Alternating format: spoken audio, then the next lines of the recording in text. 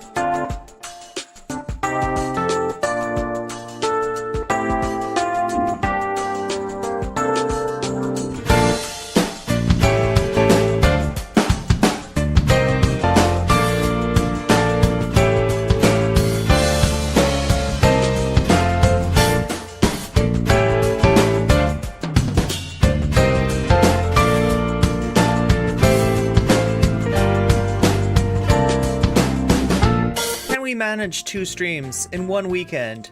We're about to find out. We're about to find out. Usually when you get me on Saturday, that means you're not getting me on Sunday. When you get me on Sunday, that means you're not getting me on Saturday. But today, you get me for both, right? Which probably means you're not getting me on Monday, but we'll see. I don't know. I need to have a more normal stream time, don't I, right? Would that help? Would that help? Would that make things easier? I know I'm not the easiest person to find. So yeah, I kind of left you in a hurry yesterday, didn't I? That's why you're getting me today, right?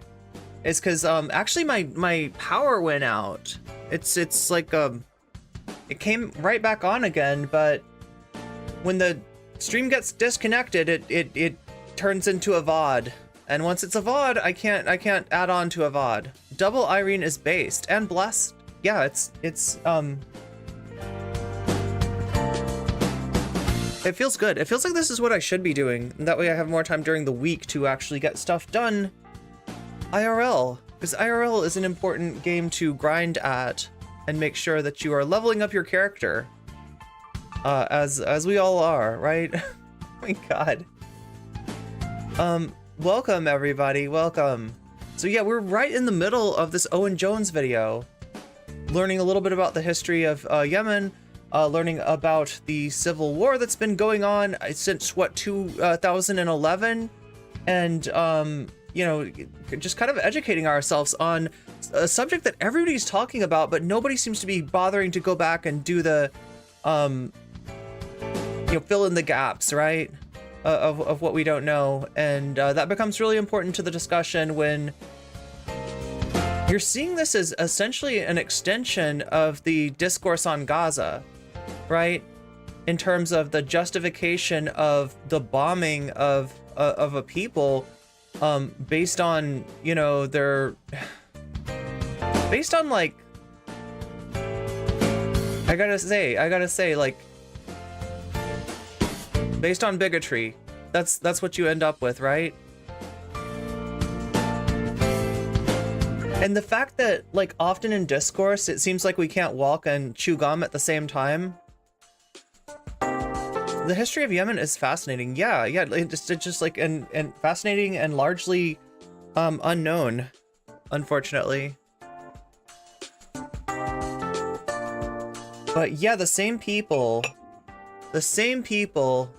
that are defending the IDF's actions, that are defending the ongoing massacre against civilians in Gaza are now defending the US bombing of Yemen, rather than any sort of a application of pressure to get a ceasefire and to solve the problem that's at the root of this all.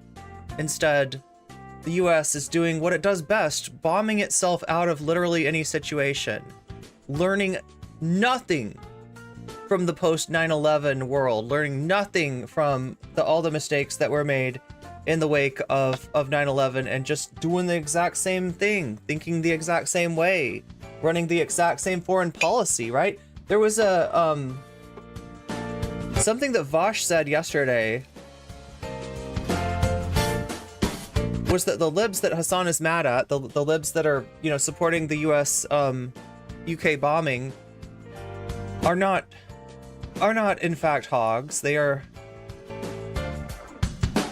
educated liberals. Maybe at one point they would have gone along with George W. Bush's plans for the war on terror, but they learned. They got wise in 2006, only 4 years, you know, after it started, and only 4 years too late to stop it, right?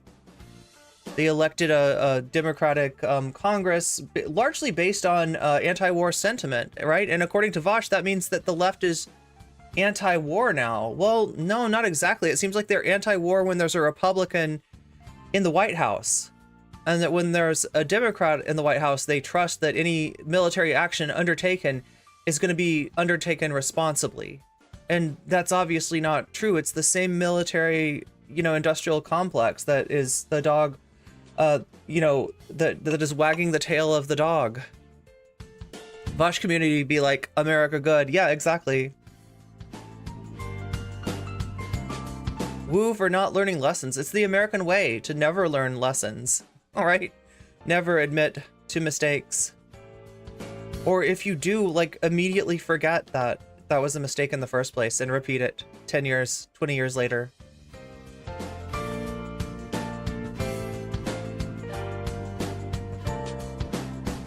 I knew there was a couple of things that I forgot to do.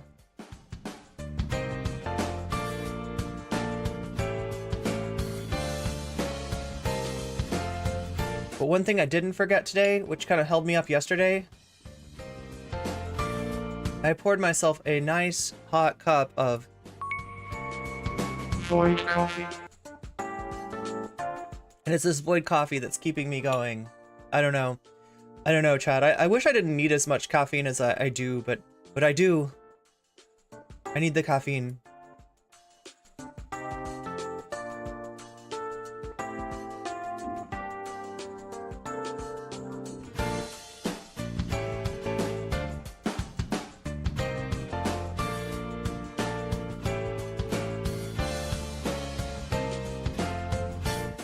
While we're warming up, wait, are you warming up? I gotta know this, right? Because there's a lot, if you're living in the US, if you're living in Canada, there's a good chance that you've gotten some snow, you've gotten some cold temperatures. How's everybody doing as far as that goes? I know there were people like worried about you know, losing their power, losing their internet in the snowstorms.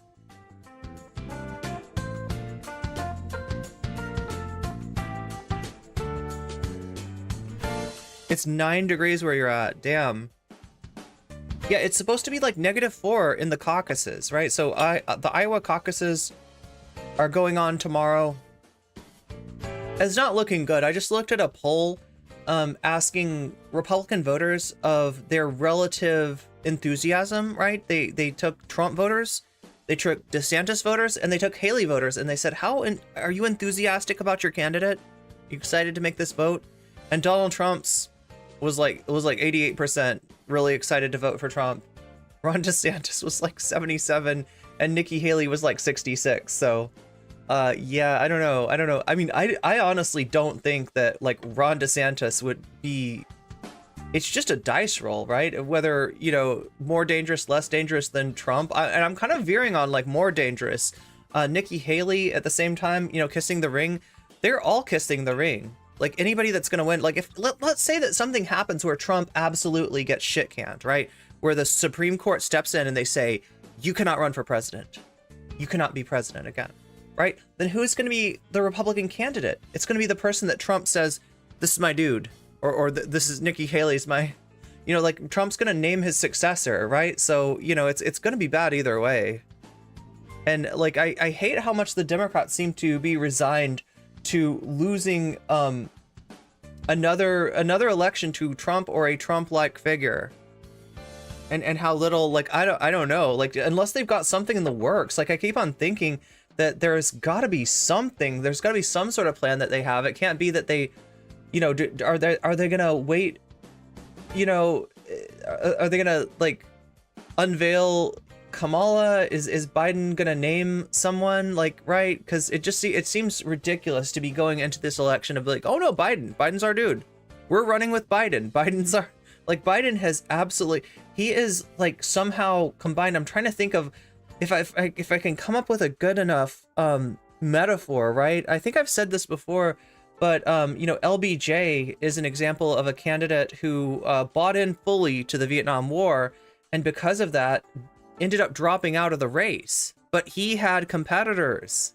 That was back when the Democratic Party actually allowed a primary to go on, even of an incumbent candidate, which is probably a good idea for several reasons, right?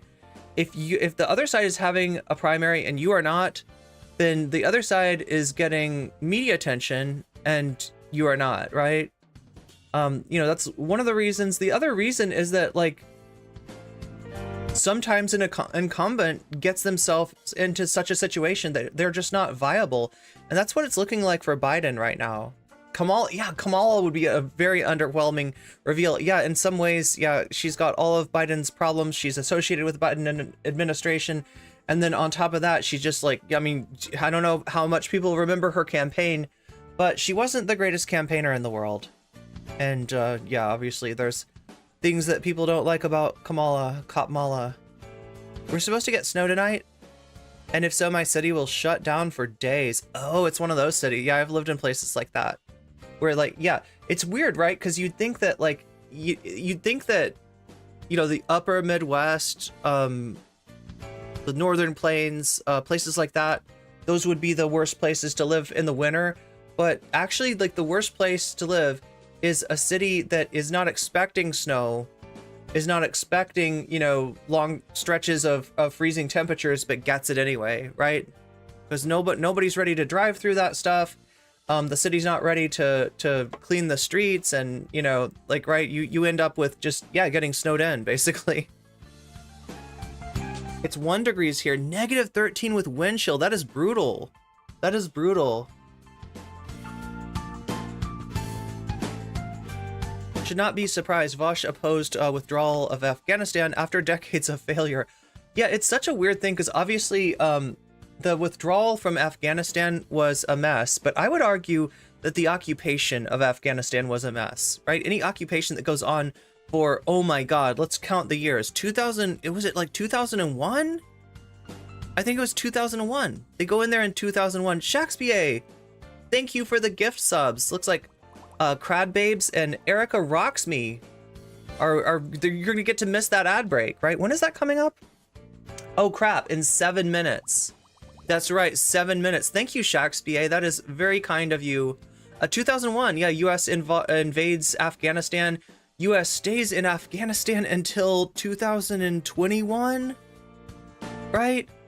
And then you got the likes of Xander Hall and Vaush. You know, those are that's the one time they're not riding with Biden. Any other time, they're jumping in the Corvette. They're jumping in Biden's Corvette, and they're riding along with him. But not when it comes to, you know, a decision, something that, like, it's biting the bullet, like, right? You cannot fucking just occupy Afghanistan for years and years and years and not expect to empower the side that's seen as the resistance. And that's what the United States did. And that's generally what this kind of interventionism does. You know, even if you're on board with, like, the stated goals, right? You gotta look at the pragmatic value, which is a lot less than, you know, those advocating for these kind of interventions, you know, yield. There was never going to be a withdrawal that went right or a good. Yeah. The real issue was invading, and I'm amazing. Thank you, Geek Prime X. Oh wait. Oh my god. This is a tragedy. Shakespeare. I fear that the I didn't, like, yeah, it's gonna start. Oh my gosh, it's not gonna give you credit. I mean, you got credit in my mind. All right, look, it says 0 out of 10. It's really 2 out of 10. Remind me of that if we need to do that, right? A withdrawal still has to happen. Yeah. Well, yeah. Once you're in the country, a withdrawal definitely has to happen. And, you know, kind of like the longer that you let it go, the more the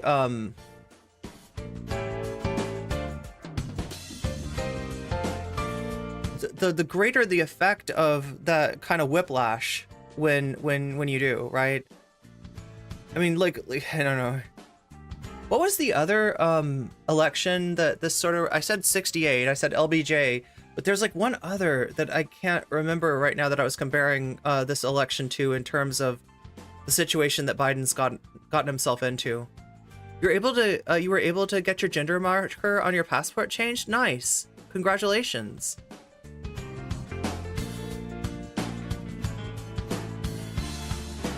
Yeah, exactly. Well, I mean, yeah, that's the whole problem in the first place, Molten Panda, that they have that mentality of like,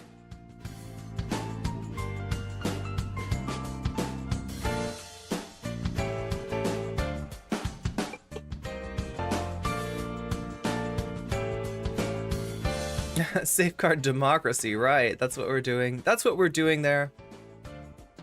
But yeah, if I remember correctly, right, we were right in the middle of this Owen Jones video, and I was actually about to show you something in Minecraft. Look at this, 1, 2, 3, 4. That's where we stopped.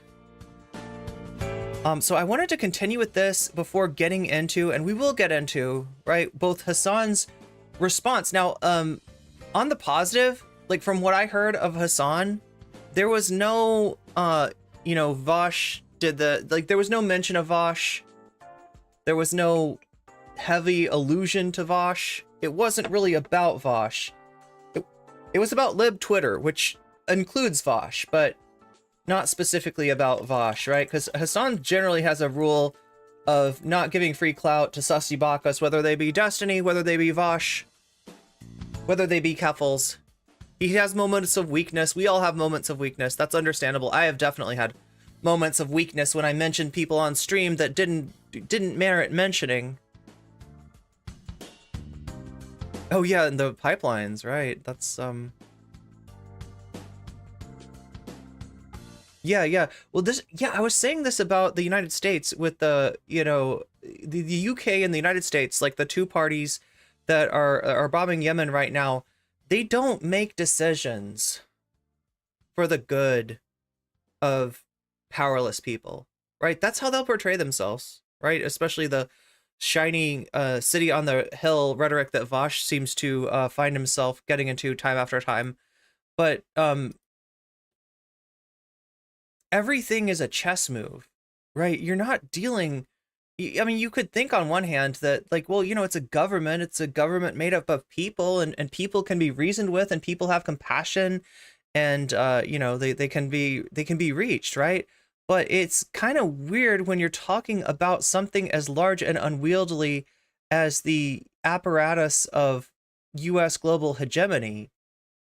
It's not a person, or it is people. It is made up of people, but those people are all being pulled along by perverse incentives. And in a lot of cases, they've gotten to where they've gotten because of those perverse incentives, right? They just like a lot of these streamers that I end up having to talk about time and time again, to the point where people are like, please, no more Vaush, please, no more Keffels. I hear you, okay?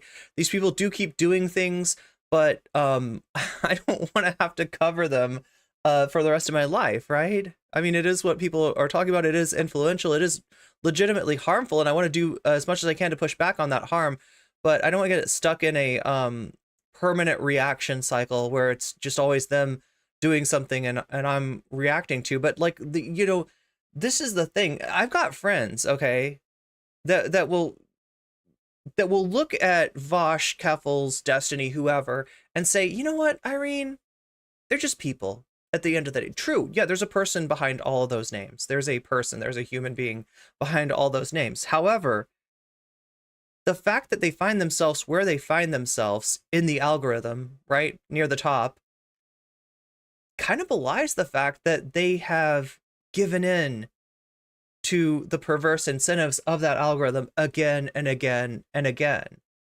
And, you know, there's a phrase that I, oh my God, I don't know if I want to bring, I don't know if I want to bring that movie into this, but, you know, you can turn your back on a person, but you can't turn your back on something that a person has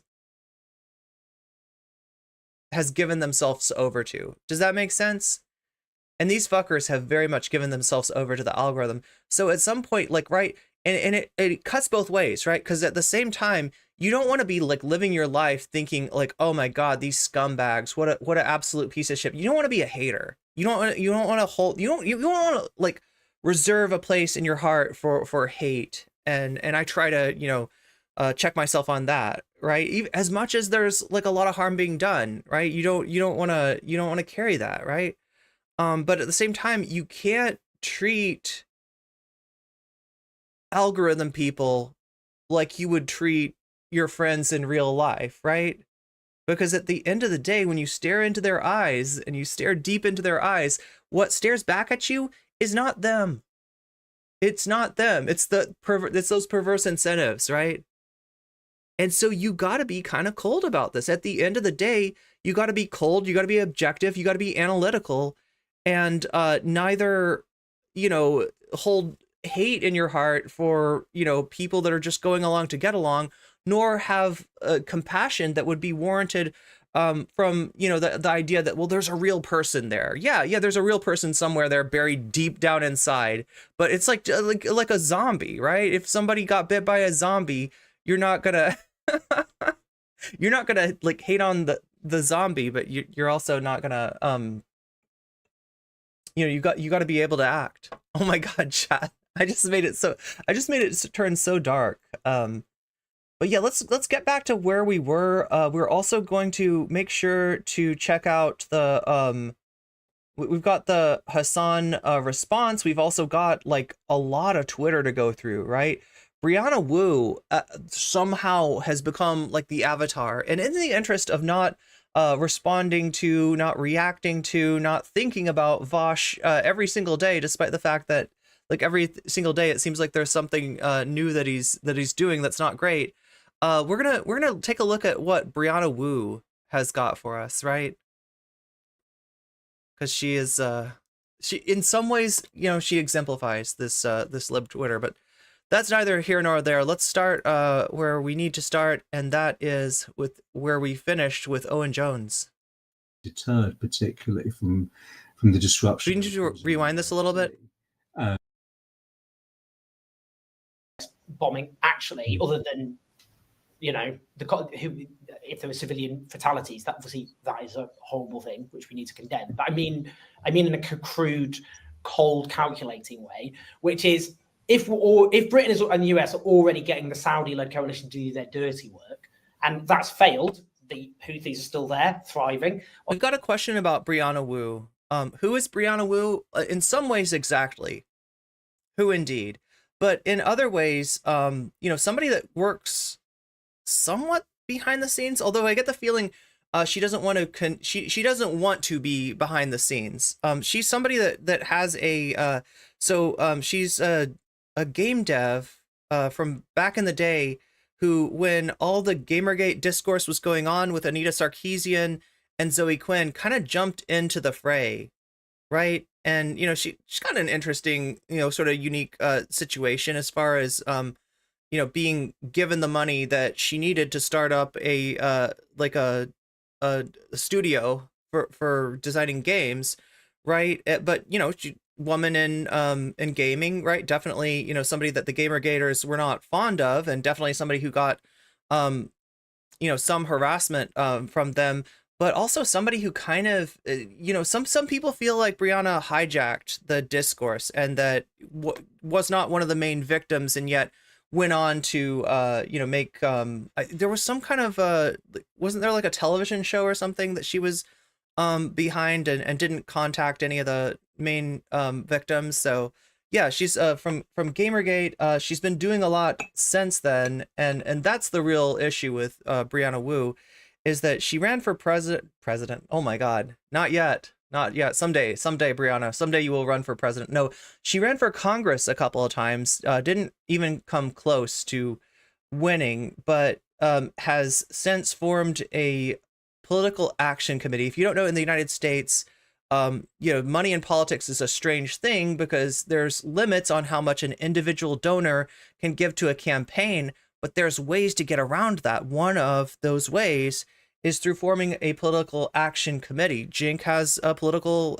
or had a political, I don't know, maybe I think they split ways, right? But Jink had one too. But essentially, you know, it's the way that power is wielded in the United States.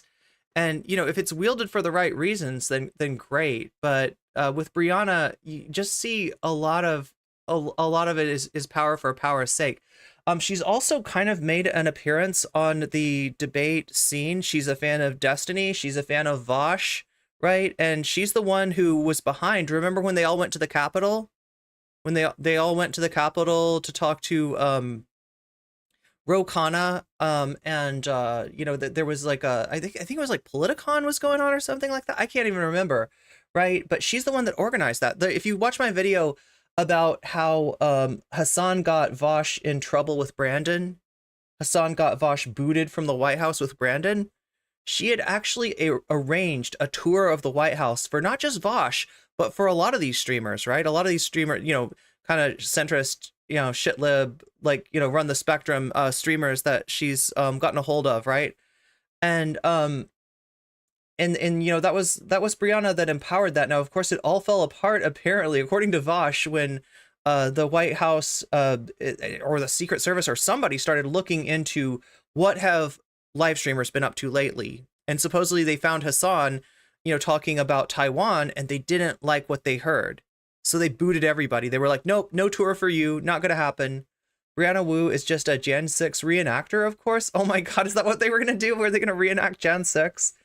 But yeah. So Brianna Wu has kind of inserted herself, I guess you'd say, in between Vaush and Destiny. There's very few people that walk that tightrope between them.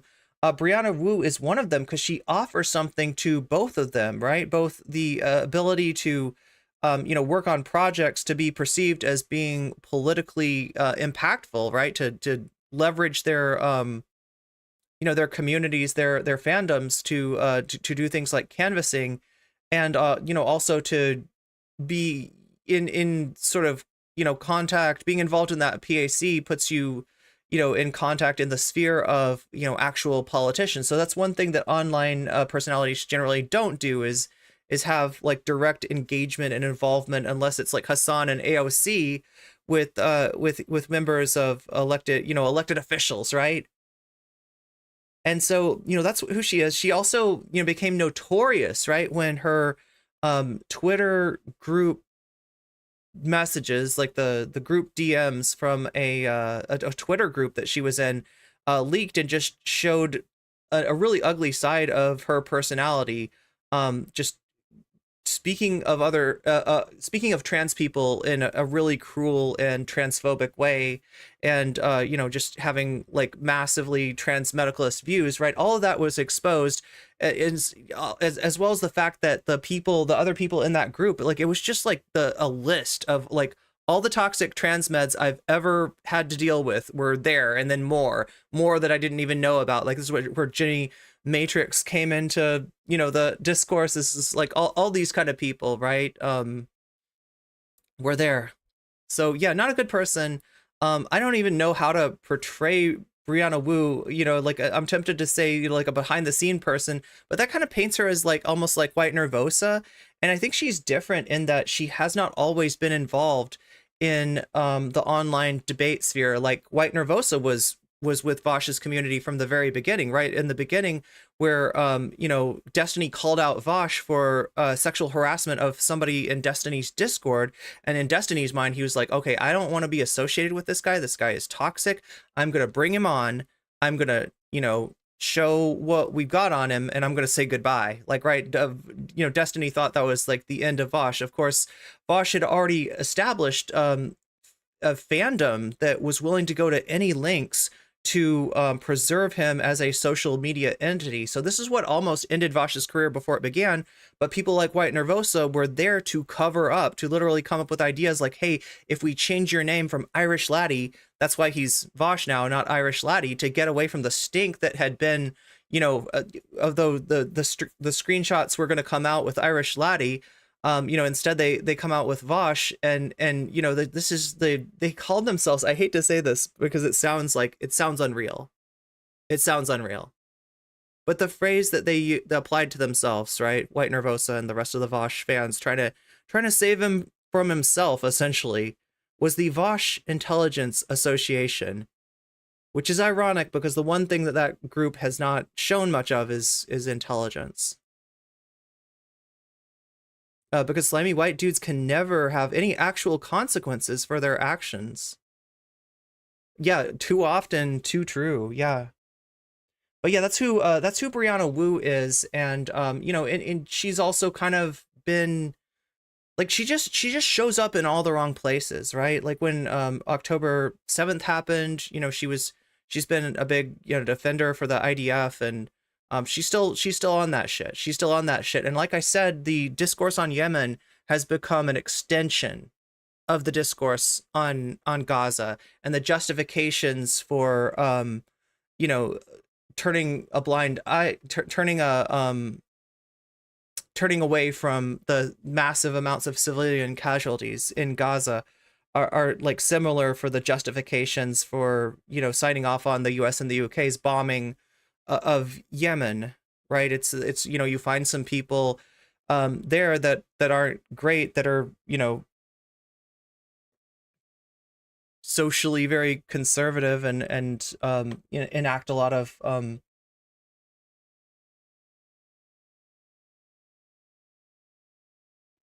oppression on there, and then you justify, you know, just wholesale bombing. And according to Vaush, right, it was precision guided, right? It almost sounded like the Israel discourse, and the, you know, the emphasis that Vaush put on this was that um, these were precision weapons and no civilians were harmed. So I don't know, I don't know. It feels like deja vu, doesn't it? Starting to feel like deja vu. Also, the Vaush name was taken from a character he roleplayed as, which was a female black supremacist. Whoa! Oh my god! It's almost like his OC was like predicting his future behavior, like his future. Like, I mean, this is one of Vaush's big obsessions, is that, like, you know, anti-white prejudice is really harmful and something that the left needs to pay attention to, and he always wants to find people that he can characterize as being the black versions of the far right, right, to shit on. Wow, it's just kind of worked out like that, I guess. On their own terms after so many years. Does it really matter if the British and the US say, well, we're doing it directly now? It's not just the Sally Low coalition doing it, we're now doing it directly. In a sense, you could go, well, it doesn't really matter, it's just a PR stunt. But is it actually potentially a lot more serious than that? Yeah, it could be. I mean, look. So we're gonna watch the rest of this, and I'm gonna play a little Minecraft in the background. What was most frustrating to me was like that right as my stream came to an end, not intentionally, but because of losing power. I had just created this, which I don't know. Do we have one in chat if you're familiar with this game?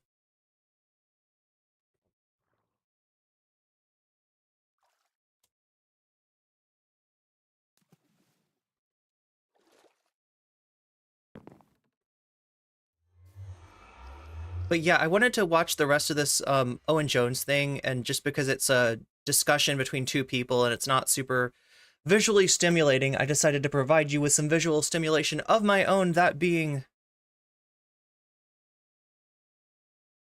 Okay, so people know about Minecraft, some people don't know about Minecraft, right? This is, if you know about Minecraft, you're gonna see this and you're gonna be like, that is strange. That is not supposed to be there. What even is that? What is even going on there? Right?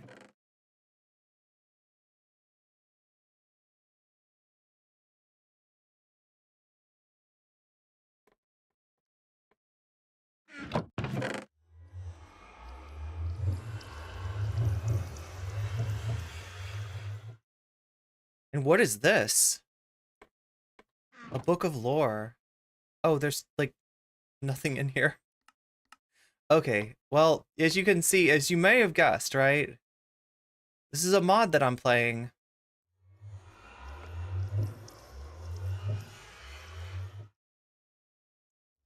Vaush once told a story about how he and his girlfriend would say racist things to each other in high school, but it was funny. I used to have a lot of fun making my own texture packs. That's amazing. I've never gotten that in depth about it with Minecraft, but I am. Yeah, it's a mod. It's a mod. That's right. It's a mod. It's a particular. It's a famous mod, right? This is a mod that was big back in the day, and that disappeared for years and years and years. Like just went away because of some drama in the development team, I guess, but is now back. So yeah, I'm gonna try to. You can mod Minecraft. Oh my god. Wait, are you joking or? Yeah. Minecraft is written in Java, so it's actually particularly easy for people to mod. Although, you know, the whole Java thing means that if you want to revert to an older version of it, sometimes that requires you to revert to an older version of Java. Sometimes it can be a big pain in the butt.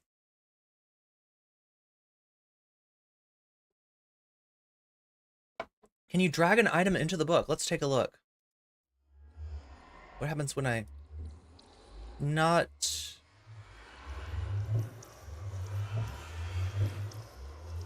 I think that I will be able to maybe drag an item into the book, or at least do more with the book when I go through this portal. So have I got everything that I need? Are we all ready to... I feel like we're ready to go. I mean, I'm probably rushing this somewhat, but I really want to show you what's on the other side of this portal. And we got to finish this Owen Jones thing up too. So it works out. It works out. Saudis have been trying to get out of this for a while. You know, the war sort of ground to a halt in 2022. There's been an informal truce and there's been negotiations, getting close to a kind of peace deal until this happened. You know, and what little I've been able to read in the past sort of 24 hours from reports from the Yemenis on the ground is this kind of, wow, we lived through that and we thought we were getting to peace and now here we are again. It's worth saying that if you can't defeat the Houthis with 20 years of bombing by various different people, it's difficult to see how a few extra missiles last night is gonna change much. I don't see the Houthis being deterred particularly from the disruption they were causing in the Red Sea. And these airstrikes, you know, they can have an effect in the sense that, you know, if it's this escalatory dynamic, right? I mean, the British and the Americans appear to seriously believe that they can deter the Houthis. I can't tell if this music is like too loud. Airstrikes on Yemen. It strikes me as incredibly unlikely. The Houthis look confident to me. They've come out of 7 years of war stronger than ever. You know, they fought off a regional military power backed by the world's leading military powers. They look extremely confident and ready for more. You know, they've been able to rally a lot of support to their side within Yemen, seemingly, certainly in the wider Middle East. They've been able to present themselves as, you know, one of the few serious military forces that are pushing back against Israel. I'm sure they welcome this. They certainly appear to welcome this. And the danger is for the region and for the world that they don't do what the British and the Americans do, which is take the hint and stop. So yeah, this kind of corresponds to something that Vaush was talking about yesterday. Vaush's assertion was that the Houthis are bad people. They're, you know, fundamentalist, you know, creeps, and they don't care about Gaza because, you know, they're allied with Iran and therefore, you know, a Shia faction, and that the Palestinians are Sunni, right? So there were all kinds of excuses that Vaush had for why trying a diplomatic approach, which, remember, the statement of the Houthis as far as disrupting trade was that they were doing it and they would continue doing it, you know, until there was a ceasefire in Gaza. Now, I guess, you know, if you want to say that, like, you shouldn't take, you know, any nations, any groups, like, you know, self-description of why they're doing something, foreign policy wise at face value. Yeah, I mean, true, right? Oh no, it's gonna hit me. I think those snowballs, like, I don't know what they do, but it's bad. I don't want to get snowballed here. Oh my God, wait, I forgot what that means. Chat, you have to forgive me. I forgot what snowballed means. I don't think I could get snowballed now, actually, but that's neither here nor there. Oh my God. We just got to get back behind the wall. But yeah, so what I'm saying is that, you know, there was, like, even if they're not particularly, like, forthcoming about, like, what, you know, what they're after, or, you know, whether they'll relent, disrupting maritime trade, as Vaush said, if the you know, if the conditions are met, right? It's worth it to at least, you know, maybe call them on their bluff if that's what you think. And it's only, and also a ceasefire, like, needed to happen, like, months ago, right? And this is, you know, the disruption in trade is more pressure. So regardless of what you think about the Houthis and their motivation, right? Oh my God, you got to say that that attempting to solve the situation through non-military means first is kind of ideal.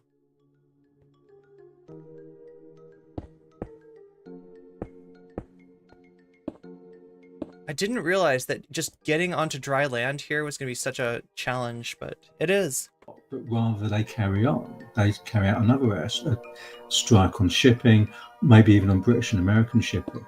And at that point, what do the British and the Americans do? Because the dangerous escalatory logic is that you take certain measures expecting your opponent to then back down, but your opponent doesn't back down. And then your credibility is at stake. You've invested your credibility in your apparent ability to deter your enemy. When your enemy isn't deterred, you have to up the ante. And then they, from the same point of view, also up the ante. And then where are we? I mean, the big danger is now you have a regional conflagration which doesn't just disrupt shipping in the Red Sea. Still a ways away. The Persian Gulf, which is the artery through which a huge proportion of the world's oil flows. And then you've got yeah, and the other issue being that that this is escalating things, right? I mean, things are already like, look, the United States and its support for Israel, the rubber stamp that the United States has been giving to Israel on the actions that they're taking in Gaza, these are not popular. These are not popular things, that the popular policies of the United States, right? You got the majority of the world being like, what the hell are you even doing? You got allies of the United States being like, what the hell are you even doing? And so you're in a situation where things, oh my God, where things are kind of, escalated already. I mean, I guess we could climb to that tree. Should we do that? Should we just climb to the tree first? That seems like the safest bet, maybe. I don't know. I could easily get, no, because he's right there. Oh.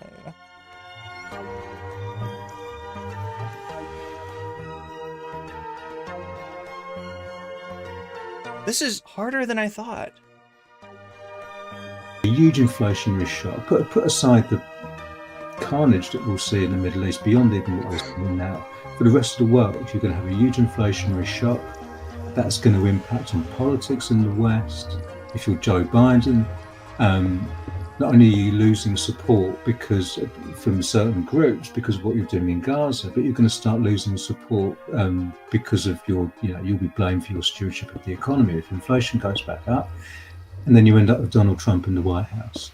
So the thing about these dynamics is their impacts can spread around the world in all these unpredictable ways.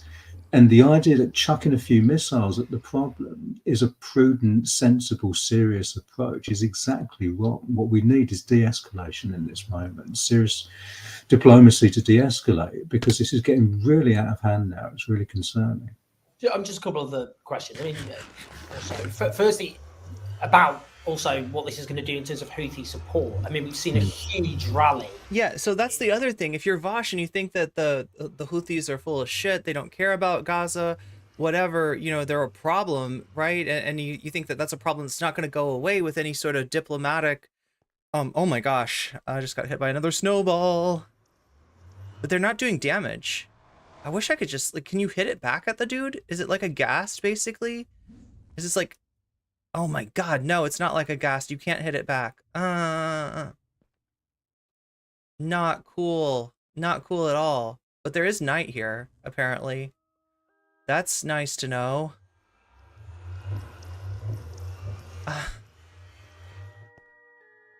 What I'm trying to get at, though, chat, is that this, even from Vaush's perspective, this doesn't make sense.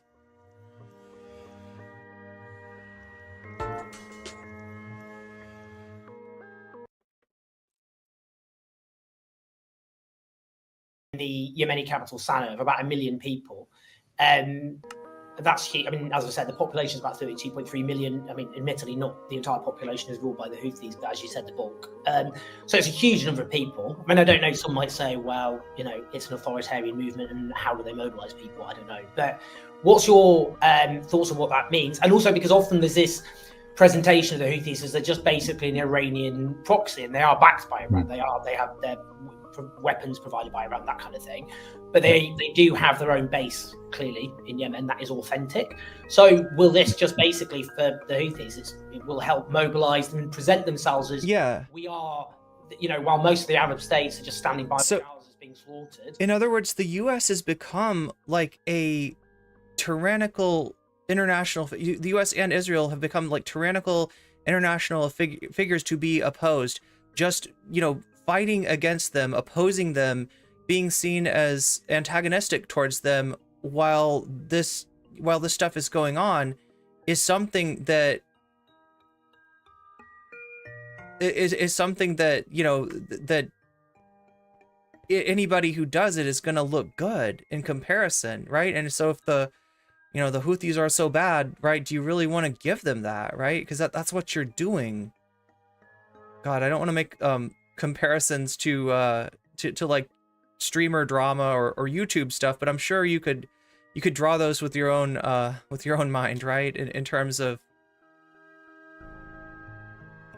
whatever the actual reality of what the Houthis are actually doing, but that's how they'll present themselves, won't they? And that's how they'll be supported. Yeah. As I say, just this strengthens them. This is what they're looking for.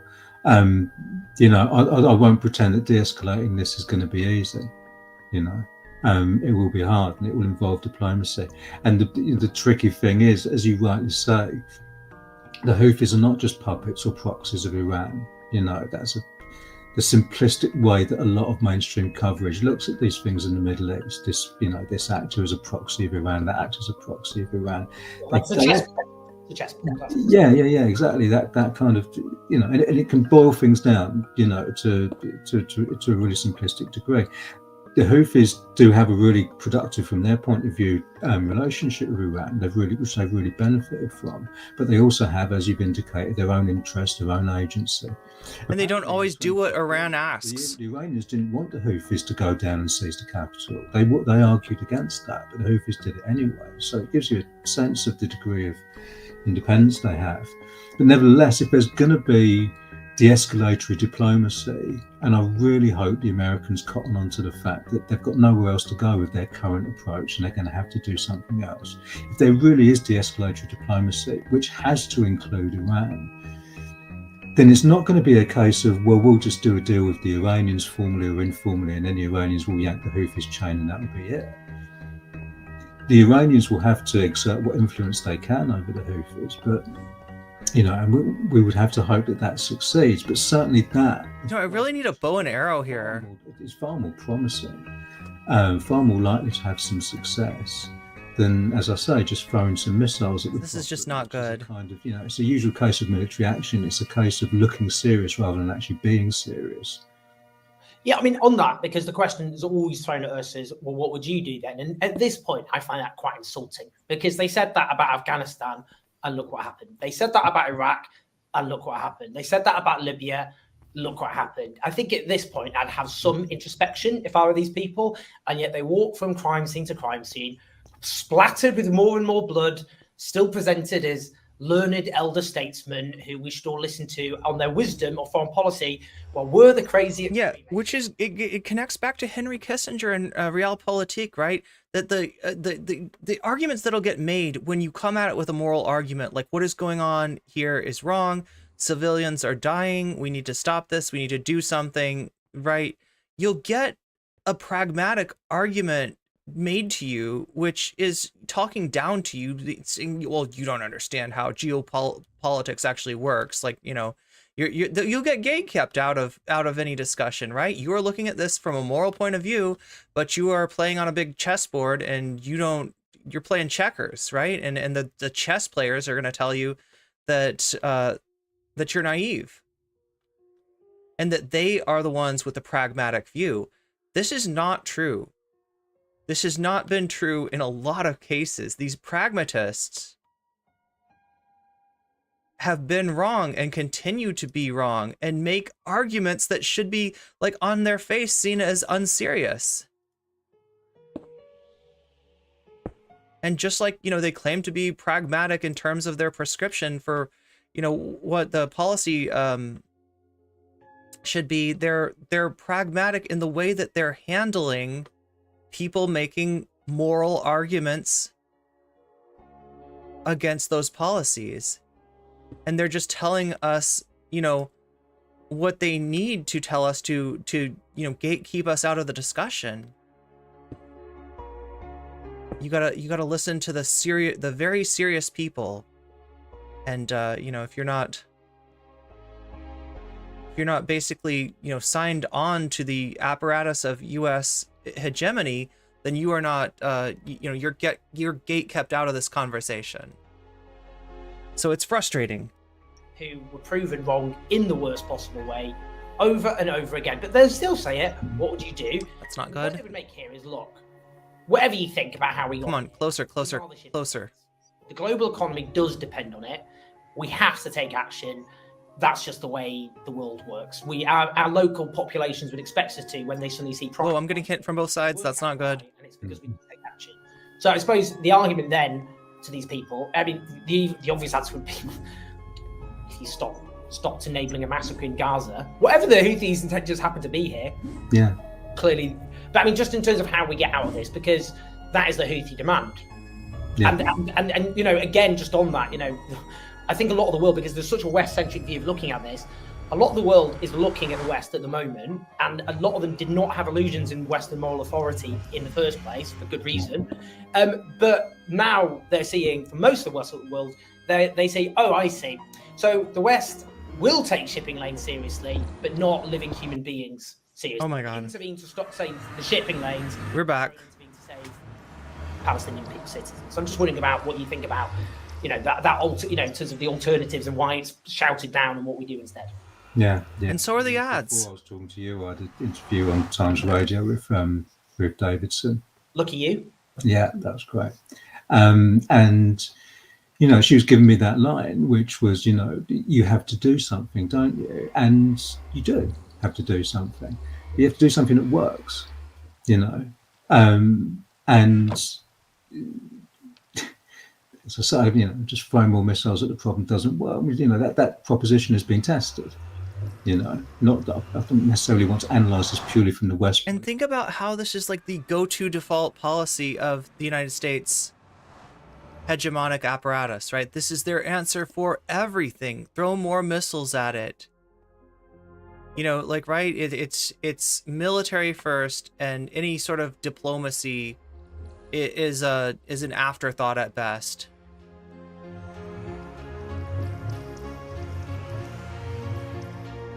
And what works for the West, but I think people at home watching this are going to be in their arguments with family and friends and colleagues and what have you, are going to hear, well, what would you do?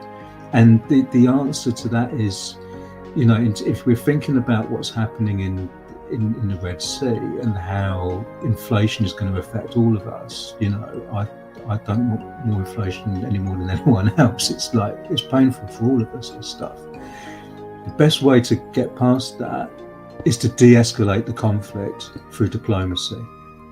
Gaza is at the heart of this. I think an increasing number of people understand that there has to be a ceasefire in Gaza. Above all because of the horrible effect on the Palestinians. Above all because we're watching the world's first live-streamed genocide, and in addition to that, because it's dragging the whole region into what could be a truly awful conflict. And in addition to that, because it's dragging the world into a crisis which will impact on the global economy seriously, and which could in turn have loads of knock-on effects in American politics, for example, which, none of us in the world need a fascist in the White House, but that's the way it's going, in part because of this. And I cannot stress enough, again, we've seen Western military action time and time again not reach the goals that the perpetrators set themselves. It's not only that it's criminal, these various interventions in Iraq, Afghanistan, the backing of the Saudis in Yemen, the backing of Israel in Gaza. It's the worst thing is that it's criminal, but it's also true that they don't even get the results they're looking for. Yeah. When have they won? When have they won on their own terms? So all these things are important to bear in mind. If we want this Red Sea crisis to stop, and if we want to avoid the return of really high inflation, then we need to push for diplomacy, and above all, that means a ceasefire in Gaza. Not just for the above all for the sake of the people in Gaza, but for the rest of us as well, because this is getting worse and worse. Which is why I think reframing this is, we said that the onslaught against Gaza would lead to a human catastrophe. It has. And we also said it risked a major regional escalation. It has. And the answer to that isn't to go, well, we'll just up the ante with the regional escalation. It's to deal with what we warned about, the root of the problem, the onslaught against Gaza, which will deal with two things, which is the human catastrophe, which is man-made, and the regional escalation. Just finally, and then on that kind of pity finale, do you fear this actually threatens catastrophe? And I don't just mean that it's the twofold. It's the catastrophe for people in Yemen who've suffered so much, as we said, and the catastrophe for the world unless there is a major de-escalation. Yeah, I do. And, I don't think a full-blown regional war involving, Iran and the UK and the US fighting directly with Iran is likely. I don't think you can completely rule it out, because escalation can take you to all sorts of places. But some risks, they don't have to be probable for you to take them really serious. Right. This is what I was trying to get across. Something that's not so likely, but it adds more chaos to the situation. With more chaos, more bad things could potentially happen. And even if it's not something quite that bad, already this disruption is having an effect on the oil price. It's disrupting car production in Germany. Increasingly, the more this disruption goes on in the Red Sea, which could get much, much worse, I would expect it to get much, much worse if there's not a change of course, then that can have a serious effect. That can stop inflation coming down if we're talking about the effect on the wider world. And if we go back to Gaza, it seems to me that Netanyahu will be loving this as well. The longer this war goes on, the big thing this war has achieved. Yeah, it's keeping him in power. Is to keep Netanyahu in. So what you'll hear from, I'm not sure if Brianna Wu directly says this. I feel like that is in one of the tweets, right?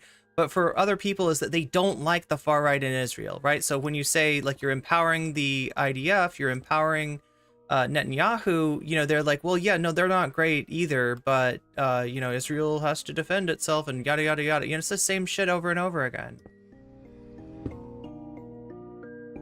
But the net effect of this complicity, which is, I feel like I'm being charitable in just calling it complicity. The net effect of this complicity, if that's all it is to keep Netanyahu in power longer. Remember, he is not popular in Israel.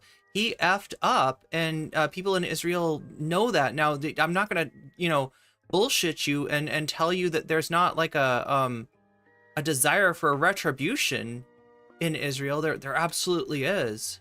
But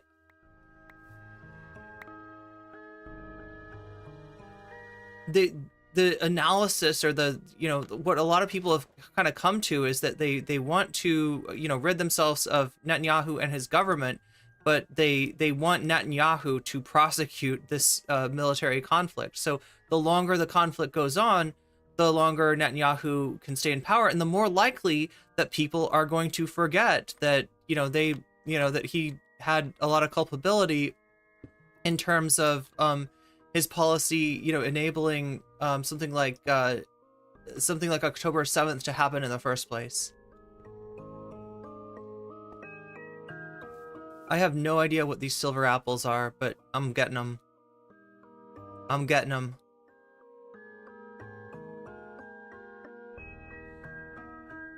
In power, it seems to me, at least he, I don't know about the rest of the regime, but at least he want an escalation. They want this. They want all of this in the realm of violence. The minute it goes to the realm of diplomacy and the war stops, then there's a reckoning with Netanyahu domestically. So, there were all these factors pushing it, pushing the escalatory dynamic. And we in British civil society and around the world, for all sorts of reasons, for the sake of people of Palestine, for the sake of the people of Yemen, for the sake of the rest of the world in various different ways, really need to push for a de-escalation, for a ceasefire in Gaza, but a wider de-escalation as well. David, fantastic stuff. I think, a real masterclass there. I think we've covered that in the detail that I required. So make sure you get this, spread the word, everyone. We need to make sure people are aware that this does actually threaten disaster, threatens a real massive escalation with potentially catastrophic consequences. So do like and subscribe and share the video. But David, thank you so much for joining us. Thank you. A violent incident unfolded recently in the occupied West Bank, which has seen an onslaught of violence and land grabs by extremist settlers enabled by the IDF, as well as IDF raids. 2 Palestinians rammed into Israeli border police. Those police then fired on the assailants, and in the chaos, a stray bullet fired by the Israelis killed a 3-year-old Bedouin Palestinian child. Take a listen, though, to how Sky News described these events. This happened at the border checkpoint. You can see a car going through and ramming some of the police that were actually manning that checkpoint. The video we're going to freeze shortly, but the 2 people, a man and a woman in the car, in the subsequently they were killed by the police, but it looks like accidentally a stray bullet found its way into the van ahead, and that killed a 3 or 4-year-old young lady. So tragic events in the West Bank. That's right. A 3-year-old was A 3-year-old young lady. So, yeah, I mean, we've seen this before, right? Especially with how the characterization of a person's age, becomes racialized and reflects that kind of racialized media bias, right? In the US, like, this is, unfortunately kind of a common thing, but you're seeing it again with a 3-year-old being called a young lady, which is just wild. Described as a, quote, young lady. The bullet, of course, just magically found its way into the vehicle. Now, contrast this language to a recent report in the Daily Mail decrying the continued captivity of 4 Israeli women still being held by Hamas. Their headline reads, "The faces of the girls still being held by Hamas as their families make a desperate plea for their release 3 months after they were captured." The article features deeply emotional interviews with the families of these women who I am sure are absolutely tormented. But these are not, in fact, girls. They are adult women, old enough to serve in the IDF, which all 4 of them do. A fact that was conveniently left out of that entire Daily Mail piece. So you're left with the specter of a literal toddler being called a young lady, while adult women soldiers are called girls. A double standard. Soldiers, combatants in an ongoing war, are portrayed in the fullness of their humanity, with their hopes, their wishes, the terror of their families all showcased. We will never know anything more than the most basic of details about the 3-year-old. What was her favorite toy? Does she have a big brother who misses her? Will her parents ever be able to get over the loss of their darling girl? Now, you might think I'm cherry picking here, one-off incidents of shoddy and one-sided journalism, but a growing mountain of evidence shows that the dehumanization of Palestinians and egregiously lopsided coverage is systematic and it is widespread. In fact, according to a new analysis, the unprecedented toll that Israel's assault on Gaza has taken on children has been rendered nearly invisible, featured in just 2 headlines out of 1,100 that were examined by The Intercept. But that is far from all. Wild imbalances are happening at CNN, where we now know they willingly operate under the IDF censorship regime, but also at prestige papers like the Washington Post, which positions itself as a beacon of journalistic courage and integrity, at right-wing outlets like Fox News, and also at liberal ones like MSNBC. Right here in the US, that imbalance is manifest, but also in Britain at the BBC. Even for someone as jaded and skeptical of mainstream coverage as I certainly am, the insanely imbalanced nature of these numbers is still shocking. So let's start with a new report. This was published in The Intercept, compiled by Adam Johnson and Othman Ali. They took a look at coverage in 3 ostensibly liberal outlets: The Times, The Washington Post, and the LA Times, over a 6-week period from October 7th through November 24th. And they compiled a number of metrics seeking to show the consistent way that Israeli lives are valued to a dramatically greater degree than Palestinian lives. Just take a look at this chart. So they calculated that the word slaughter was used to describe the killing of Israelis on October 7th 60 times. Yet when it came to Palestinians, many thousands more of whom have been killed, only a single time. Was their mass killing described as it should be, as a slaughter? It's a similar story with the word horrific. Hamas's actions were described as horrific 38 times. That's appropriate. Israeli assaults on innocent civilians were only described as horrific Look at this. 4 times in 6 weeks. October 7th was labeled a massacre a full 120 times during the relevant period, but as Palestinians were being killed by the tens of thousands, these deaths were only described as a massacre 4 times. Now, keep in mind, according to Euromed Monitor, 28,201 Palestinian civilians have been killed by Israel since October 7th. An estimated 695 civilians were killed in the Hamas attack on October 7th. In other words, 40 times more Palestinians have been killed than Israelis. But if you were to judge the relative loss of life by the number of mentions in media outlets, you would have to presume far more dead Israelis than Palestinians by a long stretch. According to Adam and Ali's analysis, for every 2 Palestinian deaths, Palestinians are mentioned once. For every Israeli death, Israelis are mentioned 8 times, or a rate 16 times more per death than that of Palestinians. Okay. And you can see this from this chart. As more Palestinians were killed, they were actually mentioned. That's really frustrating. And it's also the media bias is frustrating too. One thing Israel's lawyers brought up a lot, you're talking about at the ICJ, is always, yeah, I've been meaning to get to that. So we watched some of the first day's proceedings at the ICJ, the South African detachment, what they said. We haven't covered yet is what happened on Friday, which was Israel getting its turn, and just how there doesn't seem to be any real effort to make a case, for their side. The propaganda machine at work. G-slide as escalating war we are directly involved in. Dems vote is Swiss cheese, and 2025 is less than 360 days away, and our planet is dying. True, yeah. Yeah, that's more difficult than I thought it was going to be. I'll see if I can get back to that, right? But like, I was just not making a lot of progress. Like, I just need to get over the main landmass there, and I guess I'll be okay then. I didn't realize that this was like this mod makes it so hard to even just get started over there. But yeah, that's the Aether. The Aether is a mod from back in the day that some of you who play Minecraft might even remember, right? It's like, the Nether, but like a sky version, the Nether is like the infernal version. The Aether is like the sky version. Instead of making an obsidian square and using a lighter on it, you make a glowstone square and you use water on it to get that portal. But yeah, I forgot that, like, I was thinking that it would just birth me like on like a landmass, but unfortunately you have to earn your way to that landmass. I have a short 5-minute 42-second video that quickly goes over Israel's defense. Yeah, send that to me, Shakespeare. We'll watch that, and then we'll move on to Hasan. We'll watch Hasan's what he's got to say about all the people accusing him of being complicit with the evil Houthis, and see what incoming from the Vanguard. Welcome, Vanguardians. Good to have you. What's up, Squisher King? Welcome everybody.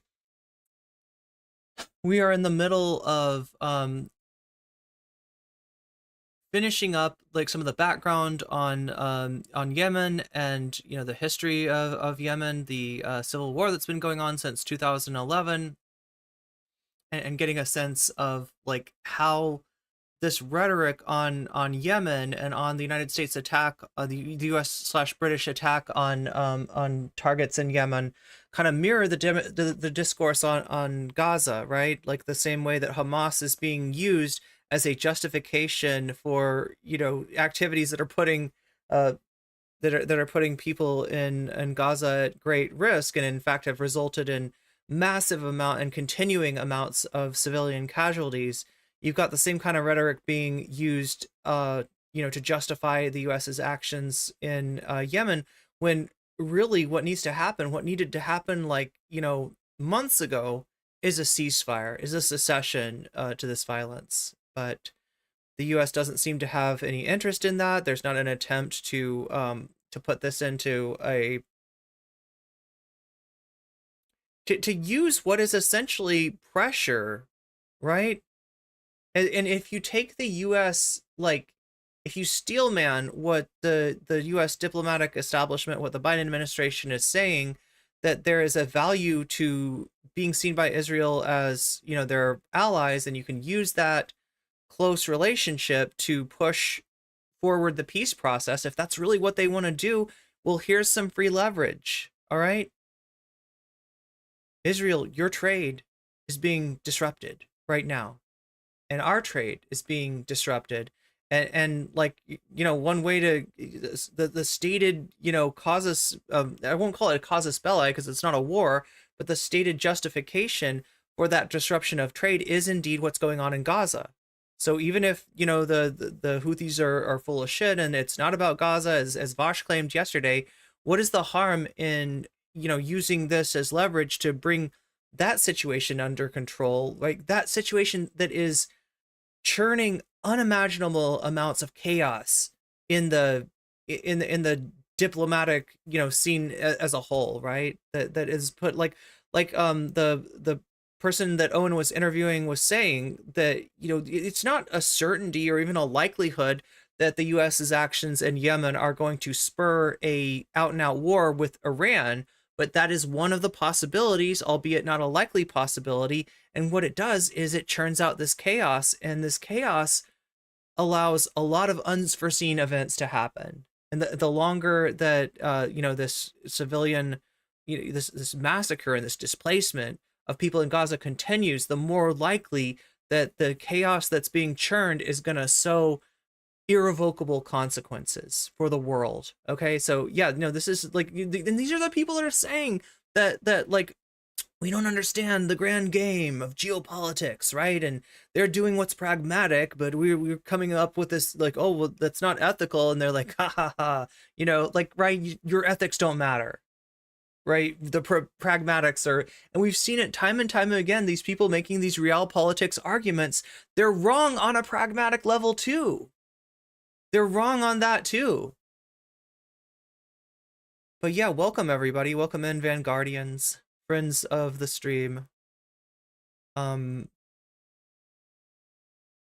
know Vanguard covered Vaush's attack on Kyle Kulinski and Vaush yesterday too. We often find ourselves talking about the same things but in different ways. So I like to think that we kind of complement each other. Right, some of the things that the Vanguard covers, you know, really quickly, I'll go into greater depths about. Some of the things that I don't cover, the Vanguard covers, so it's kind of nice to be able to get both takes on it. The crueler something is, the more true it seems. I mean, that's the attitude that they've, like, you know, cultivated. That's the rhetoric that they're pushing.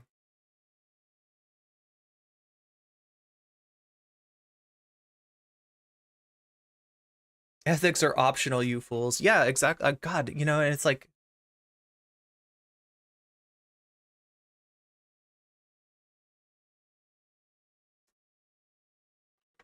anyway, I think Shakespeare might have gotten me that link. Is it in stream suggestions by chance? Oh, Natalie knows. Natalie's predicting the next video that I'm going to watch after that. And I still haven't talked about the tunnel thing, chat, and that's like for a particular reason. Like, I don't like how the Crown Heights tunnel story is being spun. Like, it's just been a field day for all the sussy anti-Semitic accounts to come out and put out conspiracy theories. Oh, thank you, Shakespeare. Video about the ICJ. Yeah, we need to catch up on that. I mean, I might get back to that later and watch more of it, because I've heard that it's just startlingly, like, the Israeli defense is startlingly bad. But we'll see. We've got a lot to cover, so we'll see if we can get back to that. And if you want to make it more easy for me to cover more things, right, that involves hitting that sub goal. If we can hit the sub goal, we can do a lot more things. I can be you know, on stream a lot more. Why is everyone in and going crazy over this portable We're already on 2 on Twitch. It doesn't show it, but Shakespeare donated 2 gift subs, so I'm gonna consider that sub goal met if we hit 8. But really, if we hit any of the sub goals, oh my god, Shakespeare, you were like, in case my sub just because the subs that I gifted earlier did not get counted. Okay, so it says 3, but it's really 5. Thank you, Shakespeare. How come it's okay when Tunnel Girl does it? Yeah, that's another thing that I wanted to say, is like the weird people are oh my god, look at all that. Thank you for the follow, Exnexion. I hope I pronounced your name right. If not, you can feel free to let me know in chat, because I always want to be able to pronounce people's names right. The tunnel thing is so bizarre because everyone cites it as if they 100% exist, yet they've all they've shown is like some corrugated steel stuck in the ground. Yeah, I mean, like, I've only seen like one media outlet like cover the tunnel story, the Crown Heights tunnel story in a way that I thought was responsible. And you know, apparently we've got other tunnel stories too. We've got Tunnel Girl. Somebody sending me a Swell Entertainment video about Tunnel Girl, and we've got, I feel like there's even another tunnel story beyond that. All right, so let's take a look, real quick look. Thank you, Shakespeare, for recommending this video. Remember, if you're in the Discord, you can recommend videos to me too, and I try to pay attention. I mean, I got a lot of recommendations. I can't cover them all, but you know, if you give me something interesting, or you know, give me like a rationale why I should cover something. Yeah, I often find myself looking in stream suggestions for possible content to react to. Of genocide on a second day of hearings at the International Court of Justice in The Hague. And the defense team strongly rejected the case brought by South Africa. It told the court that Israel was not seeking to destroy the Palestinians, but to protect its own people in its war against Hamas, which many countries classify as a terrorist organization. Tal Becker is a legal advisor for Israel's foreign ministry, and in court he... Before we get started, I want to mention that we are 2 minutes away from the middle of the hour ad break. That's right, Twitch forces 2 ads on me. I want to get it back to 1 if I can. I see if I can mess around in my settings to get it to, because it used to only serve me 1 ad for 3 minutes, but now it serves you 2 ads every 30 minutes. And if you want to get out of that for free, you can do so with a Prime sub. If you have Prime, you've got a free Twitch sub to give to the streamer of your choice. If that's me, you will no longer see ads on my channel. You can also get out of that ad break by paying for an ad. It is $5 on desktop, $6 on mobile, or if you're lucky enough, and 5 people have been today so far to receive. Oh my god, Rob MC, thank you for the gift subs. And we got a hype train. River Rune just got a sub gifted. Whoa, Twitch is killing it today. Twitch has come back with a vengeance. I was almost ready to write Twitch off. I thought that, I don't know what's going on, just, you know, I don't know, Twitch was having problems. They have been laying people off, but they can't lay off chatters. Thank you, Rob MC, for the gift subs to River Rune, to Erarar, and to N3K Ogre.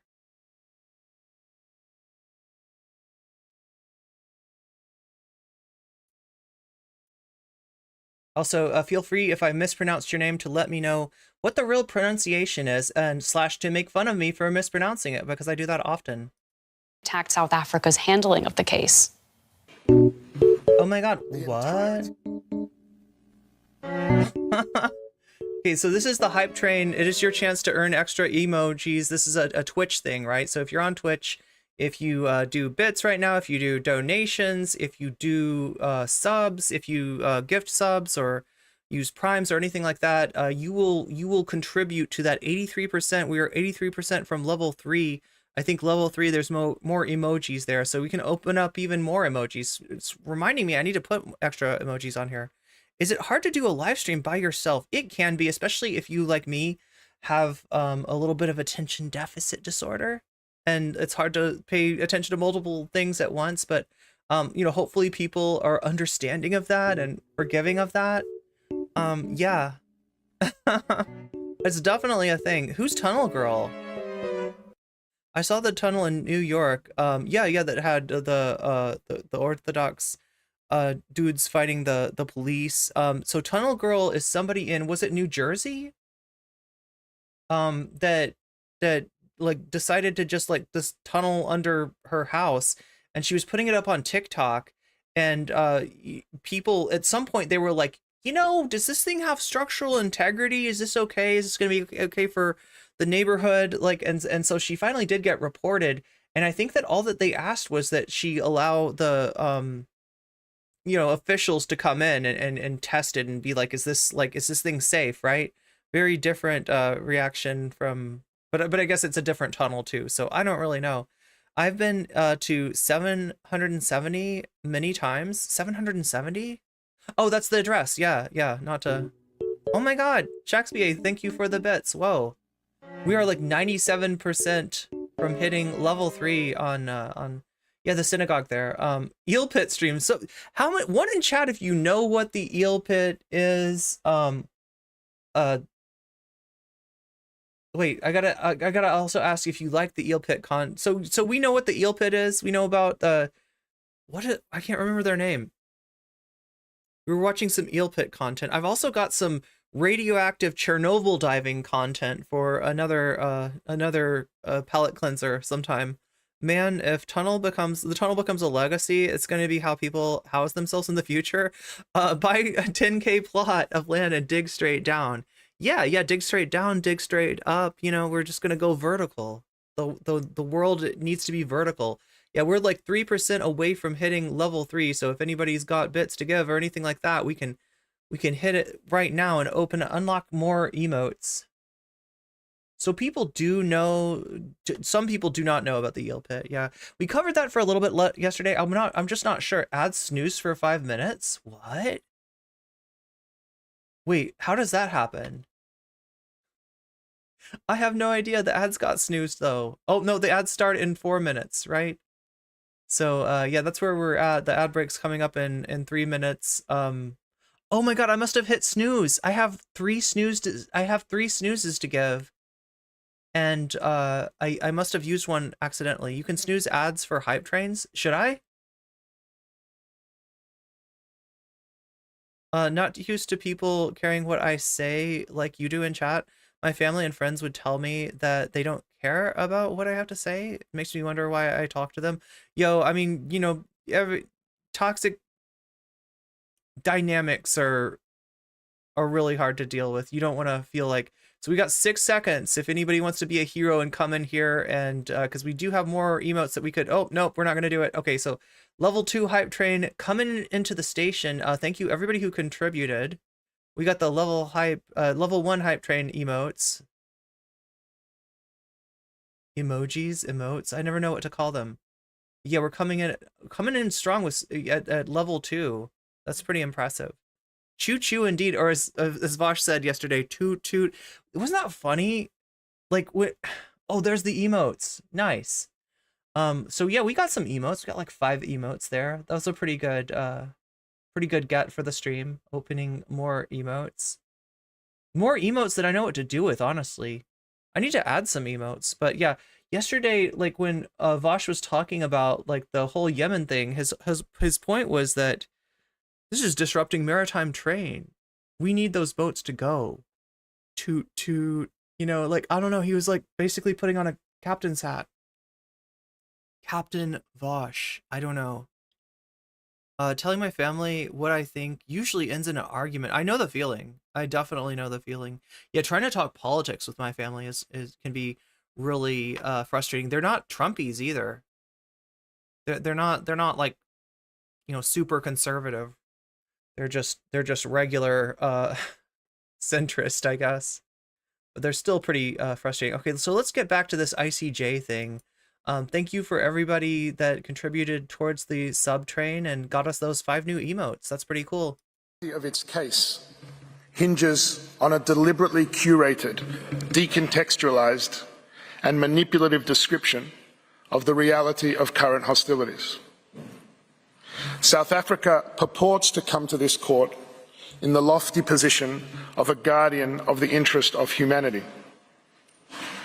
But it's just a mere virtue signal. In delegitimizing Israel's 75-year existence in its opening presentation yesterday, that broad commitment to humanity rang hollow. South Africa, you were very, very naughty. It is unsurprising, therefore, how dare you, that in the applicant's telling, both Hamas's responsibility for the situation in Gaza and the very humanity of its Israeli victims are removed from view. The attempt... I feel like that is all we can see. I feel like if anybody's humanity is being removed from view, it's like that 3-year-old girl that lost her life the other day, right? To weaponize the term... Like, we're talking about 20,000 plus bodies, right? And we're not even counting the injuries. We're not even counting those that are still missing, right?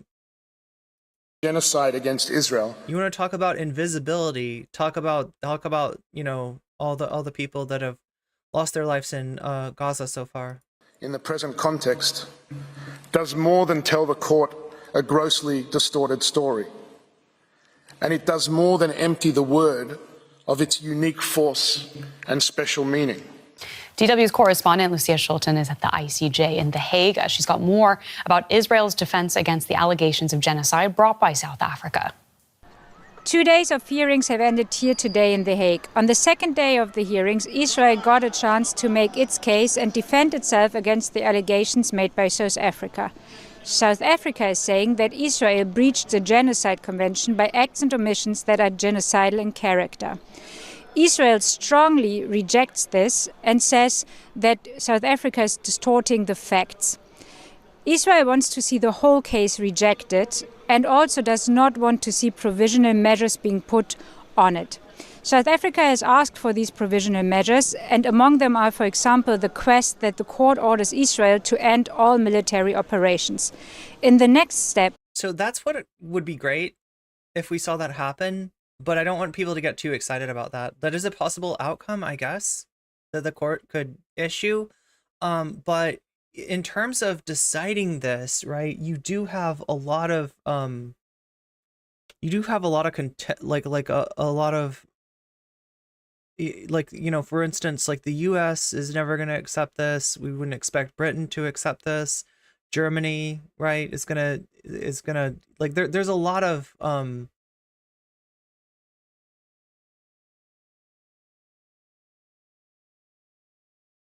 like, a lot of people seem to have already had their mind made up and are not going to be paying attention to the actual substance of these this case, right?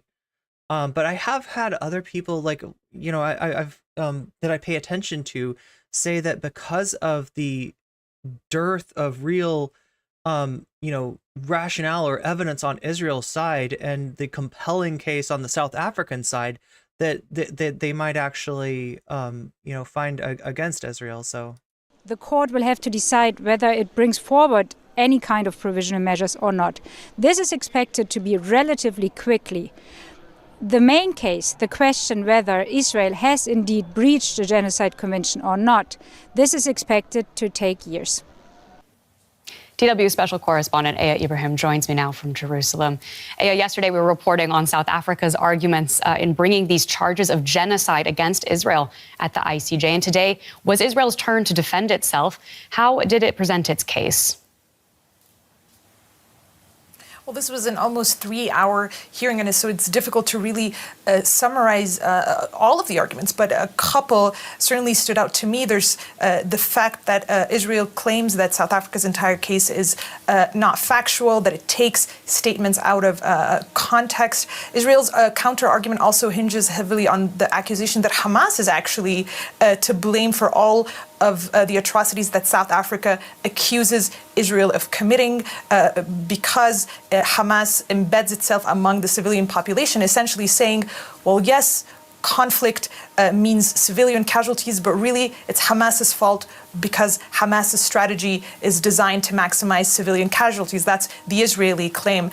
they also, the Israeli team also says that while civilian casualties Yeah, Squisser King says Israel's defense, but what about Hamas? That's pretty much what it amounts to. certainly are, a tragic fact of conflict.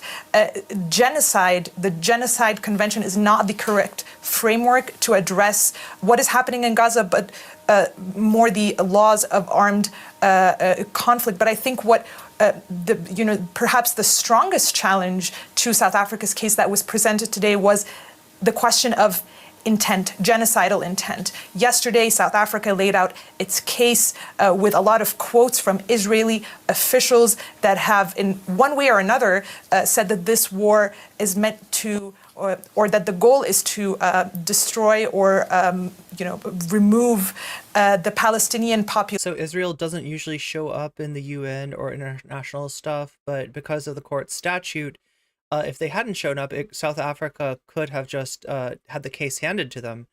Also, Israel literally said that Hamas are blowing up their own houses as if bombs and bomb payloads are not easily tracked. Yeah, I mean, like, that's what this,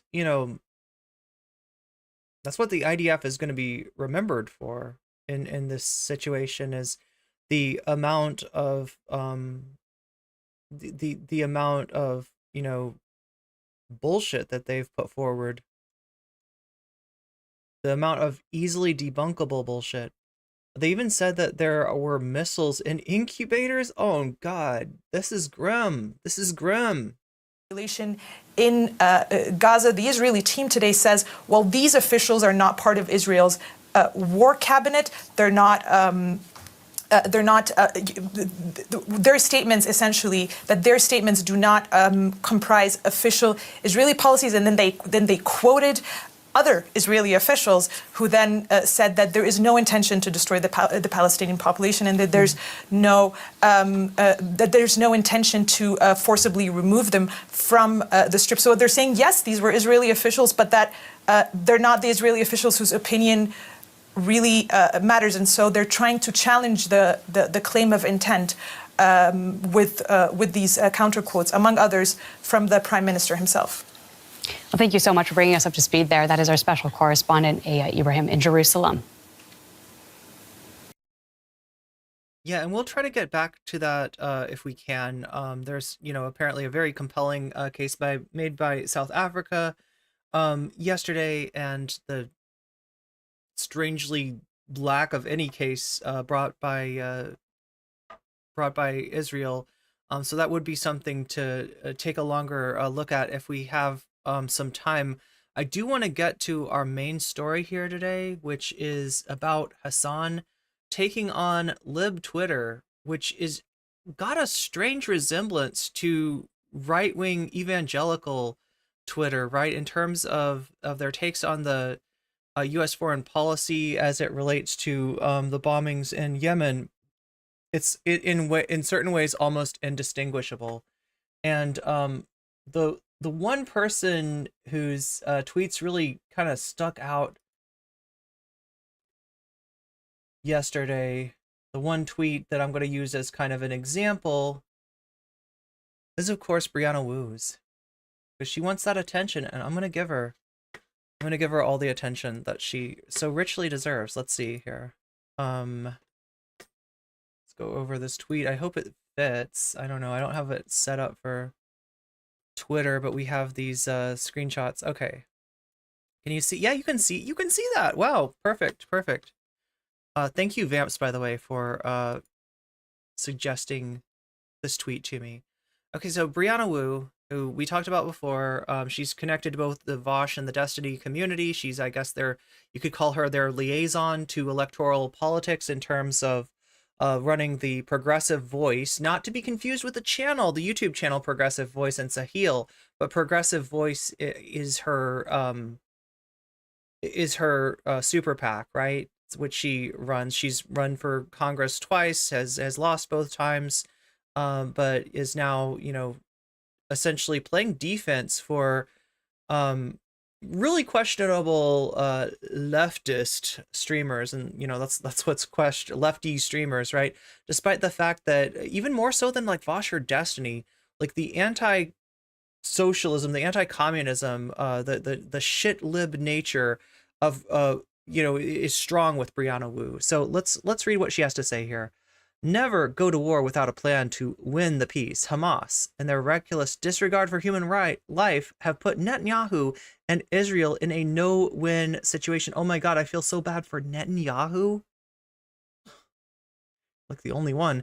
Okay, in their response to October 7th, Israel has broken Hamas in the north of Gaza. And while they were urging civilians to flee, Hamas has instructed them to stay because civilian deaths only help their cause. So here's another way to blame Hamas for the civilian casualties. Wonderful, wonderful, right? Under the pretext of taking them out of the war zone, Israel has dislocated 2.2 million Palestinians to live in tents in an area smaller than the Bronx. However, Hamas has remained active squads has remaining active squads in the north, most likely waiting in underground military complexes. They've got the underground Pentagon, right? Under every hospital, under every questionable bombing target by Israel, there seems to be a Hamas Pentagon down there. So they gotta go for that, right? With giant 2,000-pound bombs. A huge civilian influx of Palestinians returning home would help Hamas because any of their deaths caused as Israel neutralizes new terror attacks would reinforce their strategic objectives. So Israel is stuck in a stalemate. Force civilians to remain in tent cities and hope that they can find all the remaining Hamas military infrastructure, or risk civilian casualties by letting them return home. Hamas started this horror on October 7th, and Israel has every right to respond. They also have every right to get their hostages home, but by picking the most aggressive option, it's hard to see how Israel wins a lasting peace. And this is just it's just the beginning, right? We got pretty people responding in some pretty gruesome ways to Brianna's thread here. Pretty sure October 7th was calculated to be precisely such a trap. And Brianna Wu says just like 9/11. Wrong. Israel started the war in 2002. Okay, closer, right? But realistically, this conflict, if we want to talk about it, goes back to the 40s. This is where I get irritated with you. You and people who think like this, think Israel did nothing wrong on October 6th or earlier. Absolutely ridiculous. They unalived over 1,400 of my people in the last 21 years. It started with Sharon, and okay, so there's Brianna Wu back with, I get the double standard. Israel is not allowed to defend itself, and Hamas can respond. And this is the thing, nobody's defending, like, this is a globe emoji that she's talking to here, right? Nobody's defending Hamas. Nobody's like writing for Hamas, right? But the fact that you have to use an organization like Hamas, a group that Brianna Wu herself would describe as terrorists, in order to, make Israel look good by comparison is absolutely telling. Israel is not allowed to defend itself. Hamas can respond with as much violence as they wish, and it's never their fault. My posts are about the cycle of violence. It's not going to end unless both sides choose to stop.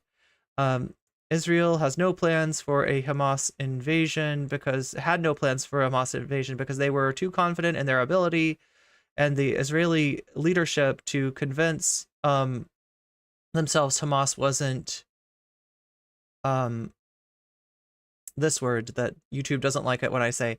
They had to take action against Hamas because pressure has proven the only way to get Hamas to return hostages. If from everything that I've heard, right, an exchange of hostages, which Israel locks up a lot of Palestinians with no charges whatsoever, right? So an exchange of hostages, an exchange of prisoners would be totally feasible. However, it wasn't even an option, right? They were like, no, we're going to go in there and get them out.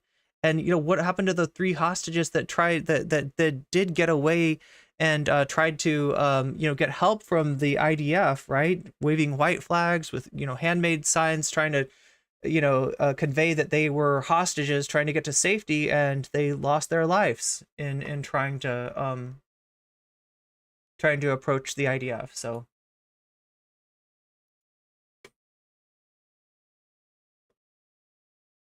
I think we already looked at that. Let's look at this. Israel is stuck because there are too many people who cannot and don't want to see the game played by Hamas as what you just described. Yeah, so like Hamas are these masterminds, they're playing the chessboards, and we're suckers. We're suckers. We're letting our empathy, control our opinions, and we should see through and see that Hamas are the true evil overlords. Israel can allow more aid in the south and buy time to secure the north. This is just genocide apologism. Very well summarized, right? That's who reads her feed, I guess. What choice did Israel have? Did their neighbors offer any other way to root out Hamas? Or this person seems to be asking about is like displacing the Palestinians into another country, right? It's essentially ethnic cleansing of the area, right? They could definitely incrementally return them and help the area with reconstruction if they half-ass it like we did in Iraq, and not want to spend on the expensive reconstruction efforts, then it's going to cost them more in the long run, like what happened with us. And again, apologies, chat. This is more about the situation in Gaza. I know that there is a tweet by Brianna that Hasan responds to on stream. I guess we'll just have to watch Hasan's stream for that. So, yeah, I thought that's what this was, but this is a more general Gaza discussion, but pretty typical of what she's been posting. Sometimes one has to go to war to figure out the path to win the peace in the process. Hamas is not broken yet, but it will be. The reality, yeah, after how many civilians die, right? The reality hit the world hard on October 7th. The status quo will not stand anymore. Yeah, I mean, you're right about the status quo not standing anymore, but that's not how the world feels. That's not the status quo that the world is worried about. This is really shined the light on an untenable and intolerable situation that that Palestinians, both in Gaza and the West Bank, are put in. I don't agree that they had any less aggressive options available. So to the right of Brianna there, right? Are we serious? Are you serious? Capturing Palestine for future settlement was the goal. Read about Germany and Japan post-World War II. A large component of the lasting peaceable attitudes of both of those countries since has to do with the totality of their military defeat.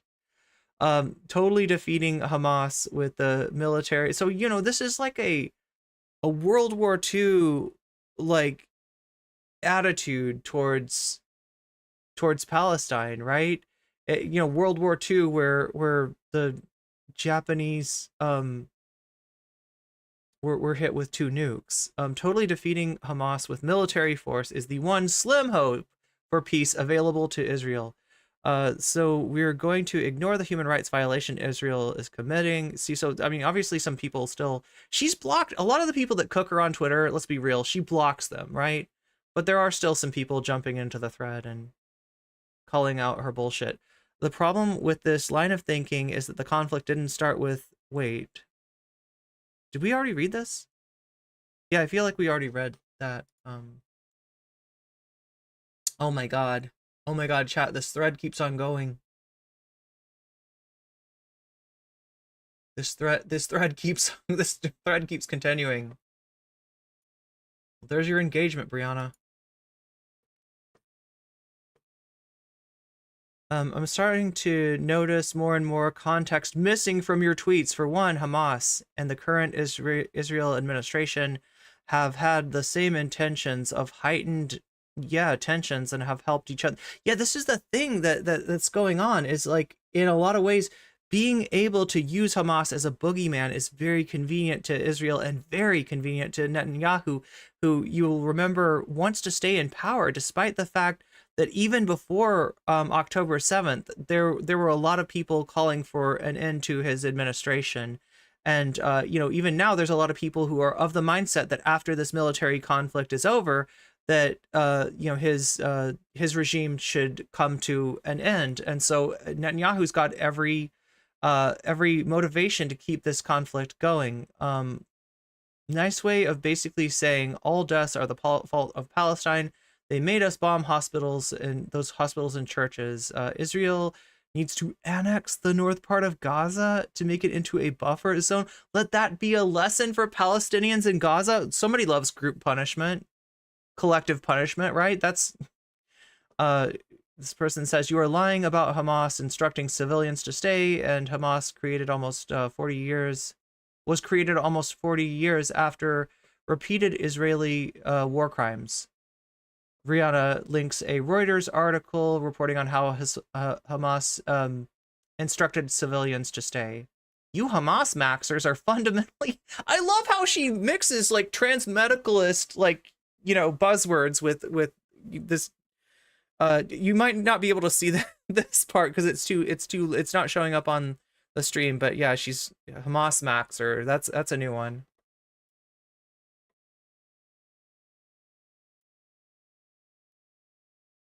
Okay, so the thread goes on. Hamas are dirty, worthless, savage. I don't agree. I'm reading a tweet. Just if anybody thinks I'm being, I feel racism coming on here. Pretty strong. Savage. Oh yeah, there we go. There's a nice dog whistle. Terrorist, nasty, subhuman. Jesus Christ. Jesus Christ. That again, like I'm reading a tweet which I disagree with. So anybody paying attention for YouTube or Twitch moderation, take that into account, please. Right? I'm not. I'm pushing back on this. Right? That being said, you're way too gracious with how you treat what Israel and the IDF are doing. They're being. Oh wow.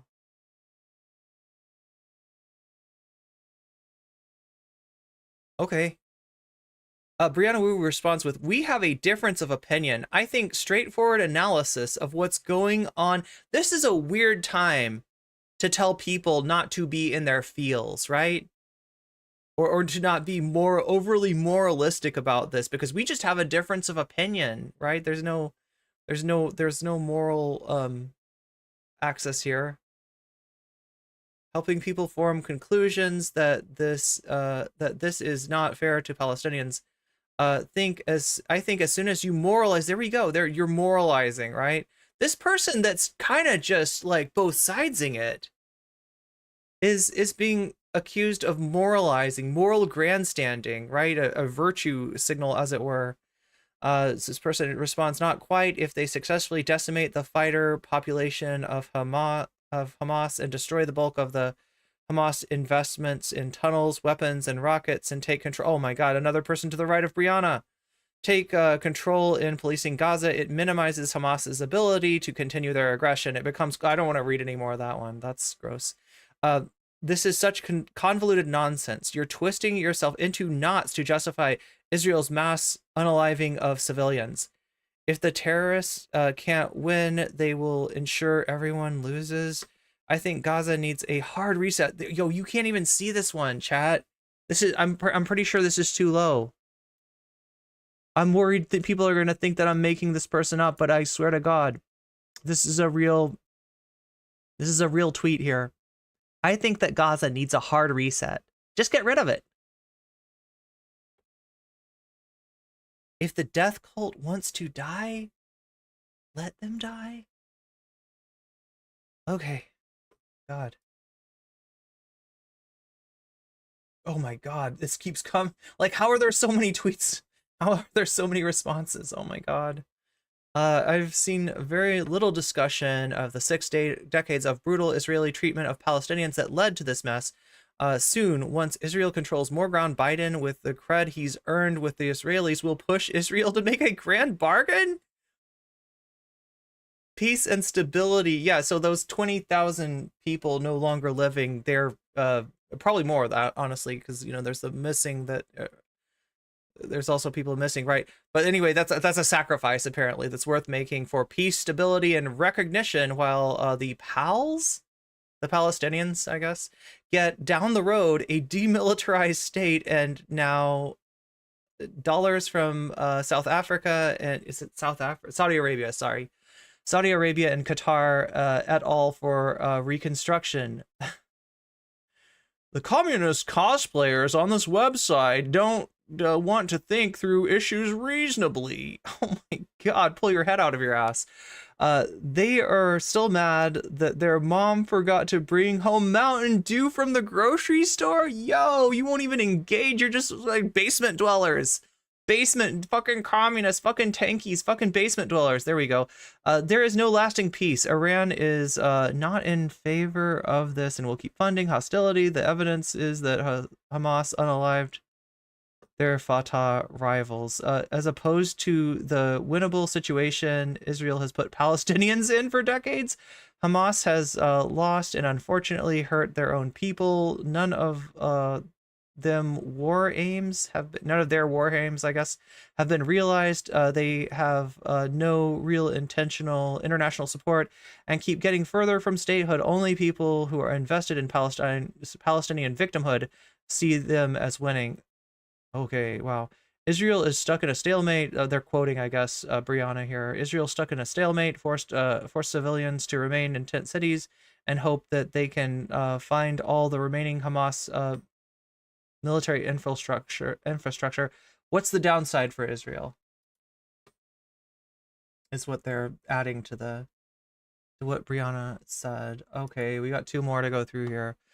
I think this post seriously underestimates the eagerness of the IDF. So I guess this is just giving you an idea of like who Brianna Wu is on Twitter. I've described who she is to the White Leaf Network, to the Vaush people, and to the Destiny people. You know, kind of in with Keffels, kind of in with a lot of people. There are people that have called her out, like President Sunday. President Sunday, never let it be said that I have not recognized positive contributions that you have made. I sometimes find myself disagreeing with you on various matters, but you did stand up to Brianna Wu. You are not, you know, beholden to her influence, and so, you know, good on you for calling her out, right? Killing of Gazan civilians didn't start after October 7th, since they've unalived civilians at an insane rate. This goes far beyond their responding to Hamas. They're not returning home, and they shouldn't play, oh God, they shouldn't play stupid games and win stupid. So it's Palestinians' fault. Great. Wonderful. Headline, red-haired Caitlyn Jenner. Oh God, that's rough. That's what they're calling Brianna Wu. Red-haired Caitlyn Jenner cannot stop posting, you know, posting about how much she hates Hamas. Stop supporting ethnic cleansing. Bibi wasn't put in a no-win scenario. This is exactly what he wants. Wow. Stop being completely naive. Conclusion, don't let your country be run by petty criminals that ally themselves with idiots. I don't even know who that's directed at. Actually, Hamas didn't start the war on October 7th. Behind every member is a person who watched someone they... Well, this is the thing about it, right? Is that this kind of slaughter of civilian populations is only going to serve to, you know, reinforce like any, you know, militancy and you know, future events similar to October 7th, right? This is not the way to win the peace. This is not the, you know, this is essentially, you know, and this is the gross, you know, convergence of Bibi's policy and, you know,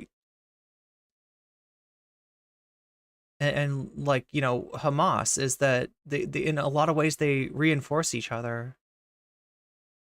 Person who watched someone they love be unalived by the IDF. Just say you love G-Slide and I'll respect the honesty. one more to go through here. I didn't realize this thread was so ridiculously long, but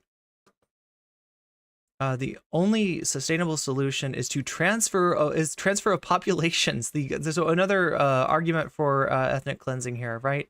The Gazans overwhelmingly support Hamas. There is no God-given right for them to remain in this land.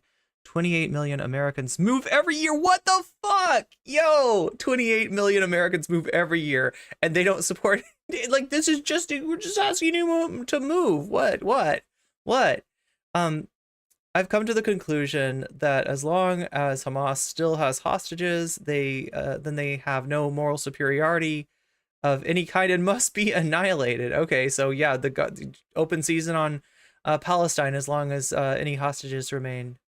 And then this person with the right answer, right? You know, because we've seen a lot of responses to Brianna Wu, but this person wins, right? The correct response to Brianna Wu here is, oh my God, shut the fuck up.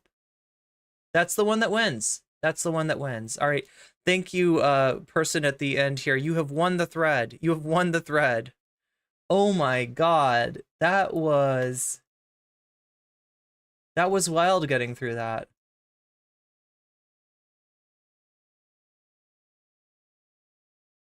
Okay, let's see if I can find...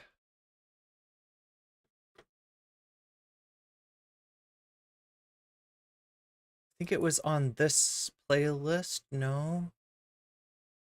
Oh, there we go.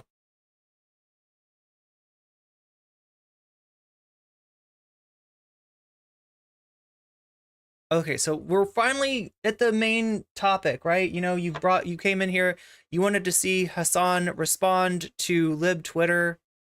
You wanted to see, you know, how the connections that he's drawing between lib Twitter and some conservatives on Twitter. Now, Vaush brought this up, the fact that there are, you know, groypers. There are very right-wing people that will use, you know, that will kind of, you know, play to being sympathetic to Gaza.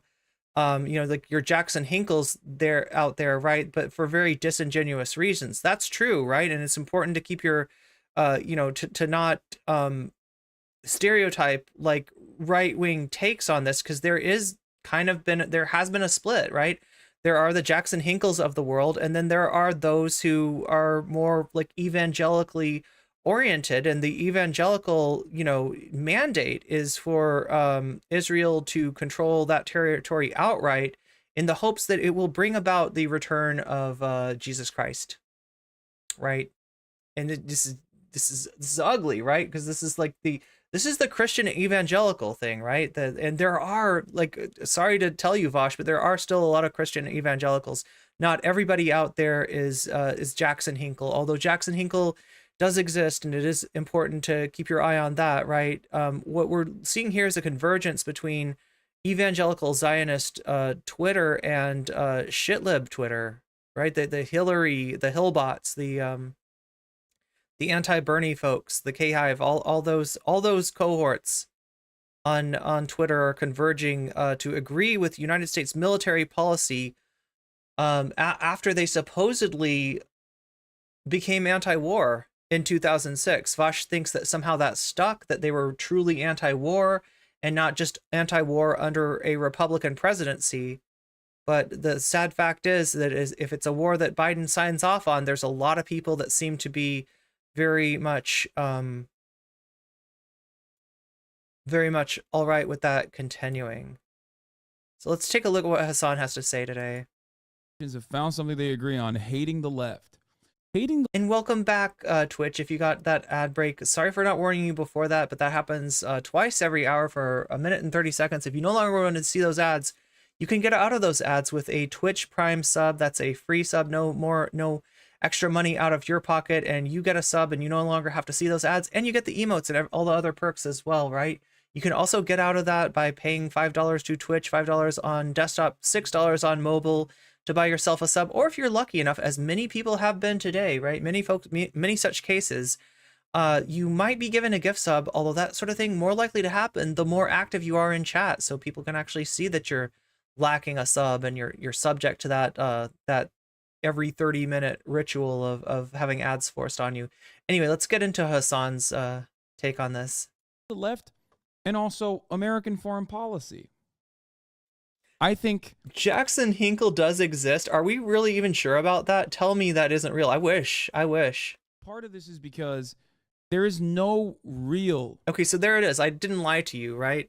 I mean, I kind of got something mixed up because somebody sent me a tweet of Brianna that they wanted me to go over on stream. I thought it was going to be about Yemen, but you know, it turns out that the one that I just read was more about Brianna's general takes on the situation in Gaza. But you know, that's useful too. I get that like Brianna's not a super like, you know, she's kind of like a niche figure. She's not well known. She's very influential, right? Don't undersell that aspect of Brianna Wu, but she is you know, somebody that not a lot of people are familiar with. So I thought we'd orient ourselves by getting a sense of her takes on Israel Palestine, which are not good. There is no real liberal anti-war movement in the post 9/11 party. And when you don't have a real anti-war movement, and you have a very real anti-left movement, right? My general. While a lot of people. You got blocked by Jackson Hinkle? Nice. Online, one thing I always say is, listen, if enough people are stupid and believe something, it doesn't matter what the truth is, okay?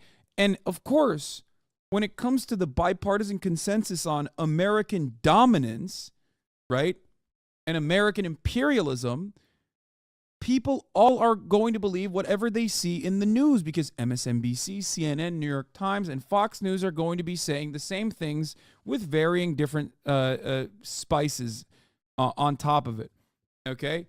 Like there will be a little bit of Good night, Damo. Get some good rest. A little bit of a differentiation overall, but the broader goals are always the same. And why am I saying this? Because the Rand Corporation is in agreement with me, and like when it comes to what to do with the Houthis, okay? And that is mind-boggling. It's mind-boggling. We're talking about a think tank, right? With Rand. When the Rand Corporation's analysis is to what, you know, Twitter tankies are supposedly saying, but then you have like a lot. So in other words, you got the convergence of a quote unquote practical take on this, like a you know, I hate to say it, but like realpolitik, you know, in the spirit of, right, a take on this, and you know, the correct ethical take, whereas there's a convergence also of the unethical take with the impractical take, right? That's what we're dealing with here. Of liberal thinkers that are straight up saying like, no, this is a insane position. Like to say America should not bomb Yemen is an insane position. You're crazy. You're kooky. It sometimes makes me lose my mind a little bit. Okay? Like the position that you have. I'm going to rewind a little bit just to your circles. Because there was something specifically that Brianna said in one of her tweets. I'm not sure if it was this one. That's Rand Corporation. People to the. Right? Sorry. My general. Okay. So I guess since he didn't read this, right? This is Brianna Wu. Real talk. You know it's something good when Brianna Wu tells you she wants to do real talk with you, right? We'll never get progressive policies like universal health care if we don't nuke our growing extremism. No one is going to toss the government keys to a movement screaming, globalize the intifada, and pretending the Houthis are oppressed and not terroristic fanatics. Now check this out, right? I mean, maybe he goes into this later, right? But I'm not sure. I'm not, you know, I don't know when this got clipped, and you know, if he, like I said before, streaming is really straining on your attention span, and there's a chance that Hasan doesn't get back to this. And I want to hammer home on this, right? I want to really hammer home on this response. It's the person responding to Brianna that's just wild, right? So obviously she's saying her same bullshit. Houthis bad, so therefore bomb away at Yemen. Hamas bad, so therefore bomb away at Palestine, right? That's where Brianna's at here. But this person comes in here and says, as someone from back in the GG days, the Gamergate days, right? And remember, Brianna was a tangential figure of Gamergate. She was not the main focus of any of these hate mobs, but she being a female head of a studio, of a gaming studio, and somebody who opined about the discourse in Gamergate, definitely was a target of some sort. But here's somebody from Gamergate, here's some ethics and games journalism person saying, how is it that extremists have gone so far that we can now say we're on the same side? This is somebody who never thought that they would agree with the likes of Brianna Wu. And in their mind, it's because of this wacky, leftist extremism that saying that a diplomatic solution in Gaza would be preferable to bombing the Houthis in Yemen is akin to being a fan of terrorists. And it's just this just extremist kind of viewpoint, right? Never minding the rubber stamp that they're giving to limitless violence against civilians, and how similar these two discourses are, and how it's a pretty much like a one-to-one. If you're in favor of signing off on whatever Netanyahu wants to do in Palestine, you are very likely also signing off on whatever the US and the UK want to do in Yemen. You don't even think of the possibility of hey, this is more pressure if you want, because she's given lip service to the idea that she wants the violence to end, right? But here's an inflection point. Here's a pressure point. Here's pressure on not just Israel, but on the world, on everybody that's depending on trade that's going through the Red Sea, to maybe put some pressure to bring about a ceasefire, right? But that's just unthinkable to Brianna and to her Gamergate compatriot, right? Yeah, you are on the same side, Brianna, as Gamergate, and it's not pretty. Anyway, I didn't want to miss that, right? Because I know that Hasan probably doesn't care about Brianna Wu, right? Have found something they agree on: hating the left. Okay, yeah, so that's what this person's saying. Finally, Gamergaters and anti-Gamergaters have found something they agree with: hating on the left, hating on leftists, and it's not even just leftists, it's anybody with a ethical perspective on these foreign policy issues, right? Which is also corresponds, like Hasan's going to show us with the Rand Corporation tweet, with the practical position on these on these foreign policy questions. The left, and also American foreign policy. I think part of this is because there is no real liberal anti-war movement in the post 9/11 party. She's mentioned in one academic book that you found and read about Gamergate. Yeah, and there was also that series that got made that a lot of the figures who were, the main targets of Gamergate, felt kind of left out of. There was some kind of project that she was working on, a television dramatization of Gamergate, that went on with her help and without the involvement of figures like Zoe Quinn and Anita Sarkeesian. When you don't have a real anti-war movement, and you have a very real anti-left movement, right? My general... Don't feel bad, Irene. I'll live off of yerba mate. While a lot of people online, one thing I always say is, listen, if enough people are stupid and believe something, it doesn't matter what the truth is, okay? And of course, when it comes to the bipartisan consensus on American dominance, right, and American imperialism, people are going to believe whatever they see in the news, because MSNBC, CNN, New York Times, and Fox News are going to be saying the same things with varying different spices on top of it, okay? There will be a little bit of a there'll be a little bit of a differentiation overall, but the broader goals are always the same. And why am I saying this? Because the Rand Corporation is in agreement with me, and like when it comes to what to do with the Houthis, okay?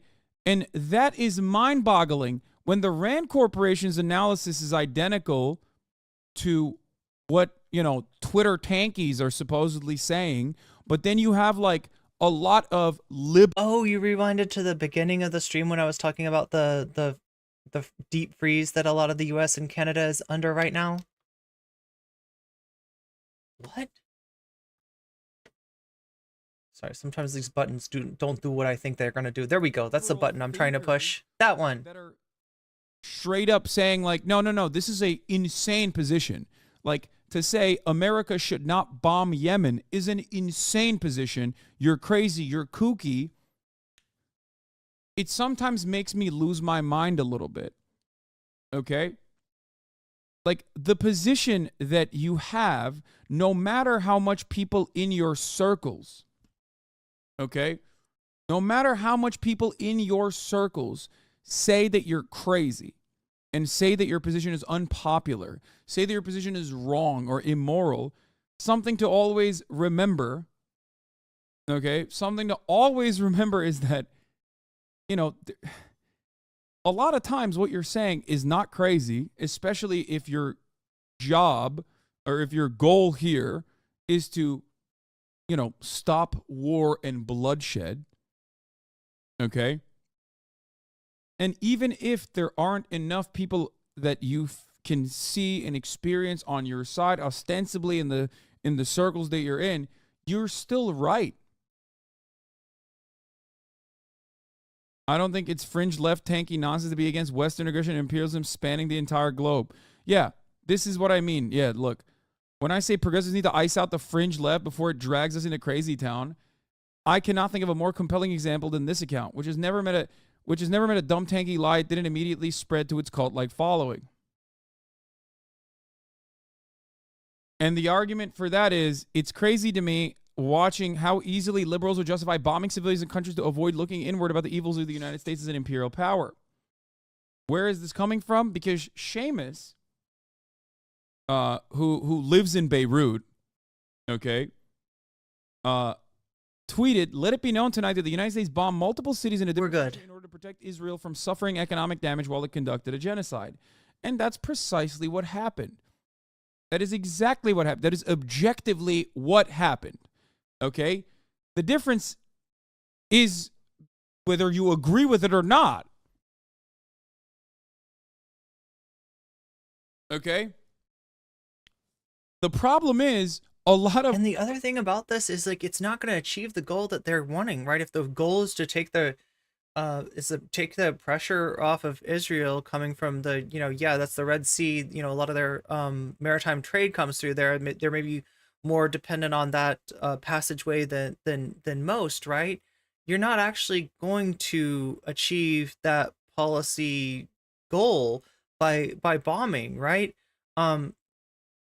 You know, Saudi Arabia, the United States, like we've been bombing the Houthis. They're not going to, you know, change their tack based on that, right? So it's a pointless exercise when the obvious solution is a diplomatic solution, right? Just like the obvious solution in with Israel Palestine is a political solution, right? It's the one place that, like, nobody seems to want to actually go, but the, you know, the only place that's gonna the only thing that's gonna actually change things. Liberals look at that and go, yes, I agree with it. Right-wingers look at that and go, yes, I agree with what America did.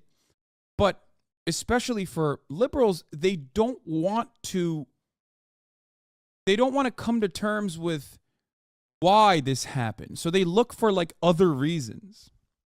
They'll say things like, well, they want to continue this mentality, right? That kind of comes from the late 90s, that comes from ideas like the end of history, right? That the final form of, you know, of governance is like a neoliberal one, and that, you know, that's a world order that was, that, you know, we've defeated the evil Soviet Empire to achieve, and that's where, you know, people want to stay, and that's so illusory. Like the idea, I mean, just, you know, come on, ask yourself, the end of history, right? Does that sound real?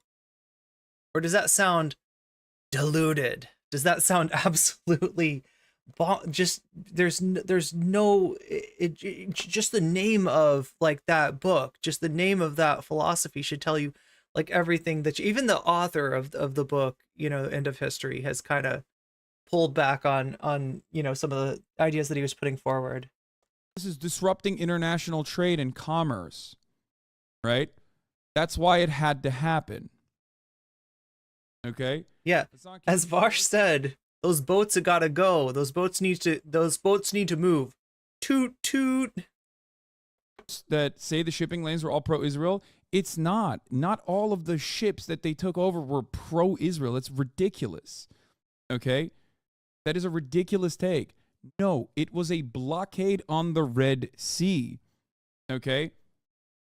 That's it. It was a blockade on the Red Sea that tried to, with limited means, stop commerce enough that... And look, this whole idea of like an endorsement of the Houthi government, right? Which, you know, has obviously a lot of problems. You know, he I don't think it's this one, but he did point out. So Vaush brought up the flag of the Houthis, and yeah, there's like, you know, kind of there's it's writing, and some of that writing is anti-Semitic, right? This isn't about like endorsing the Houthis. This is about endorsing a peaceful solution. This is about endorsing a ceasefire, which needed to happen, like I said, months ago.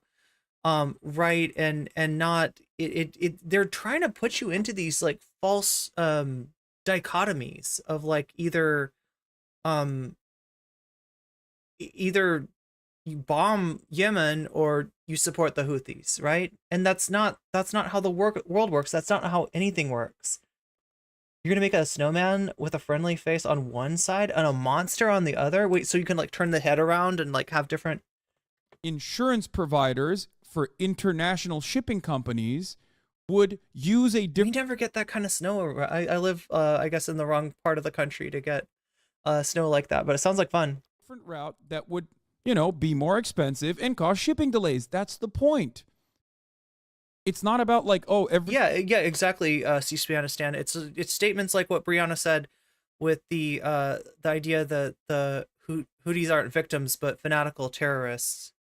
It's that kind of thinking that ship is it's not helpful in any way. That's not, and I don't know if that's a good faith question. I'll be honest with you. Okay.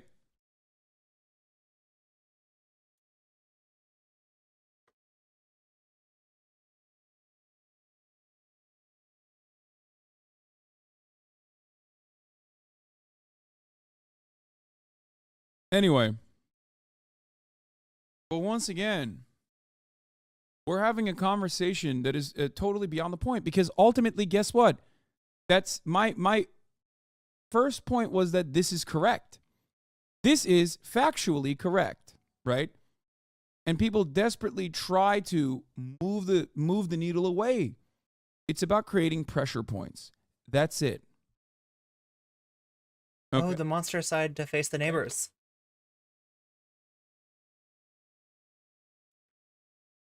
That's it.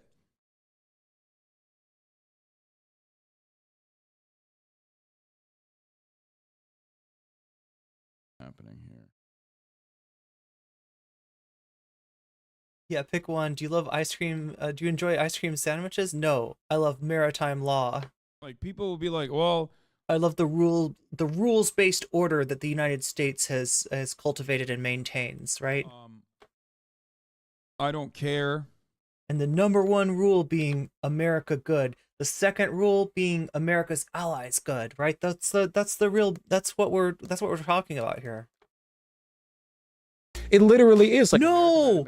How did that happen? What did I press?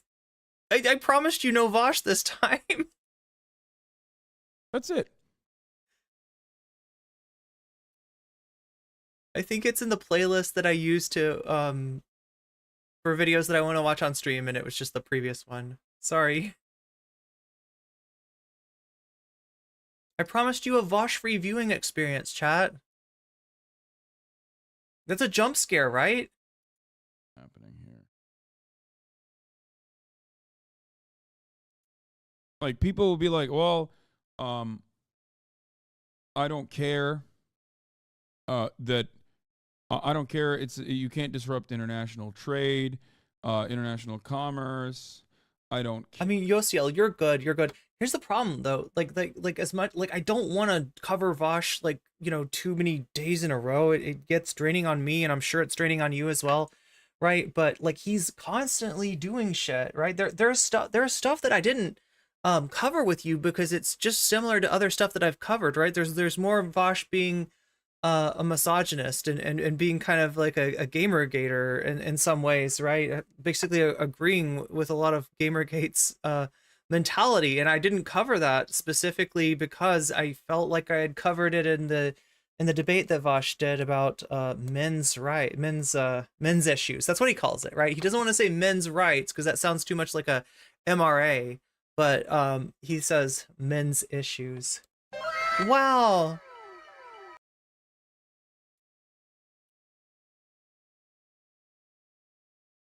The Houthis are doing. The universe is making me do it, I guess. A blog post from some Saudi blog that I found that says they're doing slave labor. Like all of this stuff. Wait, did you bring a capture card? Let's go. Why has he got a capture card? What is Hasan playing right now? Anybody know? Nuggies make nuggies? Are you talking about Vaush's nuggies? Or are you talking about the green nuggies? I don't think Vaush likes the green nuggies. He likes the chicken nuggies. Okay. So, no, it's not talking. It's March. So, anyway, it's just weird because, especially because... What is he playing? This is an objectively correct take, and yet Will says it's impossibly naive, right? And then he doubles down and says, like, these are cringe, fringe, tanky, nonsensical positions. Which... Wait, which Will? Weird. We're not talking about Will Neff, right? Up 2 points that I want to make. One, calling something cringe or fringe, tanky nonsense does not actually address the argument. Okay? Someone might be making a moral position that is, I guess, unpopular. Israel is an apartheid regime. Calling it as such for a very long time was unpopular. I, myself, and many others still correctly called it an apartheid state. It's still, depending on which circles you ride in, is considered unpopular. Oh, it's Will Stancil? Just pointing to something's popularity is what a coward does. Okay? Address the issue and address the actual points instead of saying, this is unpopular, this is fringe. Now, the second point I want to make, however, with respect to bombing Yemen, is that it is not a fringe position to say America shouldn't bomb Yemen. Why are people so weird about this, says Adam Johnson? Only 10 out of 193 countries support bombing Yemen. The other 183, including many who still condemn Houthi attacks, didn't support it. 153 states have voted instead to de-escalate via ceasefire. The US and UK are objectively the fringe party. So why do liberals make this bad argument all the time? In all of America's conduct globally, in the overwhelming majority of American conduct globally, in how America carries itself, they only are able to do it because they are America. Okay? Worldwide, the UN does not agree. The United Nations does not agree with the sanctions placed upon Cuba. Not only is it immoral, but also the rest of the world sees it. But depending on which circles you're in, you're free. Congratulations, Soul Life. Cast that aside as cringe, tanky nonsense, despite its illegality. So please, don't be suckered. And also, please understand, if you're one of these people that is like in this mentality of like tanky bad, like understand that if you're listening to Vaush, if you're listening to anybody like that, the people that are going to get lumped in on as tankies do not make sense. There are bad people that Vaush will call tankies, right? Infrared Haas is a name that comes to mind. But they're not bad because they are, you know, communist authoritarians or whatever. Infrared Haas is a Nazgul, right? This completely goes over Vaush's head, despite the fact that he coined the phrase Nazgul vortex, right? Haas would be a great illustration of your point of the Nazgul vortex as being, you know, pretty close to the center, like somebody that's like a card-carrying Duganite, essentially, and really fits in that. But like the other people that you lump in there, like any fucking Marxist-Leninist you have a disagreement with on Twitter, don't really belong there. And now I feel like you don't even have to be an ML to get called a tanky. You are making that word mean nothing. And there are indeed bad people in that group that need to be called out, that people need to be warned about, that will sell themselves as being communists of some kind, but are actually, you know, far-right weirdos. There's a danger in that. There's a real freak, like it's like a crying wolf, right? Please don't bring Nazgul vor. It's corny. Well, I mean, I'm just saying that Vaush pretended to have some idea of the problem with people like Infrared Haas, and yet you see him do content with Haas, right? He moderated the debate between President Sunday and Haas. Haas is somebody that, much like Jackson Hinkle, I mean, it's too late on Jackson Hinkle, but you should not be giving any kind of platform to. You should not be giving any free clout to, and yet Vaush did just that, you know, just showing that like he doesn't really get the point. He doesn't see, like, Haas is a very bad person, but it's not because he's a tanky. It's not because he like has a photo of you know, Stalin and Lenin behind him, right? It's that he's a right winger. He's a fascist. By those who have, I guess, differences in opinion, but masquerade as progressives, while simultaneously making the most mathematically reactionary argument for American empire. That's it.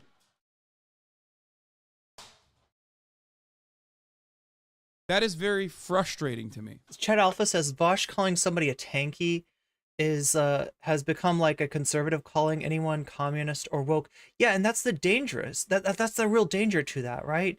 Is that he will call anyone and everyone to the left of him a tanky, and therefore it like loses any meaning when there are actually bad people amongst like the, you know, the group of people that he lumps into that, right? It's you know, tiny-headed Hasan, yes. And great big shoulders.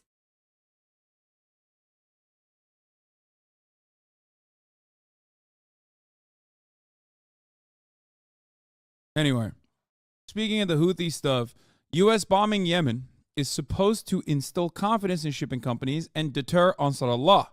It has done neither so far. And it will do neither. Earlier on the pooper this morning. We have, however, dropped millions of dollars worth of munitions on one of the poorest countries on the planet who our proxy was doing a genocide to until recently. Some fans claim my politics have changed since 2019, not realizing that their positions have probably gotten more reactionary in defense of U.S. foreign policy, especially when Trump isn't the one championing American imperialism. This was after my Dan Crenshaw debacle, and this is what really worries me. It's like, in some ways, these people are making Jimmy Dore right about something. Now, Jimmy Dore is full of shit, and he has no fucking point. There is no point to Jimmy Dore, right?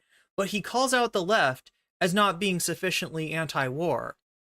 And there is definitely a contingent that they will notice, they will object to, they will, you know, be against a war when it's prosecuted by a Republican president, when it's, you know, Trump or Bush or whoever in the White House, but they somehow see it as right and just and good and part of maintaining the order. And we got to have the maritime trade, toot toot. We got to keep those boats going, right?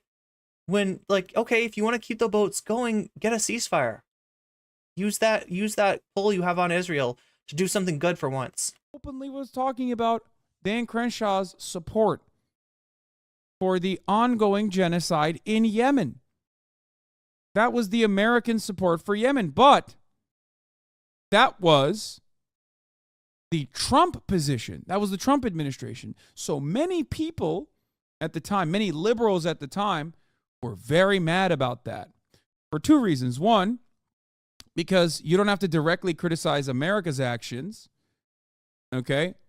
You were criticizing Saudi Arabia, which is somehow removed from America's actions, I guess. Okay? So that's fine, because that's another brown country, right? And those very same liberals now that adorned the mantle of progressive politics are caping for the exact same type of policy, maybe even worse, because now it's a direct bombing campaign when it's Joe Biden doing. Oh my God. This is not how you do. Welcome, Raiders. Okay. Welcome, streamer. And this is not a good You have activated my stand. Spice Girl. Welcome, Raiders. Welcome, streamer. What's up, Adrian? Good to see you. Good to have you here. Yeah, we're in the middle of Hasan striking back at the Twitter, the libs on Twitter about the bombing of Yemen by the U.S. and by the U.K. This is kind of tacking on to what we covered yesterday in Vaush's criticism of Hasan. I feel like we've had enough Vaush for now, right? So instead, we're pairing up Hasan and Brianna Wu, who at the very outset, just to bring everybody back to how we started this segment, right? With the let's see, 13 minutes is where we're at. Going back here to the very start, we found a really strange couple of bedfellows here with Brianna Wu, you know, one of the minor targets of Gamergate, and somebody who claims to be a Gamergate activist, a ethics and gaming journalism kind of person, and they're shaking hands here. They're shaking hands. Shitlib Twitter shaking hands with anti-SJW Twitter over the U.S. Action in Yemen. The attempt to bomb the Houthis, who have been bombed for years and years and years, who have been in a civil war since 2011, attempting to bomb them into submission in order to reopen maritime trade. As Vaush said, toot, let's get those boats going again, right? And the thing is that their casus belli, their rationale given for this action is about what's going on in Gaza. So instead of using this as an opportunity to put any kind of pressure on Israel to end the slaughter that's going on in Gaza, instead of that, we're getting the U.S. taking a completely ineffectual action in Yemen against a contingent that has shown that they do not care about being bombed. They do not care about being attacked. You are not going to change their actions by means of this, right? You might be able to change it by means of achieving a ceasefire, by using that alliance that Biden has lauded, right? The closeness with Israel to actually bring this violence to a close, right? That's the one thing that might make some progress on that, and yet we're not even thinking about trying it, both in terms of the Biden administration and their enablers like Brianna Wu and this Gamergator here that she's shaking, just dabbing up the Gamergators, right? Dabbing up the Gamergators. So anyway, yeah, that's what we're covering today. Hasan is striking back at Lib Twitter and connecting the dots, showing how close their opinions are, showing how close their takes are to the evangelical Zionists who ride or die for Israel, and in terms of signing off on unlimited use of force despite putting civilians in danger. It feels like we're going through the same discourse again with this Yemen thing as we did in with Gaza, with Israel Gaza, which still even despite the best efforts of South Africa in the ICJ, are this is a continuing slaughter of civilians that shows no signs of abating. This would be an inflection point. This would be a pressure point. This would be a time to try to use this to try a political solution instead of a military solution. And yet again and again and again, we get a preferential choice of just more bombs, despite the fact that of how many bombs have been dropped there, despite the fact that it has no chance of working. That's what they're doing. And it's contributing to the ever increasing churn of chaos, right?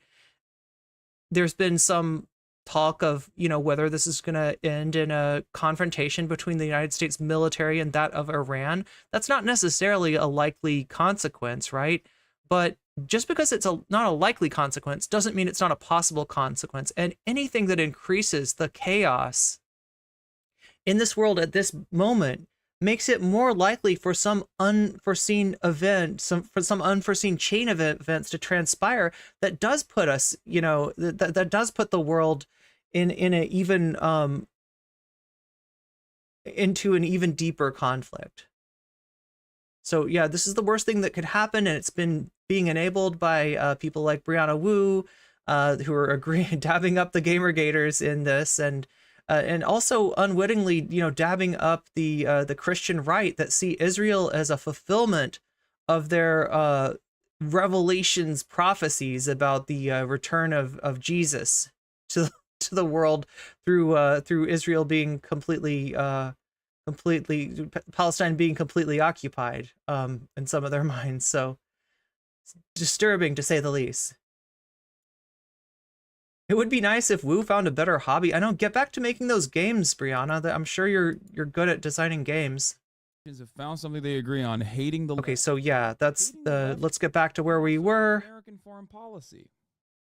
But yeah, welcome. I think a counter to that, your politics kind of just boils down to America bad at this point. Failure to differentiate between the Houthis and Yemen civilians is an example of this.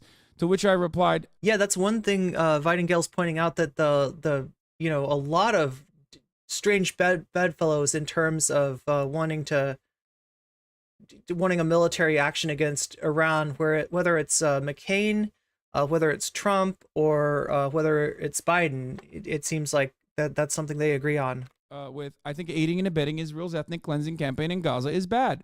I think not dealing with the Red Sea blockade through peaceful means like a ceasefire is bad. Many hogs yell at me about how my politics are simply America bad, but you never show why America is good. Okay? And here's the deal, okay? No matter what you hear from Vaush, no matter what you hear from Destiny, no matter what you hear from any of these streamers, right? The pull, the impulse, the natural path of least resistance is for people to say America good, right? We are inundated with propaganda that paints the United States as the shining city on the hill. Now, you'd think that leftists are like a little bit above this. Like, leftists see that for what it is, right? Leftists would see the rule-based order that the United States constantly touts as being illusory, as being a separate set of rules for the United States and its allies and for everyone else, right? But unfortunately, a lot of left Twitter is on board with the actions in Yemen.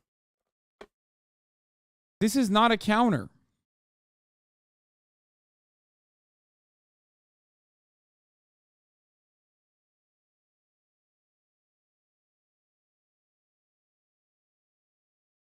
It's not a counter to just go, oh my God, your entire politics is America bad. This wasn't a good counter when this was the prevailing dominant Republican counter to any kind of liberal or leftist anti-imperialist position, anti-war position, because that is where I first heard these kinds of takes. It was from the likes of the Steven Crowder supporters, from the likes of the Ben Shapiro supporters of the world. Okay?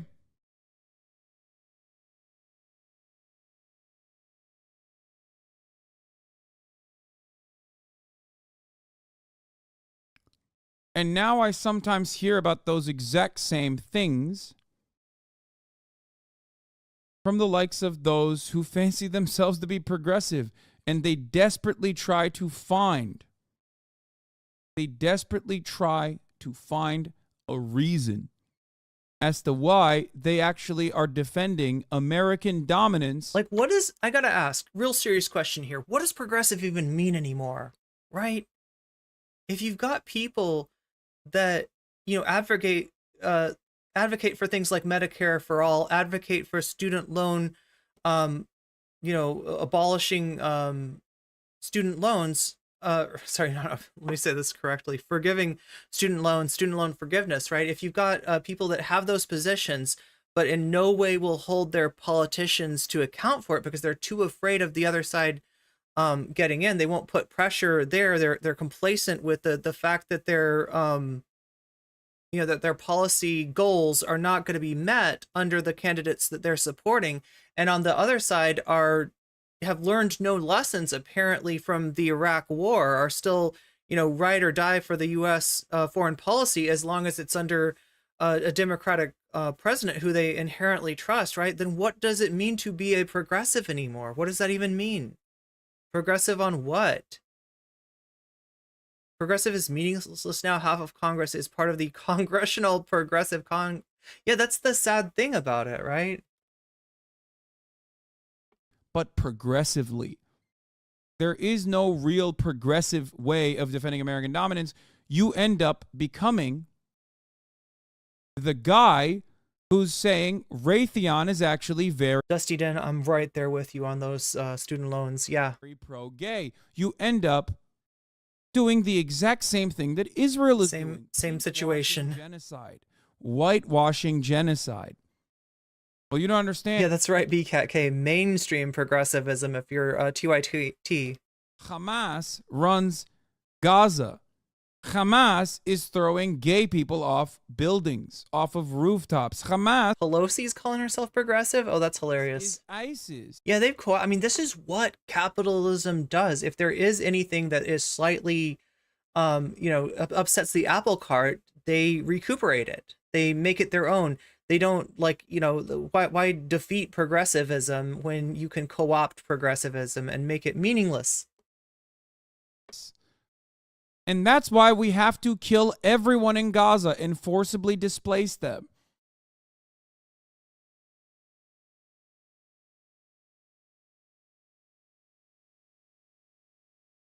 Yeah. Prevailing narrative always is...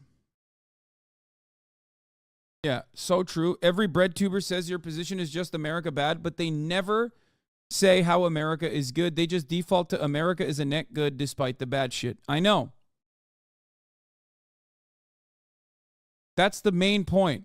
Nobody ever says, here's why Hasan is wrong. America isn't bad. They just move on.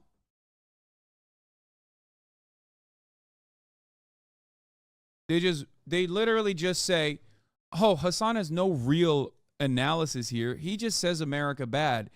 He rides for the Houthis because they're against America. That's it. Like as though that's all I do.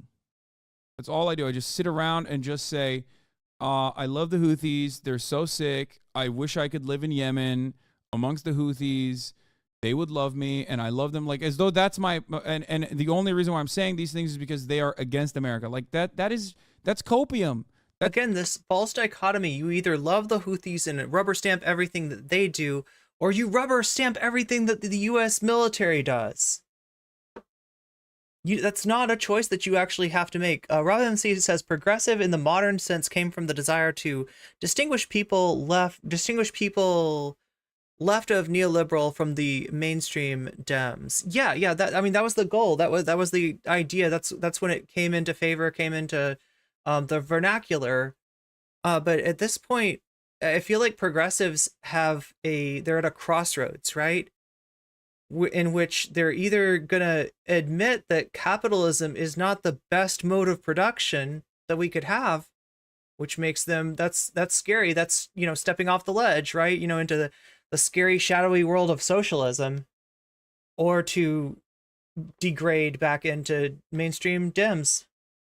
that is a choice that they're making right now, and a lot of them are making the wrong choices. Unfortunately, a lot of progressives still have the incentives and worldviews that heavily overlap with neoliberals and the Washington consensus. Yeah, and we hope that we can build, more consciousness, more class consciousness, particularly through the labor movement. But it's not an easy process. Let's just say. Copium from the other side. It's a very cynical way to approach your interlocutor's arguments in bad faith.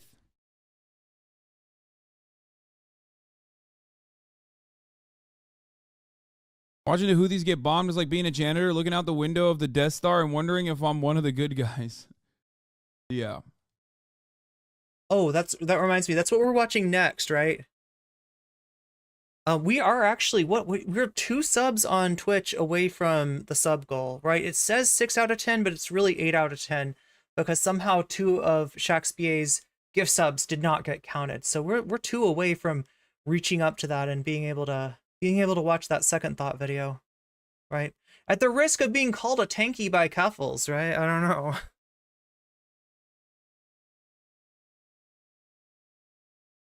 I mean, I'll wear it like a badge of honor, right? Like a hammer and sickle of honor. Is there an enemy of America that you believe is actually the bad guy? I mean, think about it. I've talked about Russia plenty as being the bad guy in Ukraine. There is no good or bad. There are people who have material interests in the way that they operate. Okay?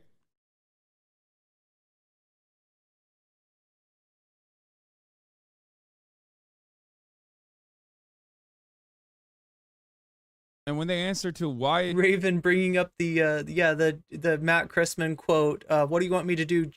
Jingle keys in front of Vaush? is America good? Why America is good? They proceed only comparing to other nations.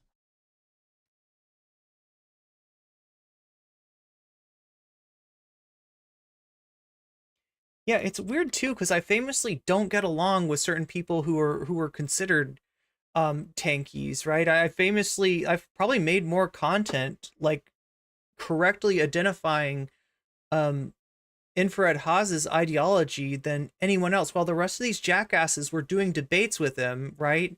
And like, oh, look at the loud, look at the cringe tanky, ha ha ha ha. And it's like, dude, he's not a tanky. He's extremely right wing. There's nothing left about this guy.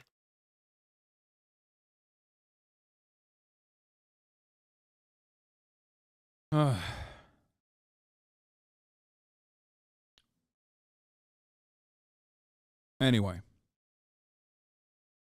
a big part of my commentary, what is this? We will restore security to both the South and the North, says the Prime Minister of Israel. Nobody will stop us, not The Hague, not the axis of evil, and not anybody else.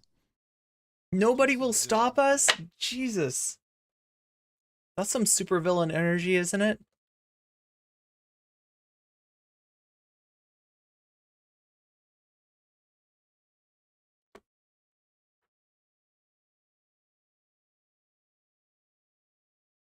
That's crazy.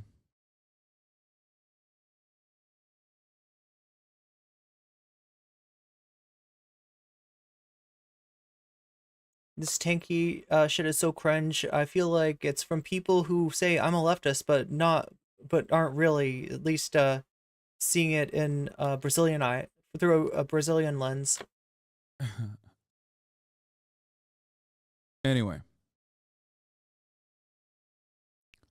That's where it stems from. I think a lot of people don't want to examine American foreign policy and its impact globally and want to simply justify it by saying, well, the people that we're bombing hate gay people. The people that we're bombing, I mean, we do this with the Taliban. We did this with the Taliban. We did this with, we're doing this with the Houthis. We did this with... So basically it's a cop-out, right? And it's such a familiar cop-out. Like somebody using another person or another country's moral failings as like an excuse for their own bullshit, right? I'm so sick of this. I see it all over the place and it's just accepted. Saddam, We always do this. Whoever we interfere with, whoever's affairs we interfere with, okay, we always masquerade as though we're doing it in a humanitarian way. Okay? No, you don't understand. We're humanitarian. We're doing a humanitarian mission when we blow up positions in Yemen. You don't get it. Like, you're so stupid. Israel is doing a humanitarian thing when they are blowing up Gaza because they're taking out Hamas.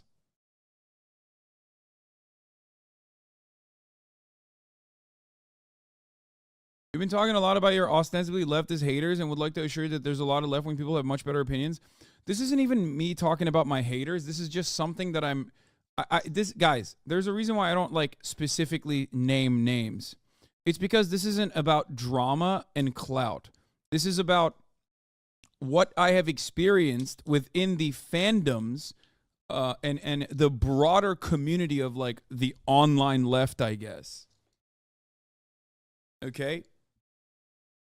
It's more so about liberalism and how liberalism tries to mask itself as like.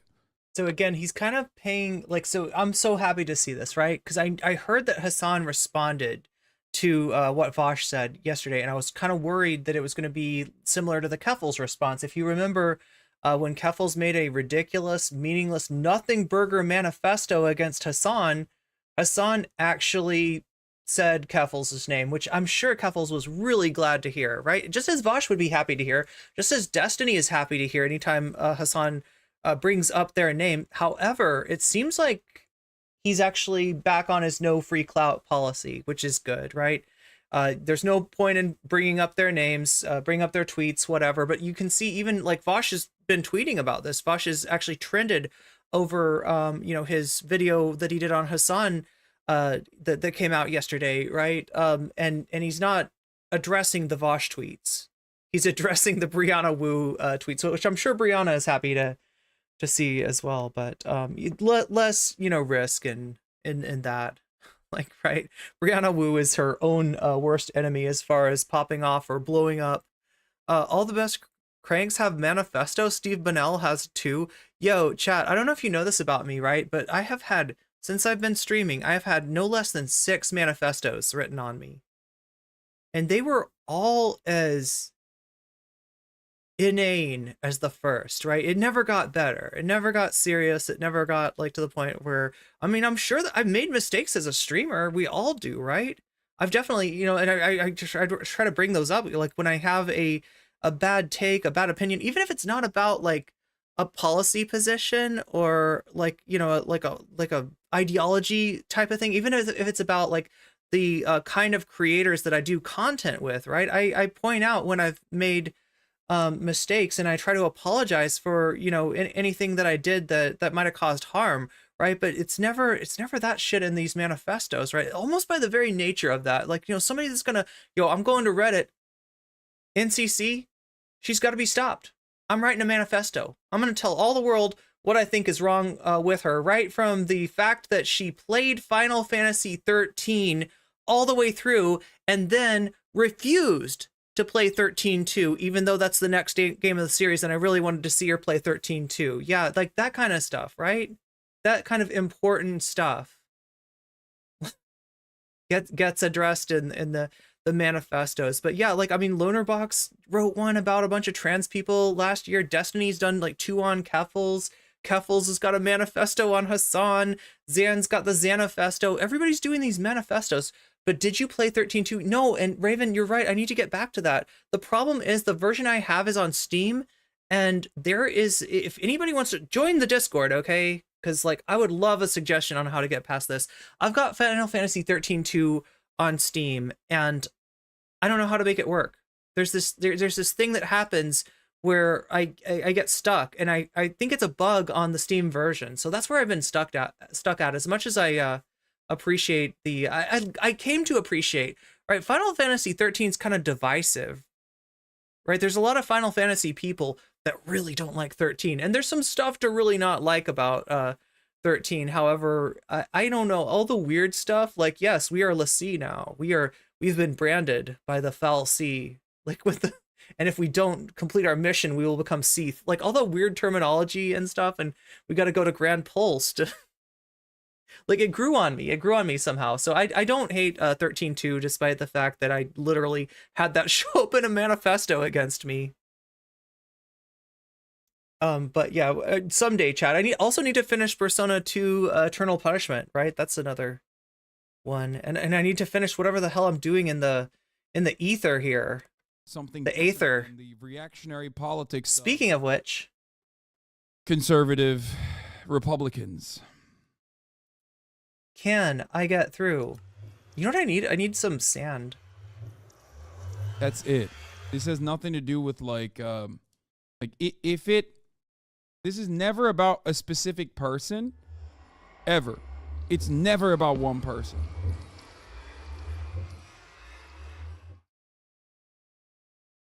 Although many people do look at this kind of stuff and will clip it and will try to use it to their own means to continue inflaming this, stoking the fires of drama for personal benefit and try to act like this is serious political commentary.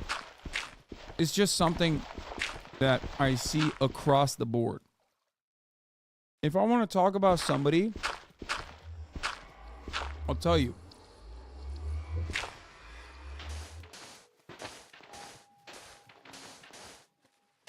Yeah. So again, if anybody's lost in this, like what we're talking about the normal interplay between debate streamers, which is like somebody says something, somebody else reacts to it, and then like a drama starts. Honestly, most of the time, like meaningless interpersonal drama. But yeah, it can involve like policy positions. It often does with Hasan because he, will say some things that fly in the face of that neoliberal consensus that even some people calling themselves leftists seem to still have not unpacked, right? Now, I can say that when I say that, I'm talking about Vaush, and you probably get that, right? But if Hasan mentions Vaush benefits, and he's got a policy called no free clout, right? Anytime that Vaush can bring up a video and be like, oh, looks like Hasan talked about me today. Yeah, look at that. Look at that. Oh, he's really, he's really pissed off. Yeah, that's, right. Anytime he can do that, it's free clout from the Hasan bad crowd. And as we saw last week, right, him bringing up Kaffel's name in one of the most meaningless, kind of manifesto drama grabs that I've seen in a long time, right, was very much a mistake. That was very much him, saying I don't give free clout and then giving free clout anyway. So it's good that he is back on his. It's good that he's back on his no free clout thing, because it's just ridiculous to play into drama frogs that want you to mention their favorite streamer, right? It's so weird though how people like, we saw this with Keffels when she brought my name up, right? She's like, I don't want to give free clout, all these Homegalul's, right? And then she like brings up Homegalul, the random small streamer chick herself, right? That's kind of wild. Just to say that she hates me, and she's always hated me, and then I'm crazy, right? There's kind of a nothing burger, not really, a lot for me to talk about there, but she's violating, her own stated policy, which is a smart policy, which is, I don't know, the policy more streamers should have.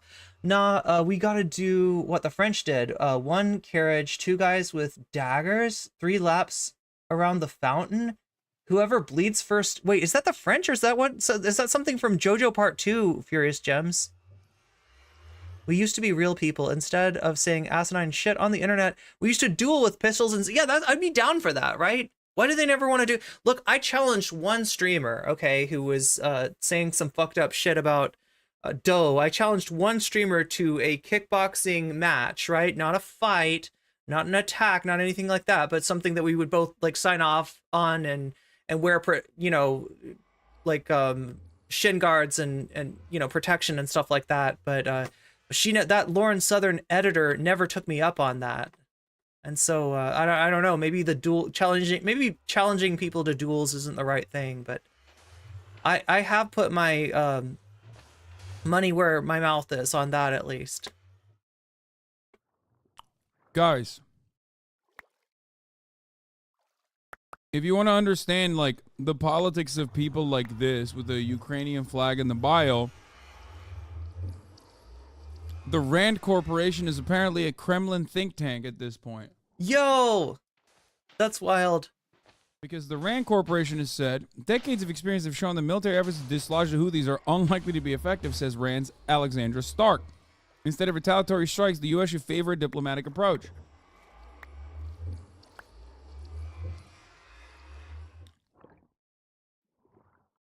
You are lost in the sauce. Yeah, and this Lauren Southern editor that I'm talking about is somebody that's talked a lot of shit about me. And yet when it came to that, she had nothing to say. She did not get, I'm still waiting to hear back from her. Look, I even said, like, if she doesn't like kickboxing, if she doesn't want to do that, if she's not into, MMA or anything like that, then we could also do like a pie contest, right? Like throw pies at each other. Calling the Rand. There was a 13-2. Yeah, there was a 13-2. There was a 13-3. They made 3 Final Fantasy 13 games, just like they made 2 Final Fantasy 10 games. And I guess that's pretty rare to have like a sequel of a Square Enix game. A pie eating contest. No, I was thinking about throwing pies at each other and see who gets messiest. That was my idea. A Kremlin think tank. It's not, and someone says, you think Rand Corporation is a Kremlin think tank? Lol, Lamau even. It's not that I think it, it's that I know it. I see it. I witness it. Now I say it. Rand is, wittingly or unwittingly, doing the bidding of the Kremlin. It's impossible for them to hide it as they produce opinions which are designed to advance Russian interests.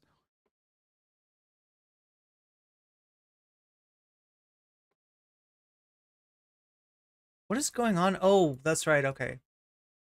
Yeah. I thought I was a little... I was feeling a little small, chat. I was feeling a little small there.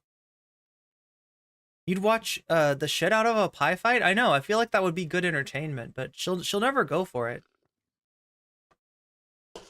Murdered soul suspect? I've never seen that one. Just like perma brain broken and with no solution.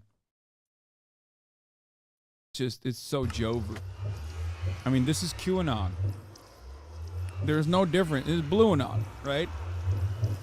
There is no difference between having this approach to like any person that comes after your any person that criticizes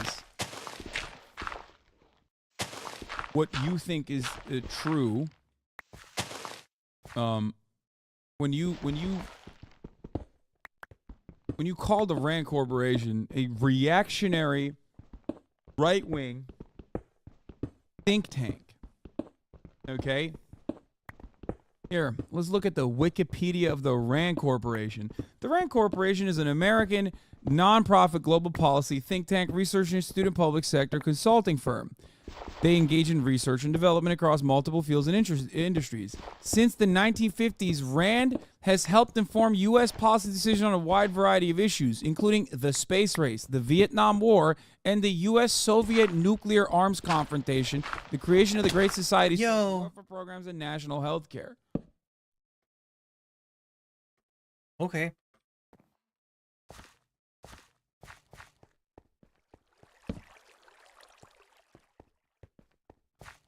Oh, wait, that's what I need, chat. This is what I need. I don't know what to say about this other than, like...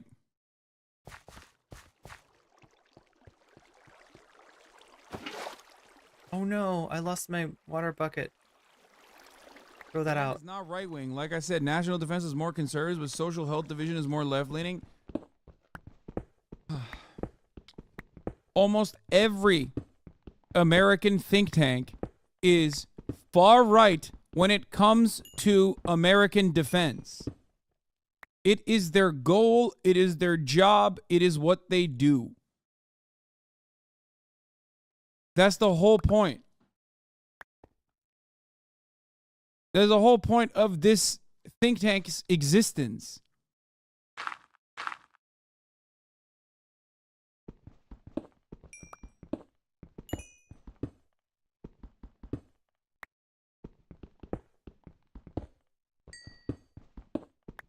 You'd think the Rand Corp, as a supposedly libertarian think tank, that they'd be in favor of not invading Vietnam. That is not the case. Yeah, so even despite like any Iraq self-description as controversy. The U.S. government created to support Russia. Ukraine flag Twitter users are gold. Yeah. All right.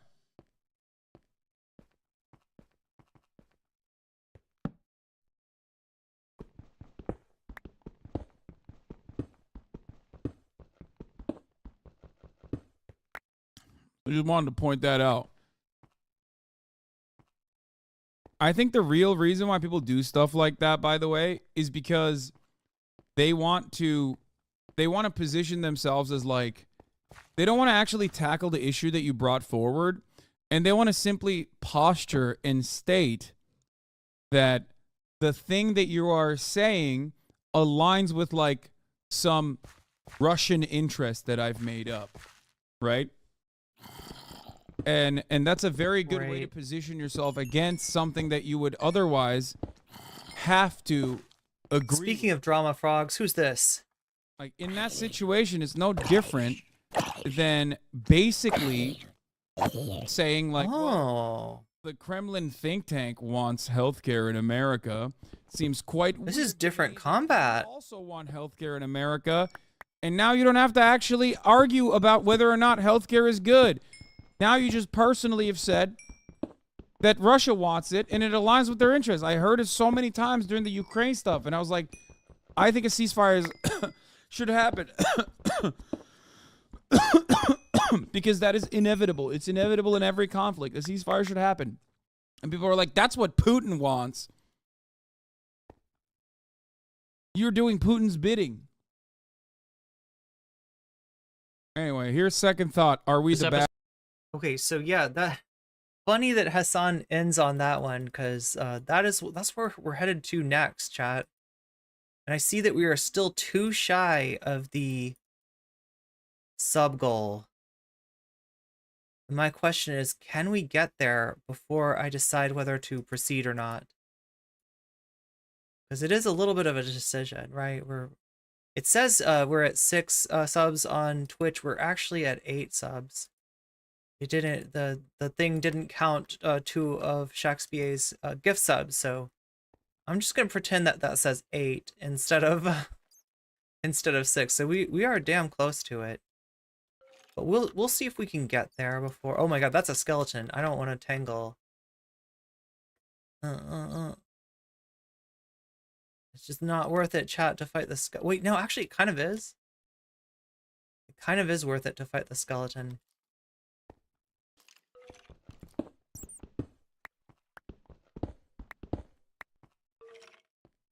Oh my god, of course there's a creeper there.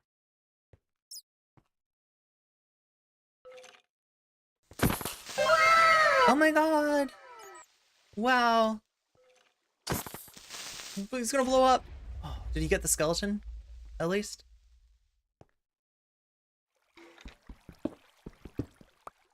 Yeah, we got the second thought. Oh my god. I feel silly. You know what? I really should have a shield. That makes fighting skeletons so much better.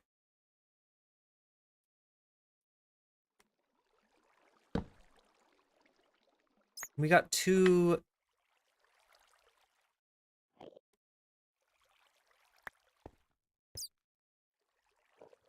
Oh my god, Furious Gems, thank you for the 2 community gift subs. Carla's Wild Ride and Xenol, you just got gift subs courtesy of Furious Gems, so we hit it. And this time it was Twitch. Yo, Twitch, what is up?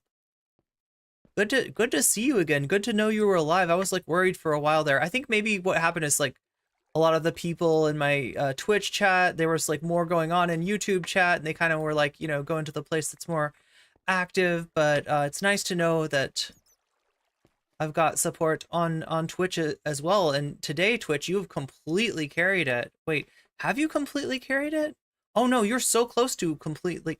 Yeah, renewing your sub. Thank you, anti-corporatist. Also, thank you, FDW all day, which it means for the win, by the way, in case you don't know, for giving Kali a gifted membership over on YouTube. So not completely, but yeah, YouTube or Twitch has been kicking some ass.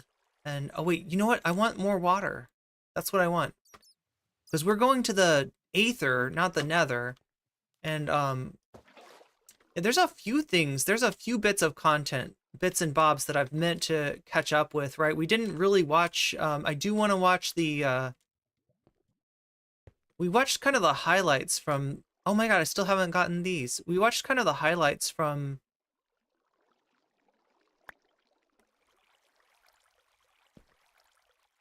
the South African, you know, intro to the ICJ case.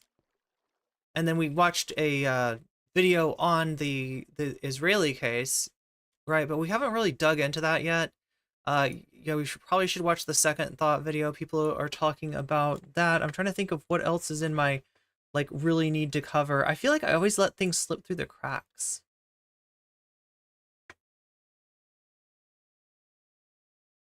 Moms for Liberty school board member arrested for repeatedly shoplifting at Target?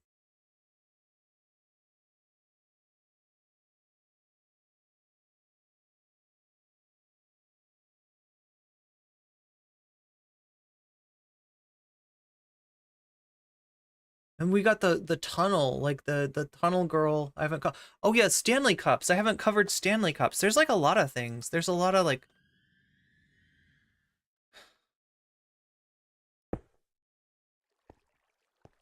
little things that I haven't covered. But yeah, we'll probably do this the second thought video first. Kind of ironic since it's second thought, but we're gonna do it for anyway. The irony is not lost on me, chat.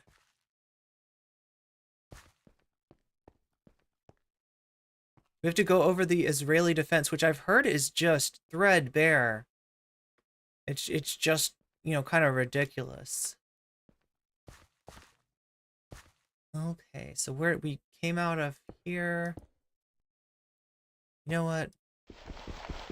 Take that torch back.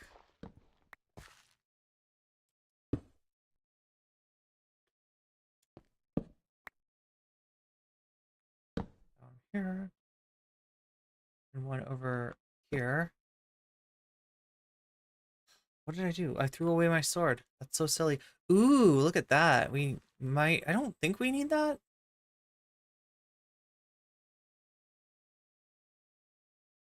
We definitely don't need that stuff. Okay. But yeah, I'm gonna go back up here again. Now that we've got... Wait, where am I?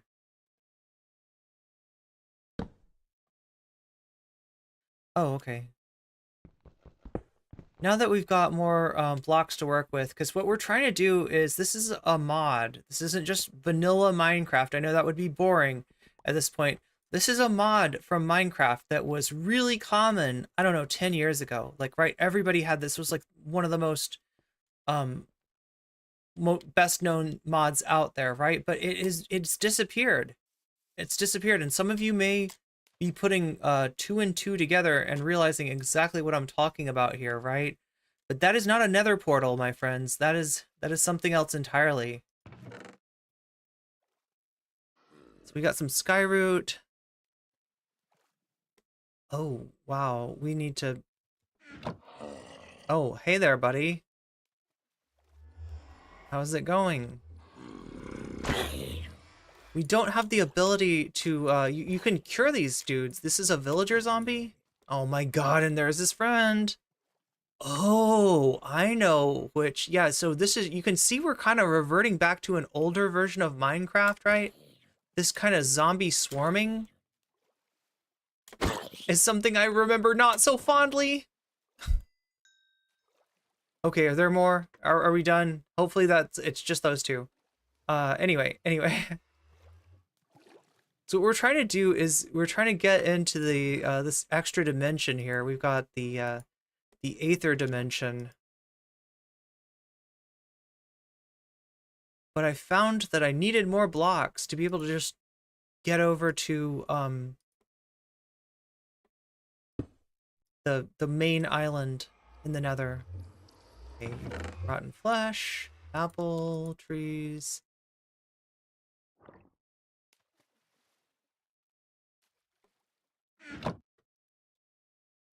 Some iron, put some coal in there, and we're good. No, wait, actually, this much coal. Oh yeah, and like, what did I say I needed to do? I needed to make a shield. Wait, actually, maybe a shield blocks those snowballs. I don't know, chat. There's only one way to find out, though. But yeah, we're gonna get into that second thought video as soon as I have a second to put it on.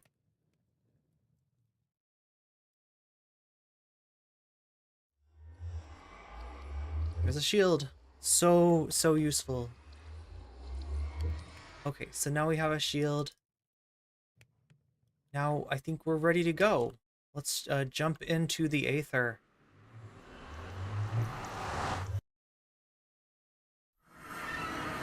Okay, so there we are. You can see how dangerous this place is by how I've had to fortify it. Why is it dangerous? Let's see if we see them.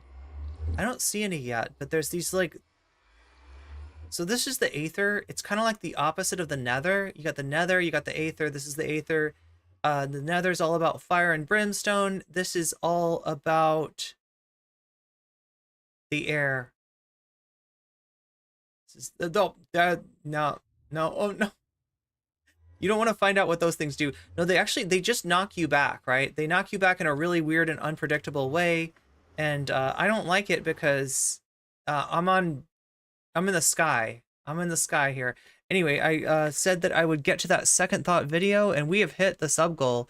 Despite the fact that it says 8 out of 10, it's really 10 out of 10, and you're all a 10 out of 10 to me. I appreciate so much your support, whether it is through gifting subs on Twitch, whether it's through Twitch Prime sub, donations, bits, anything like that, memberships on YouTube, super chats, any of that stuff. I appreciate all that stuff. Even if all you can do is throw me a like on YouTube, that actually helps me more than you realize, right? That's the one way that you have of actually interacting with YouTube's, I can't say the word, but it's like that Al Gore, it's that rhythm of Al Gore, if you know what I'm saying, right?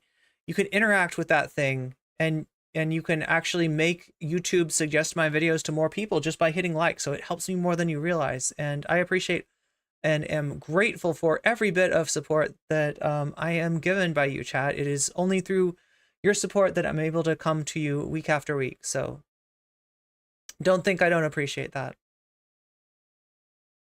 Let's see. Second thought is the order that I'm given here. Second thought.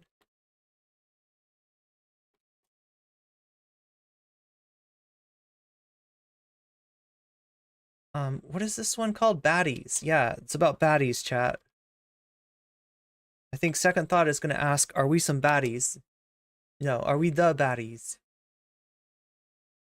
This episode and others like it are brought to you by the generous support of my patrons on Patreon. Get some cool perks and help support the show by becoming a patron. Oh yeah, I forgot to thank Patreons as well. Thank you, Patreons. I appreciate you so much. Patreon.com/secondthought.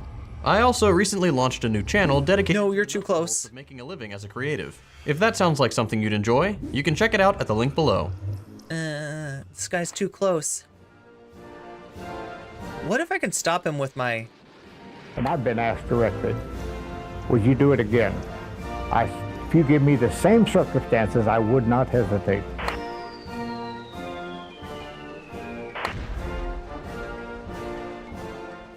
According to Doctors Without Borders, its hospital in northern Afghanistan came under repeated direct attack on Saturday from a U.S. AC-130 gunship.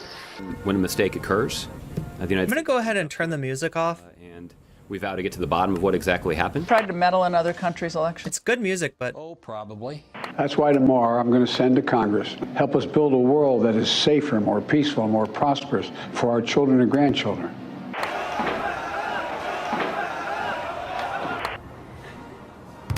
Are we the baddies? Honestly, I could just leave it at that. Not great. Okay, friends, today we're going to tackle a big topic, and one that might make my fellow Americans a little uncomfortable if you haven't grappled with this stuff before. Before we begin, I'd like to offer a quick disclaimer, because I know I'm going to get a ton of misguided comments. I am not anti-American in the sense that most self-professed patriots would use the term. I love the land, I love my neighbors, and as a Texan, you better believe I love Whataburger. I am anti-American in the sense that I do not support the United States as a political project. A nation founded on genocide, theft, and slavery has no right to exist, and certainly has no right to act as an occupying force all over the world, dictate trade agreements, fund proxy wars and death squads, foment coups, and generally act as a barrier to self-determination and genuine freedom. When people say things like, "You're not patriotic," I find it a little disingenuous, because what could be more patriotic than recognizing your country's flaws and working to build a better society? Anyway, this is a massive topic. There's no way I can even mention all the crimes the US has committed, so I'm gonna leave a bunch of resources in the description if you'd like to learn more. Originally, I was gonna keep this nice and organized and have a few categories with one major example each, but there were just too many to pick from, so let's just dive in and take a brief stroll through the history of the US empire. We'll start at the beginning, with the genocide of the Native Americans. When Europeans first laid eyes on what they called the New World, it's estimated there were around 15 million indigenous people living in North America. By the end of the 19th century, there were just 200,000. 14.8 million people were killed by these foreign invaders who, without any sense of self-awareness, considered the native population savages. Perhaps the most infamous period of the genocide is known today as the Trail of Tears, which lasted from 1830 to 1840.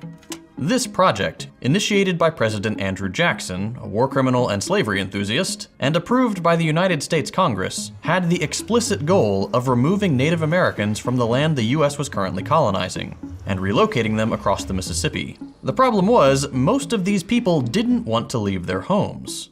So, naturally, the US butchered as many as it took until the native population complied. The actual relocation process was incredibly dangerous, and thousands of people died of disease, starvation, or exposure to the elements. Of course, that was of no consequence to the US government. They had achieved their goal: vast new swaths of land to colonize and turn into farmland to be worked by an army of slaves. This is just one short 10-year period in the history of the genocide of Native Americans, but it's indicative of the cruelty and calculated inhumanity that underpins the American project. Find land or resources you want, kill the locals, and maximize profits by making use of slave labor. Oh, it works. I've left a number of books on this genocide in the description, and I highly recommend my American viewers take a look. What we're taught in school does not reflect the magnitude of the crimes our country committed. Early Americans participated in the eradication of the bison specifically to starve the indigenous peoples. They attacked villages and butchered men, women, and children to universal praise. They did everything they could to make the native people who were just trying to exist seem like evil monsters bent on destroying the American project. There's a reason Hitler had such admiration for this period in American history, but we'll get to that later. Yeah, and this is something that doesn't get covered near enough, right? I feel like there's, like, I mean, most of you know this, right? But there was, like, when the Nazis were working on their project, they looked at history and they looked at other, similar processes, right? Other genocides, and, they looked at what the United States did with admiration, right? This was like, and the same thing, with like Jim Crow, right? This is the United States' history has inspired some very bad people in some very bad ways. For now, let's move on to some good old-fashioned war crimes. The United States is an exceptionally warlike nation. In the 247 years since its inception, you can draw a straight line from Manifest Destiny to the Holocaust through German East African colonialism. The US has been at war for all but 17 of them. The country sees itself as the world police, the shining city on a hill that has the moral responsibility to enforce our conception of society on everyone else. This country talks... So Shakespeare is talking about the UK elections. The Conservatives looks like they're going to lose power, only having 169 seats. Labour would have 385 seats, so...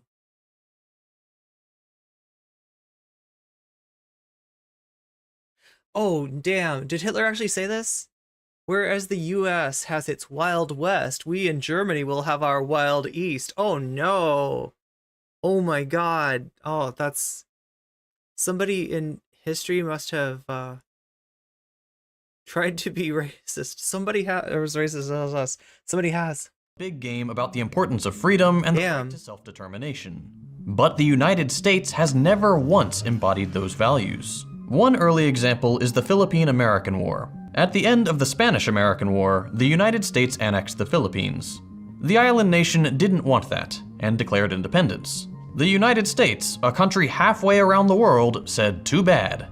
By the US State Department's own admission, the resulting war killed some 20,000 Filipino combatants and over 200,000 civilians, with some estimates going as high as 1 million people. The US military was brutal, engaging in scorched earth tactics and forcing tens of thousands into concentration camps where thousands of civilians died in unspeakable conditions. Once again, all this because the US saw something it wanted and chose not to recognize the rights and desires of the people who lived there. Let's fast forward a little bit. Less than 50 years after the massacre in the Philippines, another island nation was ready to surrender to the Allied powers. At the very end of World War II, Japan was thoroughly beaten. But even though the Allies were just beginning to celebrate victory, the United States had already set its sights on a new geopolitical and economic rival. The Soviet Union had grown from a pre-industrial backwater to the second most powerful nation on Earth in less than 50 years, and the US didn't want them to get any idea. What are these? So on the 6th and 9th of August 1945, the United States dropped nuclear bombs on the Japanese cities of Hiroshima and Nagasaki, vaporizing over 200,000 civilians. There are those who attempt to justify the bombing, saying that it saved countless lives by ending the war. But this is misguided at best and an outright lie at worst. Japan was ready to surrender. This is an established fact. But perhaps more damning than that is the fact that Hiroshima and Nagasaki were chosen not because they were military targets, but because they were population centers. And what better way to scare a geopolitical rival than to say, Yikes. We're willing to kill this many civilians in an instant to get what we want. The United States remains the only nation on Earth to have used nuclear weapons against other human beings. And we did it twice, on civilians, on purpose. Oh, you can't use torches. Along the bloody path of US history, we get to the Cold War, a period of about 50 years where the US, desperate to maintain its newfound post-war dominance, really ramped up their imperialist tendencies. According to a report by the New York Times, the United States launched at least 81 overt or covert interventions between 1946 and 2000. Latin America was of particular interest, and saw regime change projects in Nicaragua, Honduras, Panama, Mexico, and the Dominican Republic. Then you had the 1953 CIA-backed coup in Iran, which deposed the left-leaning, democratically elected President Mossadegh and reinstalled the despotic Shah of Iran. As we'll see shortly, the CIA becomes especially vital to US meddling in this period.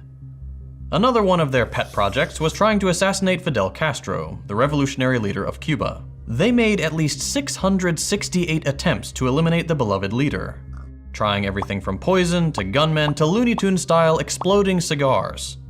Despite the CIA's best efforts, Castro lived a long, healthy life, finally passing away in 2016.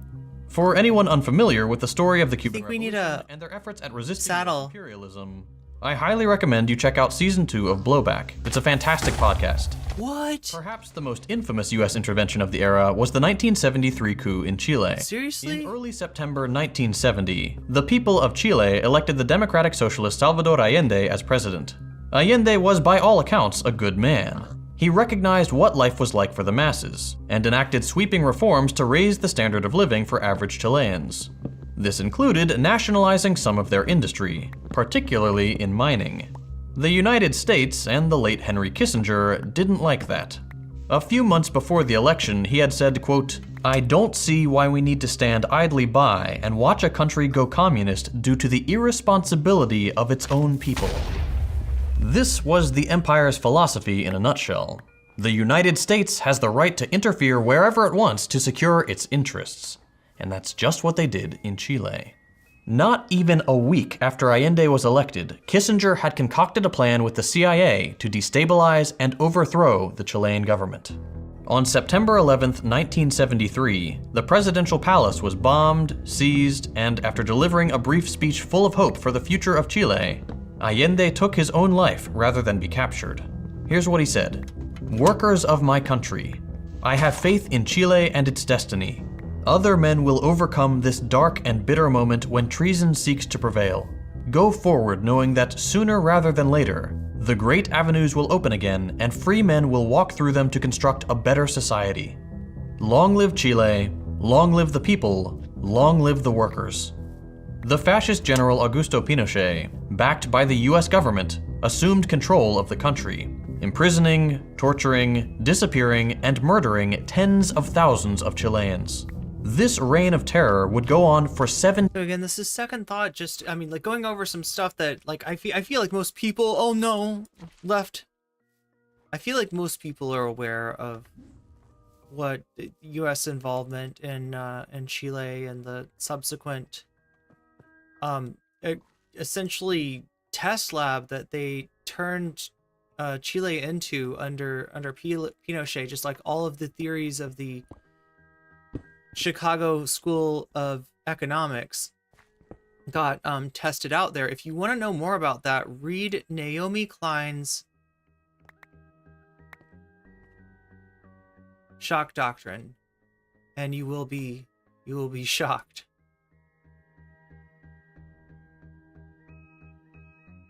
But for a lot of you, like, you know, this is like, you know this, right? This is a video by Second Thought for, you know, for like a more like normie audience that might not be aware of some of these things. Not Naomi Wolf. Wait, are you serious? Wait, Dusty Den, you either made a really awesome joke there, or I'm sure you're joking. I'm sure you're joking. This is literally the subject of her current book now, being Naomi Klein. Did I say Naomi Wolf? Did I do it? Yeah, people mix them up, and they're very, very different. And people literally think like they like she heard people in the bathroom, like she's in the bathroom and she's hearing this conversation of like, oh, Naomi Klein, yada yada yada. Oh yeah, I used to really like Naomi Klein until she became an anti-vaxxer. Obviously, they're thinking of Naomi Wolf there, and not. Whoa. It makes that noise. Loreception. Oh, it's an achievement. I got an achievement. Plenty of self-described socialists don't even have a good understanding of Chile. That's true. But it's weird that we have to go back to this, right? Because you've got so much of Twitter, some of the... Nope. Am I getting hit? What the fuck? Okay, we're just gonna occlude that, or we're gonna throw snowballs.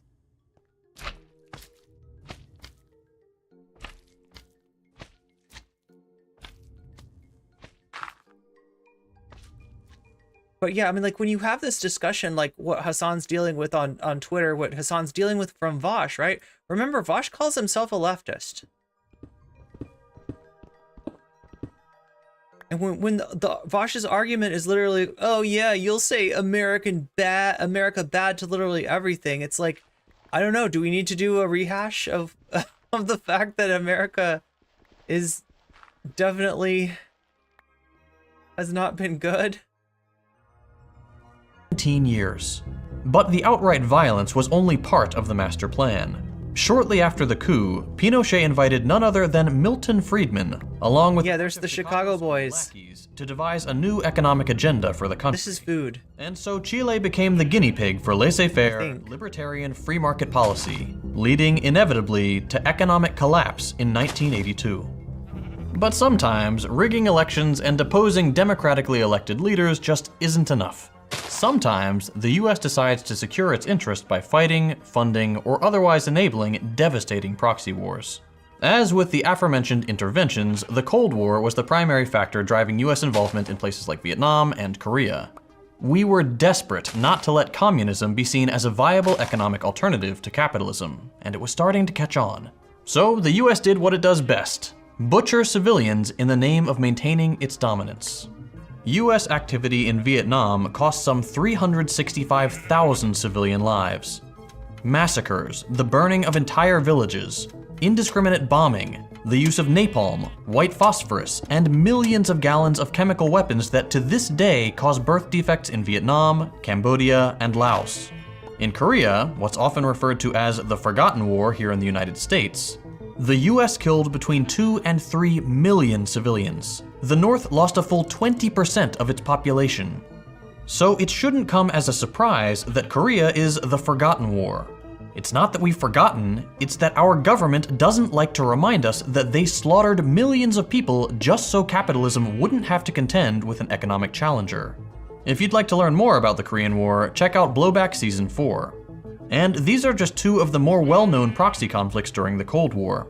But there were many, many more, and they remain a favorite tool of the US empire to this day. But we can't talk about war crimes and civilian casualties without talking about the Iraq War.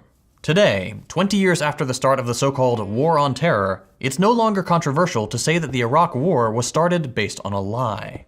This is a well-established fact. Anyone who tries to say otherwise is either in complete denial or is acting in bad faith.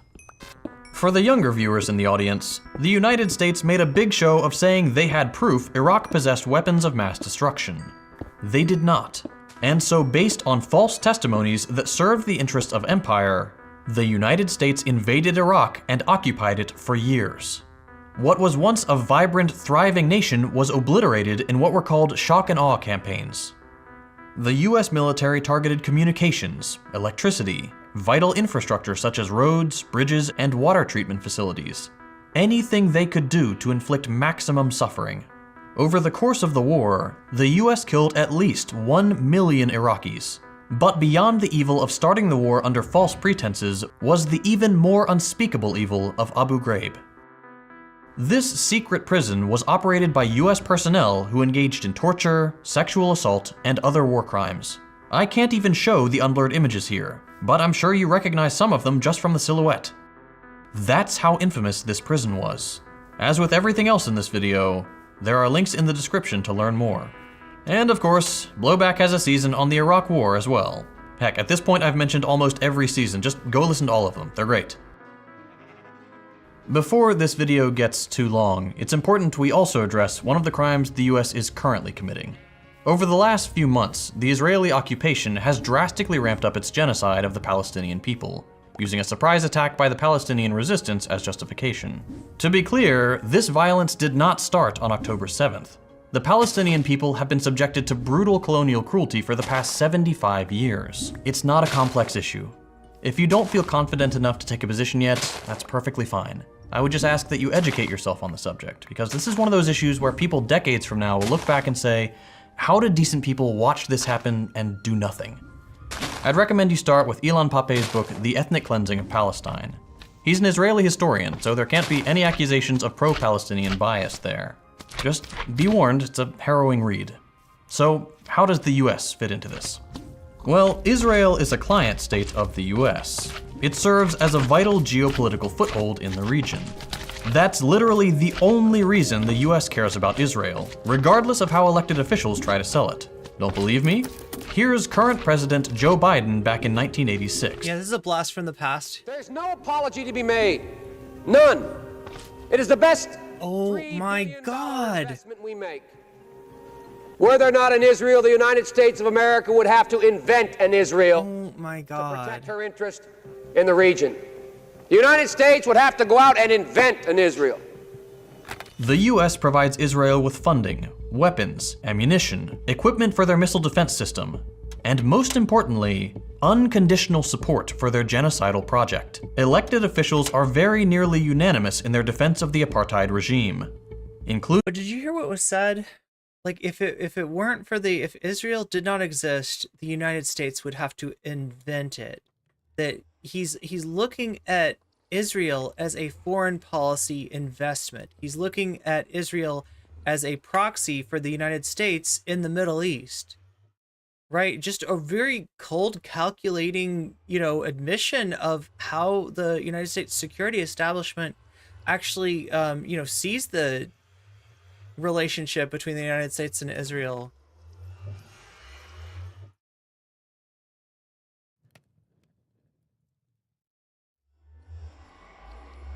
Is a very pragmatic, transactional relationship. You were gonna make a Naomi joke? Yeah, I wasn't even sure. Like,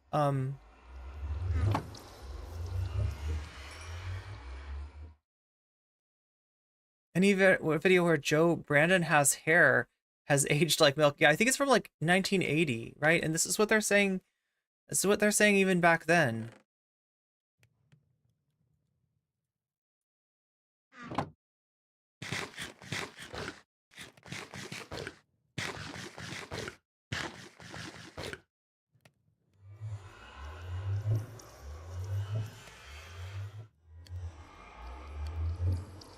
The state of Israel was born to be a safe place for the Jewish people of the world, Mr. Biden said. That's why it was born. I've long said if Israel didn't... Okay, so that's the whole quote. That's the whole quote.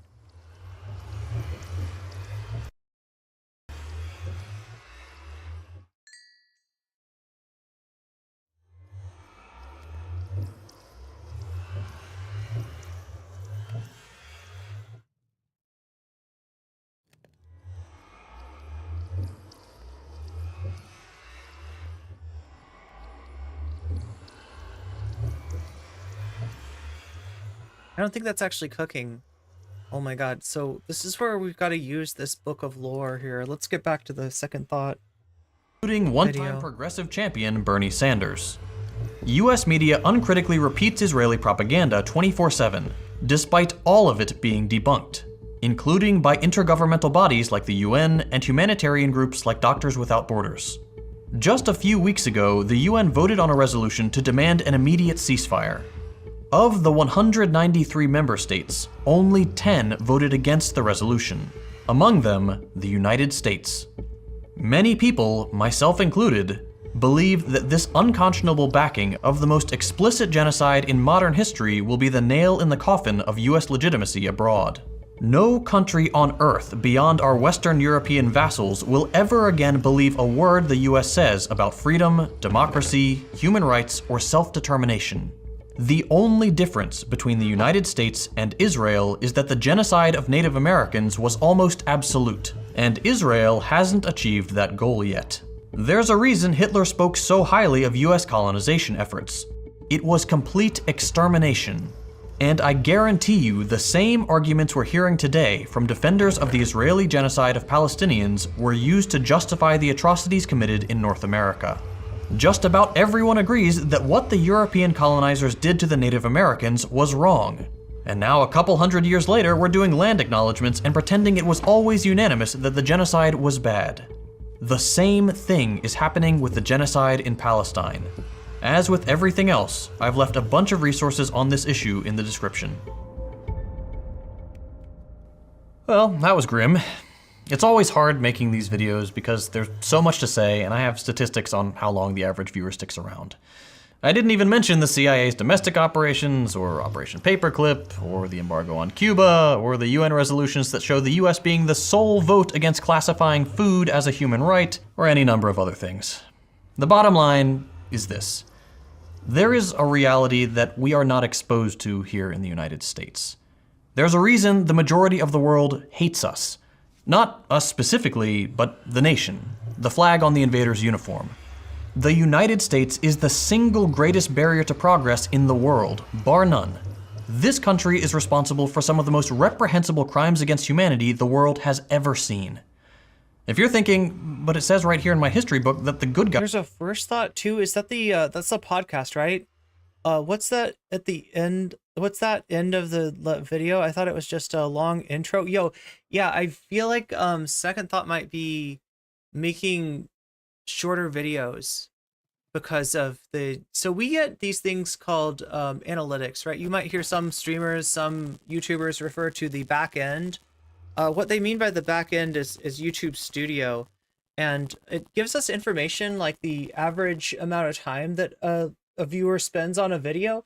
So if somebody like Second Thought, let's say that Second Thought is making like 40-minute videos, and his analytics tell him that actually people stick around for like 20 minutes, and he wants to increase like the percentage watched, right? Then, you know, he might make shorter videos. I think that's what he's saying. It was just a log. Yeah, it is kind of a short video, and it is a very basic video. I wasn't sure what this one was going to be about, but you know, it's basically targeted at like a normie audience, targeted at a audience without necessarily like a lot of knowledge on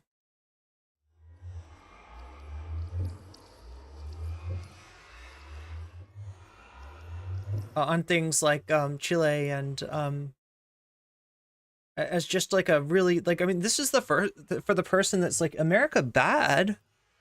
Why would you say America bad? What's wrong with America? We love America. America's great, right? That, like, you know, people that look at the foreign policy that the United States does and see nothing wrong with it. That's who it's kind of geared towards, it seems like, right? And you know, not the people like Vaush who kind of like, it's weird the position that they get to, because, you know, like it's like you admit on some level that, yeah, like America's doing some fucked up things, and then you find like every excuse you can to agree with the State Department on as many issues as possible. So that's kind of what we're dealing with people like Vaush.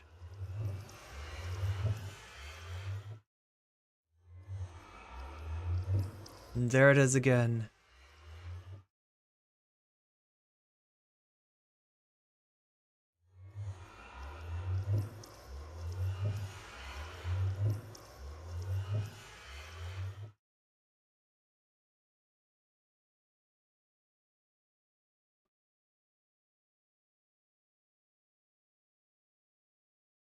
And I'm trying to keep, we're not going to watch any Vaush videos, okay? Unless somebody really wants me to. Let's check in really quickly on our friend George Santos. Does that sound good? We already watched the debate, the Bassem Youssef debate. Oh wait, no, actually better yet, I usually don't watch breaking points, right? It's not like something that I watch myself that much, and obviously don't watch very much on stream, but it looks like Crystal has had another conversation with Norm Finkelstein. Remember, complicated historical figure Norm Finkelstein. Pretty based when it comes to Gaza. In fact, he literally wrote the book on it, right? So he's going to go over the strengths and weaknesses of the case against Israel brought by South Africa in the ICJ. Let's take a look at that. Does that sound good? What mod is this? Some of South Africa's presentation. Good question. This is the Aether, spelled with an A, A-E-T-H-E-R, right? This is a really old mod. It's been around since like the early days of Minecraft. It disappeared for a while, right? Because there was something bad went on in the development team. I don't know. There's some kind of drama or something, but it's back now. And supposedly you can play it on 1.20 point something. I don't know if it's 1.20.1 or 1.20.2, but it's available for the current iteration of Minecraft. I'm playing it on 1.12.1, I think. So yeah, I've noticed some of the combat rules are different. Some of the mob tracking is a little different. It's kind of weird, but yeah, basically what it adds to the game is let's see, let me show you. That's the Book of Lore, right? So it adds a dimension. It's a dimensional mod, I guess is the best way to say it. And it adds a portal, right? So just like you would portal to the Nether, we're using obsidian and flint and steel to light a fire, right?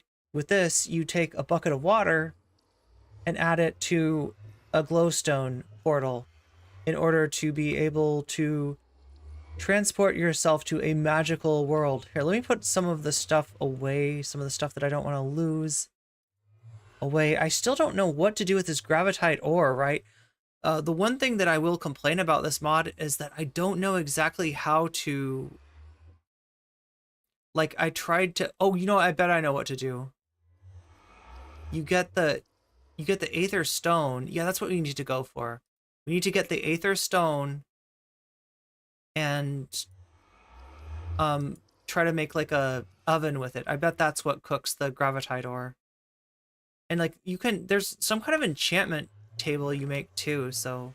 Oh, Holy Stone. Wait, no, is this it? This is it, right? Let's see, what can we make with Holy Stone? We can make a regular old furnace. Wonderful. That's not what we need. Okay, maybe my magic book will tell me about this. But yeah, this is Crystal and Kyle looks like talking to Norm Finkelstein once again. We've been hearing a lot from him, but again, you know, he's like kind of the preeminent scholar on Gaza. The Aether is native rock. It can be used in various ways, such as creating tools, construction, as well as being able to be crafted into Holy Stone bricks. Okay, so crafted into Holy Stone bricks. Let's see, is that something like that? Holy Stone bricks. Okay, let's do 2 of those. Okay, so I'm trying to figure this out, right? I literally don't know. Does this make anything? Nope.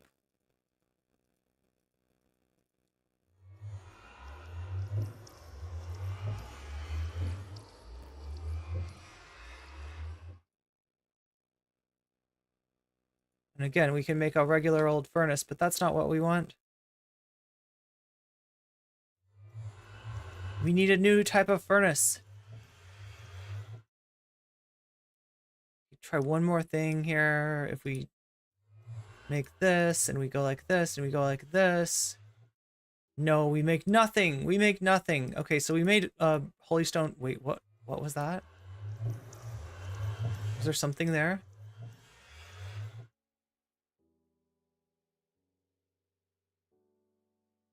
Something.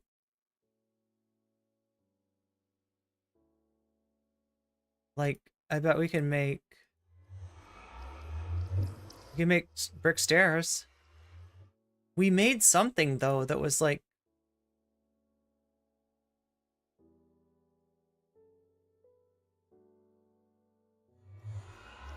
Oh my god, I can't get it back.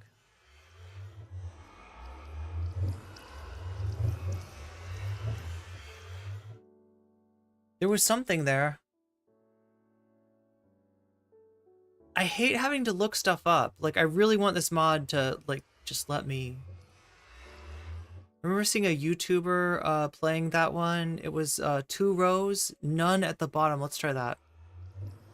2 rows and none at the bottom. What is that? Maybe like a fence? Yep, it's a fence. Or a brick wall. Which kind of looks like a fence. I don't know. Anyway, let's get started on this Norm Finkelstein video. This morning, we're recording this on Thursday, just so everybody knows. I understand you were able to watch most, but not all of it. I just wanted to play. I want to just say that's very unusual for me. I usually watch or read everything twice, and I want to apologize for that. It's just, you know, it's a part of my, so to speak, scholarly bona fides. I had misunderstood it to be that their presentation would last 2 hours. In fact, according to the screen, it lasts 4 hours. I got through 3 hours before I had to do your interview for which we were scheduled. And immediately after this, because I have a whole lot of interviews scheduled today, I'm going to go back, go to the end, and then tonight I'll watch it again. So the portion that I was able to watch this morning lay down what I would describe as a pretty compelling case, once again relying on a lot of UN official statements and analyses, also relying on the statements of various Israeli officials up to and including Bibi Netanyahu himself, who of course is prime minister. I wanted to play for people just a snippet of part of the presentation talking about the level of mass death that has been inflicted on Palestinians in Gaza. Let's take a listen to that. In the first 3 weeks alone, following 7 October, Israel deployed 6,000 bombs per week. At least 200 times, it has deployed 2,000-pound bombs in some areas of Palestine designated as... Oh my god, thank goodness. Oh. bombs have also decimated refugee camps. 2,000 This is terrible. Are some of the biggest and most destructive bombs available. They are dropped by lethal fighter jets that are used to strike targets on the ground by one of the world's most resourced armies. Israel has killed an unparalleled and unprecedented number of civilians, with the full knowledge of how many civilian lives each bomb will take. Dr. Finkelstein, what were some of the major takeaways for you from the portion of the South Africa presentation you were able to hear today? There were many reactions. There were personal reactions, and then there were professional, scholarly reactions. I can leave the personal reactions for later. If you care to hear them, you may want to focus on the scholarly side. First of all, we have to begin with the fact that South Africa was at a serious disadvantage in this case. The disadvantage is this. South Africa presented an 84-page... by the way, thank you, Rudidi Malufeld and Kaio MVB. Thank you for the follows on Twitch. I think did I already thank Gems for... I must have. That would have been a really weird thing to forget, because Gems literally pushed us over the line as far as the sub goal goes on Twitch. I watched it live and then rewatched it. Both days are only 3 hours each. I mean, that sounds like a normal NCC stream right there.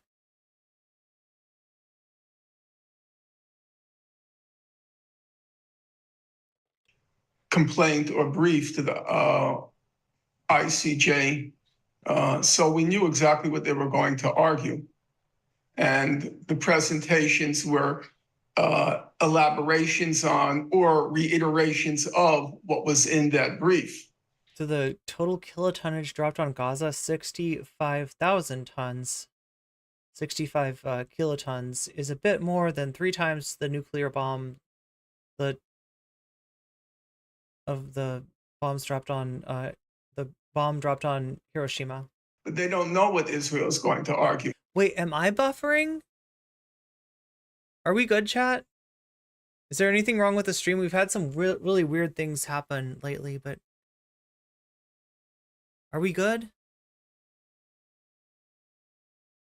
Is the stream good? I just want to make sure, because we actually have been having... It's good on Twitch. It's good on for some people on YouTube. Oh, you're okay. That's like the fart is just... Oh, the fart sometimes has to buffer. Yeah, that's true. That's true. Farts need to buffer, right? Just like the top of the hour ad break is not. It's not even buffering though. It's actually going. It needs to let me know before it happens so I can mention it. But because Israel did not present a brief, and so they had to speculate. If this is going to be your argument, then we say this. If that's going to be your argument, then we say that.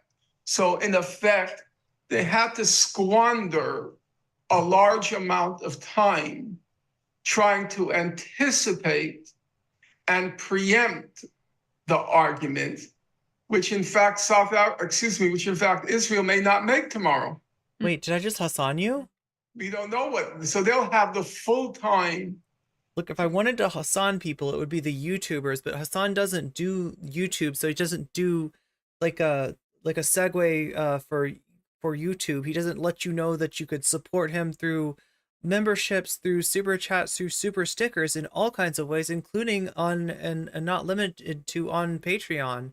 And that even if you don't have the kind of resources to support him monetarily, you can still support him by hitting that like button. He would say something like that, right? Because he wouldn't be talking to Twitch chat while they are currently watching an ad break, which they're just getting back from. Welcome back, Twitch chat. Welcome back from your ad break. If you had to experience that, understand that you can stop experiencing that using a Prime sub. You can also stop experiencing that for $5 on desktop, $6 on mobile, or if you are lucky, as very many of people have been today, you might be able to stop seeing those ads through somebody being very generous and giving you a gift sub, although that sort of thing more likely to happen when you're active in chat.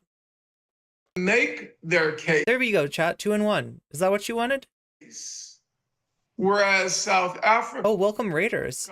Had to expend. Sandy sent you? Well, Sandy's awesome. Or squander a large amount of time trying to figure out what their argument might be and trying to respond to it. Well, with all due respect, Karen Hall, while using a Twitch Prime sub does take money away from an evil corporation and give it to a person that's very much in need, that being yours truly, I'm not sure that that in and of itself will destroy capitalism, but I don't know. I guess it's a start.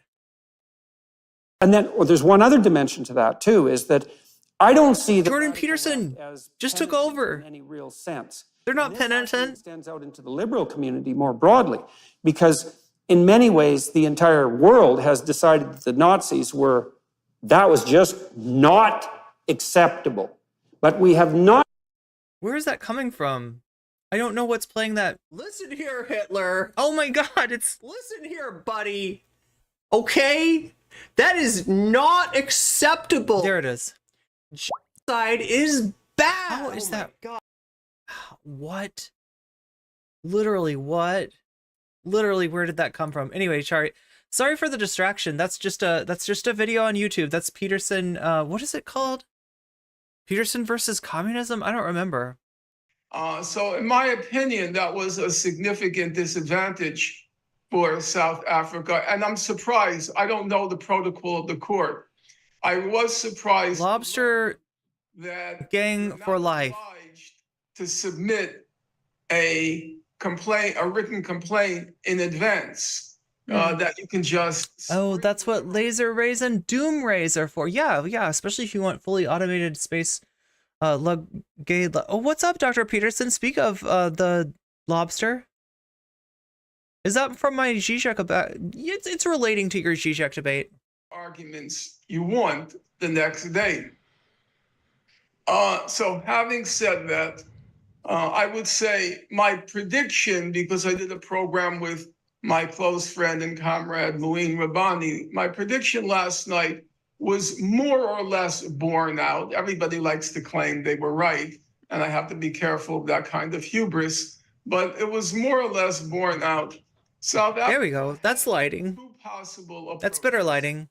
One approach would be to focus on the law and to say legally this is a genocide, and if you look at this text and that text and that text, it meets the textual requirement of a genocide. Another strategy. Should we try again, chat? To pile. Think I can do it this time? One layer after another layer after another layer after another layer of the horrors that Israel has inflicted on Gaza. A zombie somewhere. That whether it is or not technically a genocide, and whether it squeezes into that definition or not, it puts the court into a completely impossible position of saying, well, yes, what you describe is horrible, what you describe is terrible, what you describe is awful, what you describe is ghastly, what you describe is horrendous, but it's not a genocide. So I would say, if you look at the bulk of the proceedings, there were two lawyers, John Dugard and a second fellow whose name I can't quite now remember. They focused on the legal issues.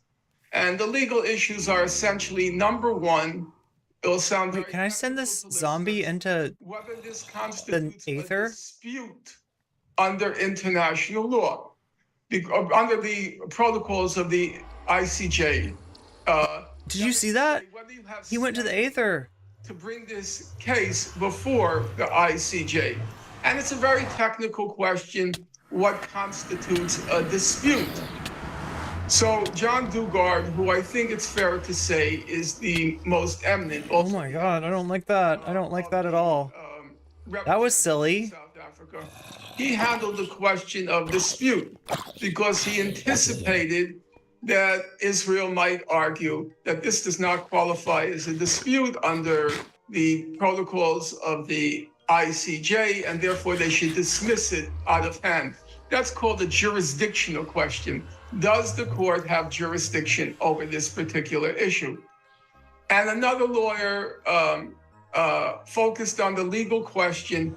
You have to prove that since they're bringing the case under the Genocide Convention, you have to prove that Israel's actions can only be traceable back to a genocidal intent. So let's say all of these actions are horrible, terrible, awful, horrendous. However, the intent wasn't genocidal. Let's say the intent was to defeat the enemy, not to destroy in whole or in part a national, religious, racial, or ethnic group. You have to prove that the intent was genocidal. And there are several issues there. First of all, this is only a preliminary case. So all South Africa has to, I don't want to say all, although that term was constantly used. I think it did harm to the South African case. You have to prove there's a plausible case for genocide. You don't have to prove beyond a shadow of a doubt.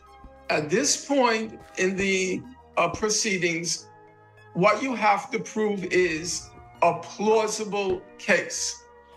So he argued on that ground that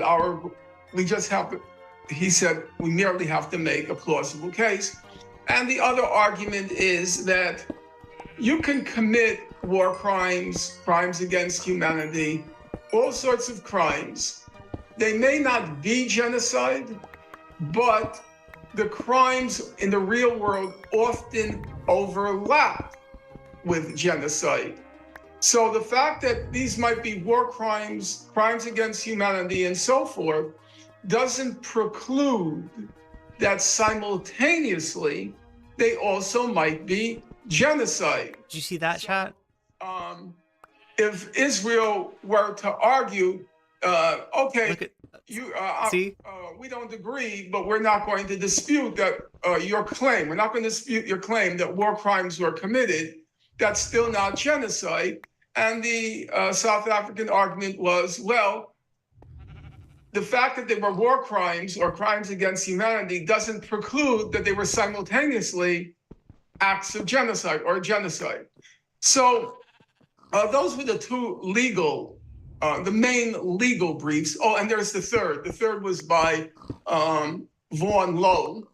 I have to say, I know a lot of these personalities through correspondence. I know John Dugard personally. Vaughn Lowe, he argued another case before the ICJ pertaining to Israel, namely the wall that Israel was building in the West Bank. That was in July 2004.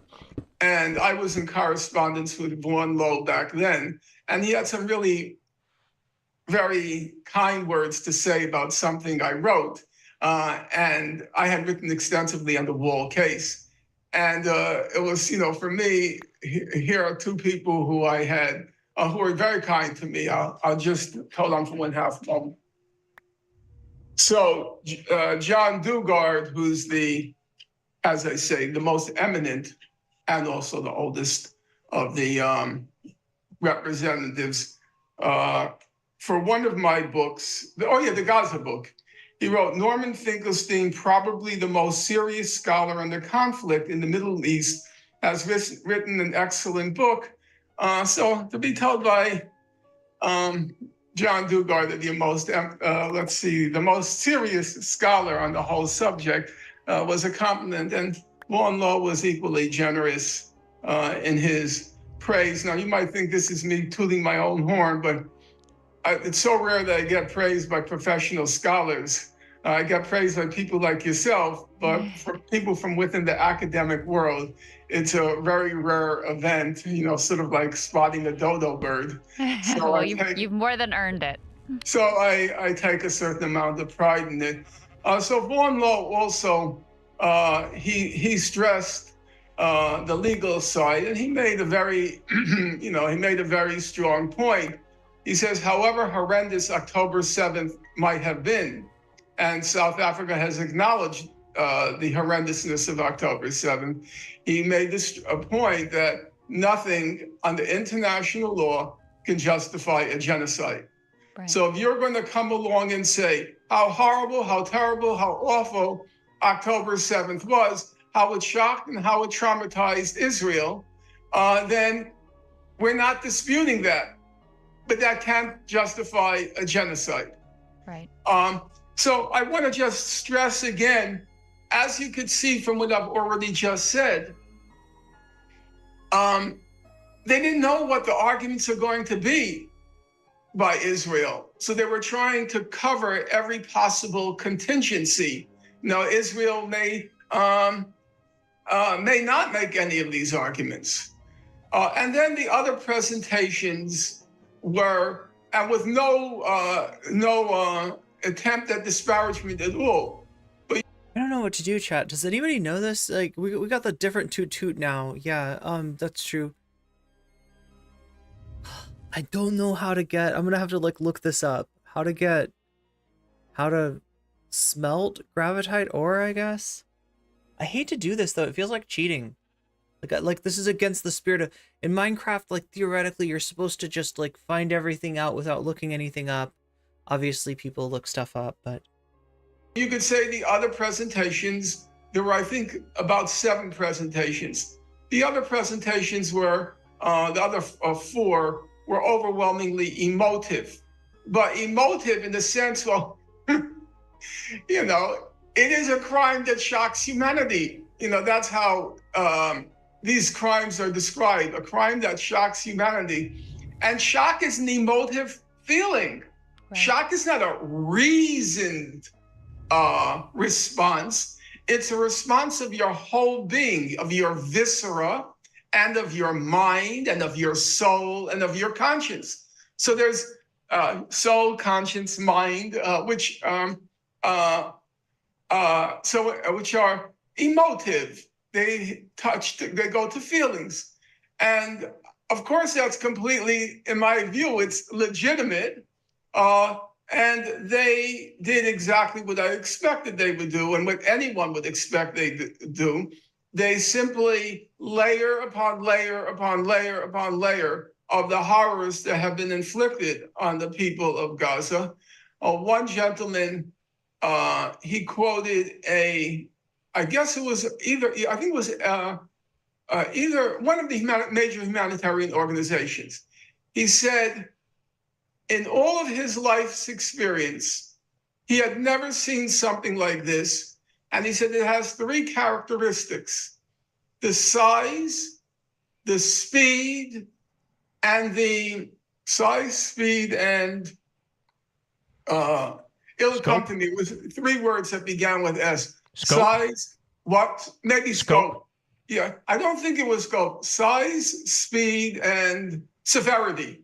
In terms of size would be scope, but yours is a better word than size. I wish you had used scope. Size, speed, and severity. He said in his whole life, he had never experienced it. And then one of the other lawyers said, there are people in these organizations that go back to the killing fields in Cambodia. They go back to 1979. You know, I'm old enough to go back that far. I remember it quite vividly. And he said, there are people who go back to the killing fields of Cambodia and they've never seen anything like this. Wow. And another person, one of the earlier presenters who went through Intent, where he started to quote all the statements by the government officials, he made a perfectly valid point. He said, no country ever admits to genocide. They're always very cautious about what they say in public. And even if you read the Nazi statements, during the genocide, there were kinds of what you might call allusions to what's happening. But remember, the Nazi genocide occurred in the dark. Technically, the German people weren't supposed to know what's going on, let alone the world. And you will remember that when the first reports start to come out of the genocide, when the first reports of the Jewish genocide start to come out, There were some people who leaked out information, some emissaries who leaked out information. Well, I like Costco. I would need a membership to truly enjoy Costco. That's what I've heard, right? You gotta have a membership. But I do like saving money for sure. That's my ex-roommate actually had a Costco membership, but I don't think anybody that I live with now does. So it's kind of nice when you can sort of use somebody else's membership. I am befuddled, chat. Like, I'm looking up something and there's a smelting recipe to gravitite, but I don't even know what kind of I don't know what kind of furnace you use. I am completely befuddled. Most people didn't believe it. Even Jews couldn't believe what they were being told, which is another way of saying the genocide wasn't in the open. And as the person said, most of the times, government leaders are very cautious about what they say. But even before there were the conventions, making this illegal, you didn't say that. And he made the point that the Israelis have said it at every level. He made the point, every level of government, every level of society, and throughout the military. So he says, Netanyahu, Prime Minister Netanyahu makes a statement about Amalek. So then you could say, well, maybe he was just being figurative, maybe he was just being biblical. But then in one of those rare moments in the hearings, they showed video footage. And they showed video footage of the soldiers repeating what Netanyahu said and saying, this is Amalek, we're going to kill all of them, and they're dancing and they're very cheerful. That particular footage was targeting not Hamas, but Hezbollah. So I assume that was footage from the North Front. But the general idea that the soldiers had internalized what the senior government officials were saying. So you can't detach the statements at the upper tier from the actions at the lower tier. There's a straight arrow line. It was a very convincing. I found that really significant too. It was and they also showed the soldiers talking about there are no uninvolved civilians, which is something I believe President Herzog had said. That's and this correct. is again an anticipation of Israel saying, oh, we didn't mean those things. They're just sounding off. This is just populist rhetoric. Multiple politicians. That's one of the theories of their. How much sussy stuff hides under the guise of populist rhetoric. I've heard this as an excuse from everybody from shoe on head, now to Israeli government officials advocating genocide. Oh no, don't listen. That's just populist rhetoric. Okay, this is weird. Yeah, I must be looking at the wrong wiki. Or this obviously this mod's been through several iterations. I don't know, chat. If I can't figure out, we'll leave Minecraft alone until I do get it figured out. But you're supposed to be able to make a special kind of that should be a Skyroot crafting table.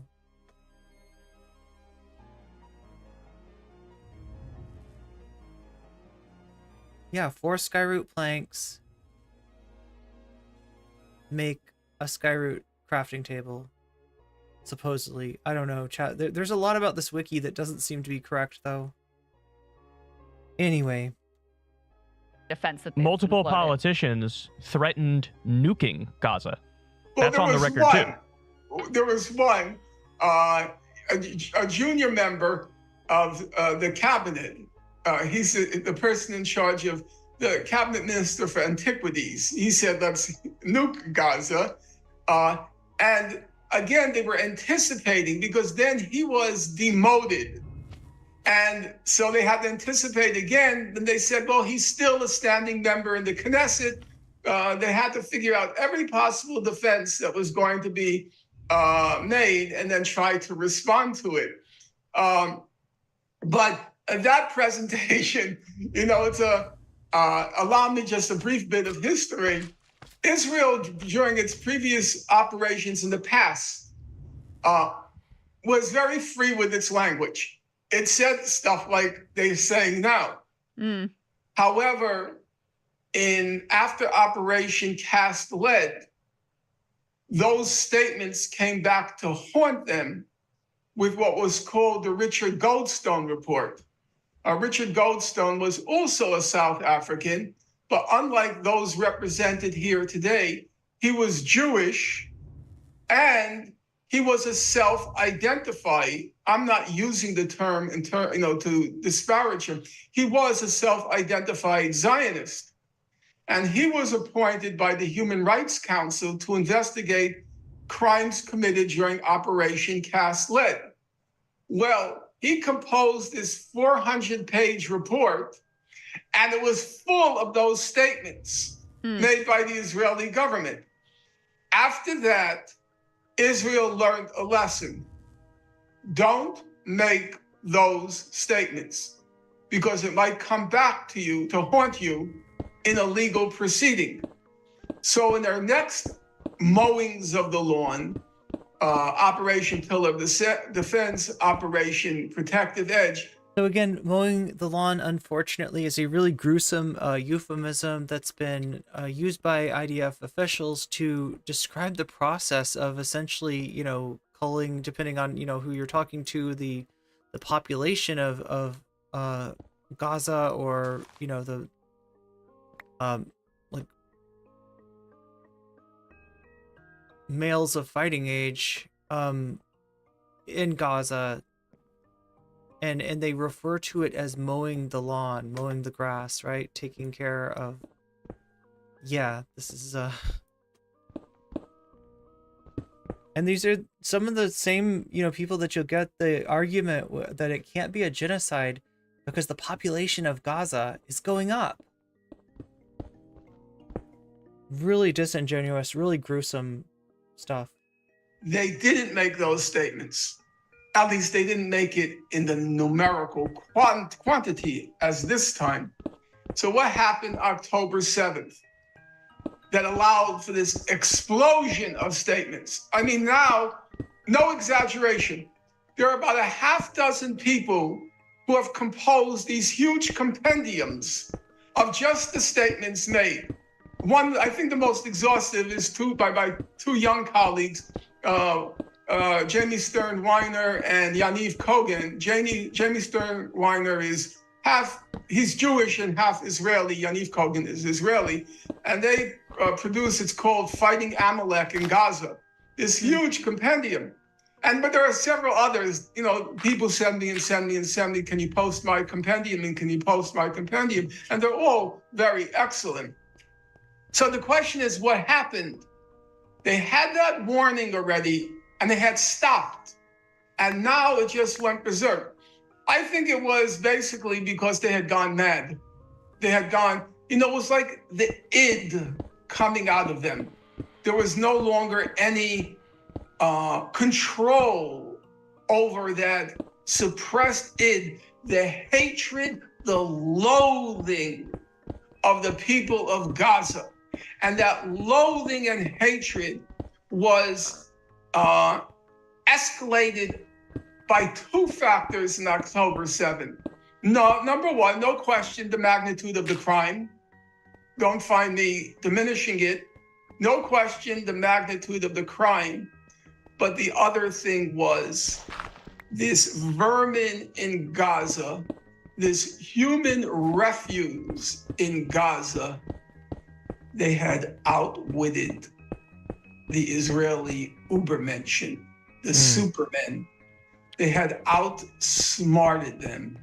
Israel, with its vaunted intelligence capacities, it was a kind of what you might call the image it projected was a James Bond writ large.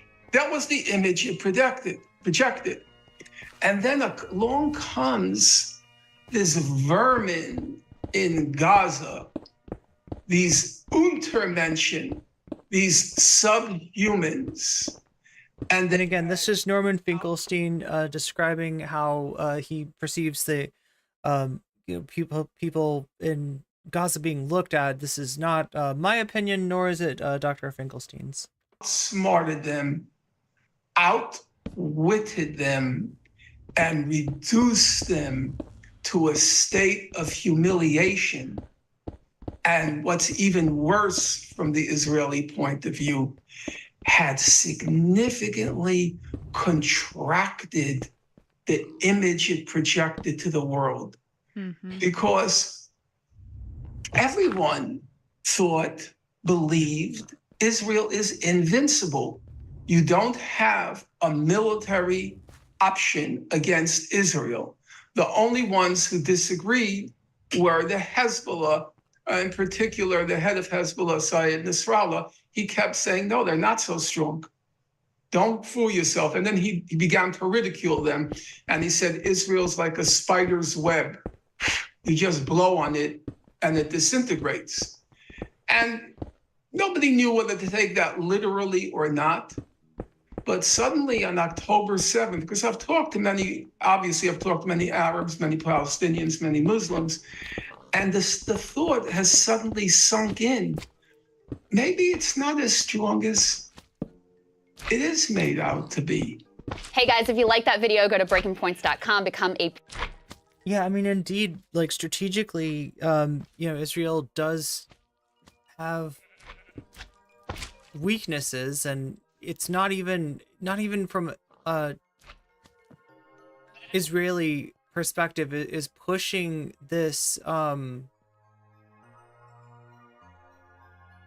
this carnage any further, like a in their interest, right? It's a very thin strip of land that is at the middle of the country. There are definitely vulnerabilities, and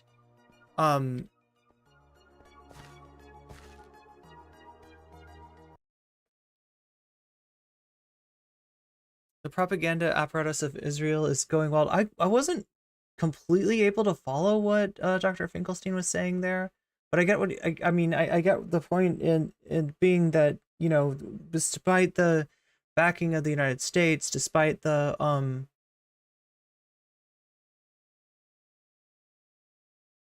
seeming invincibility, it's not in Israel's interest either. I have a 30-minute video that shows highlights of Israel actually in the courtroom and some analysis from France 24. Sure. And I have an ad break that I didn't get warned about it again. Kind of sad. I'm supposed to get, like, Twitch, you need to give me the warning that the ad break is coming so I can let people know. Oh well, whatever.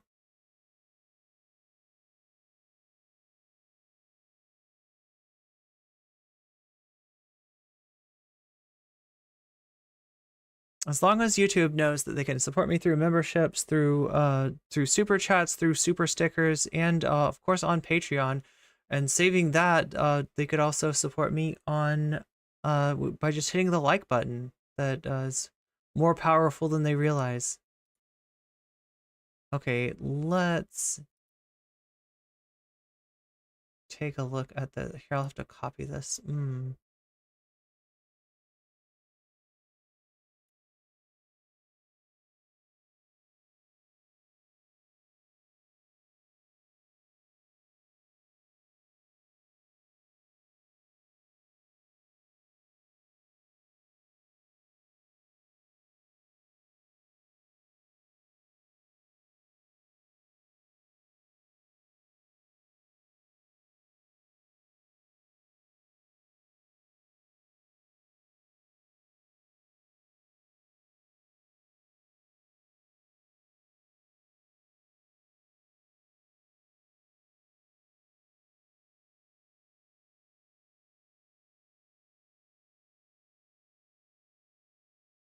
Okay, so are we clear on this video though, Shakespeare, before I play this? This is like, it's gonna be courtroom footage, right? Just want to make sure that there's no, like,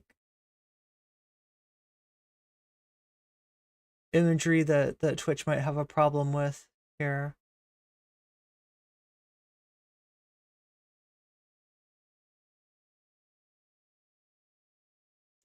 Yo, what if they did they showed the Israeli side at the ICJ and it was like a PowerPoint with dark red lettering? You know what I'm saying?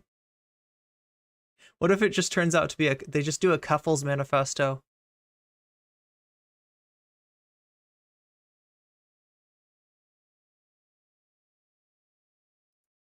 Top court, where on Thursday, South African lawyer I think we're good. Israel was committing genocide against Palestinians. He asked the court for an immediate halt to operations in Gaza, where Israel's military has killed over 23,000 people. This Friday, Israel is responding. Let's listen in. Suffering in this war, like in all wars, is tragic.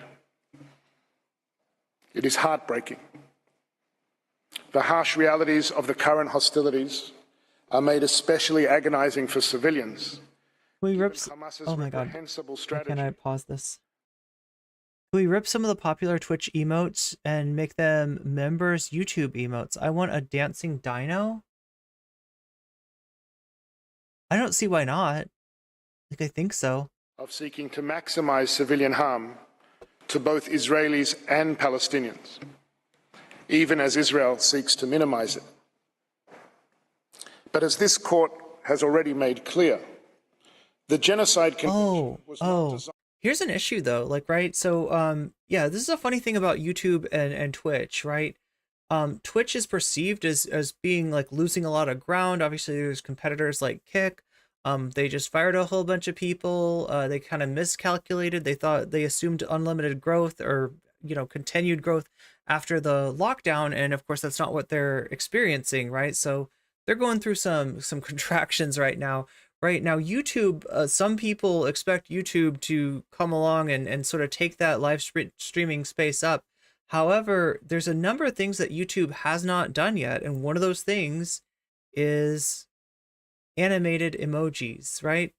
YouTube can give you a lot of, I mean, they've added a lot of emojis to their, especially their streaming stuff, but they don't have the animated ones like Twitch does. So we can't get the ones where they're actually dancing, but we can get, you know, the static ones.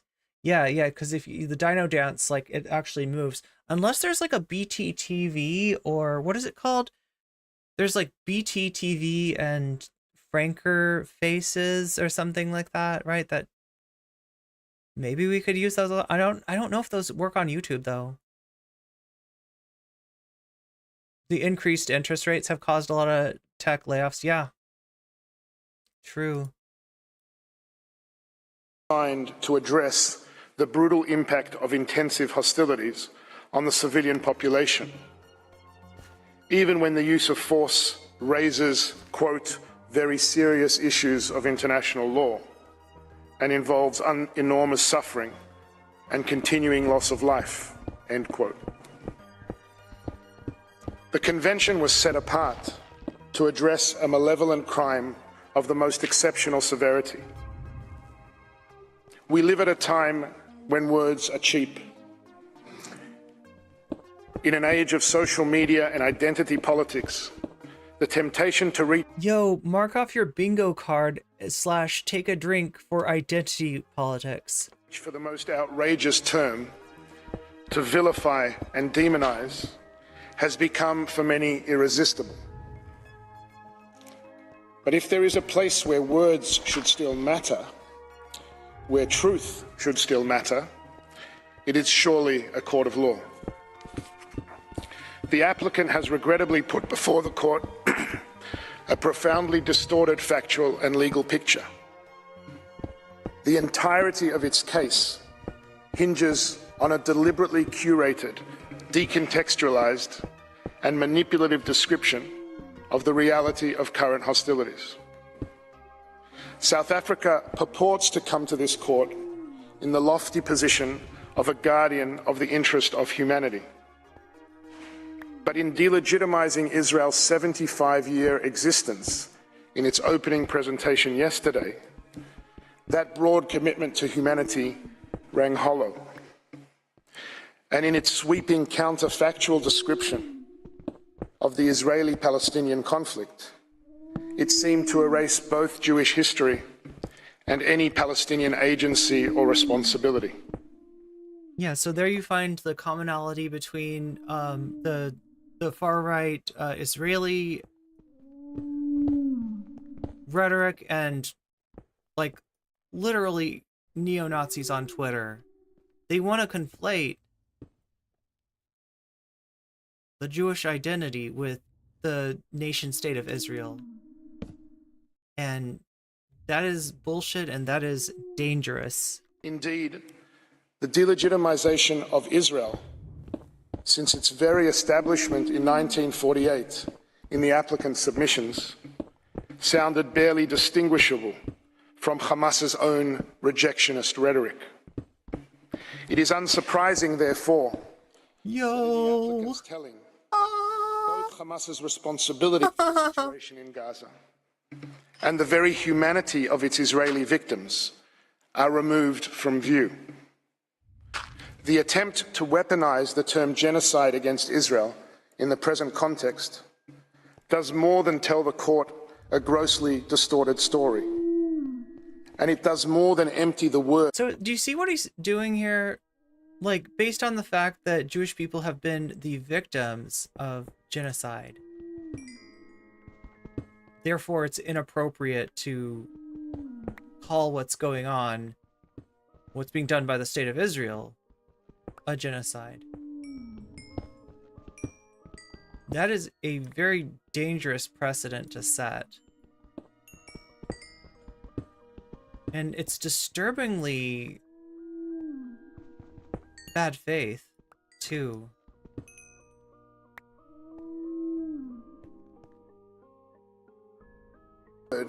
Of its unique force and special meaning. It subverts the object and purpose. And special meaning. Look, I get what you like. I mean, if there was an issue of somebody like calling, you know, anything and everything a genocide, you know, yeah, you'd have a point, right? But when you say special meaning, I get the feeling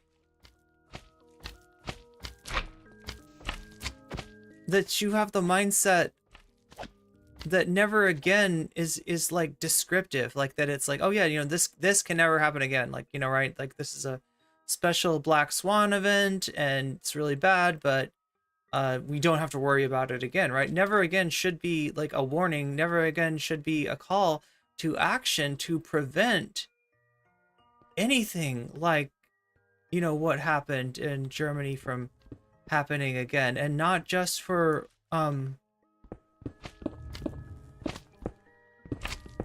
not just for Jewish people, but for all people. This is like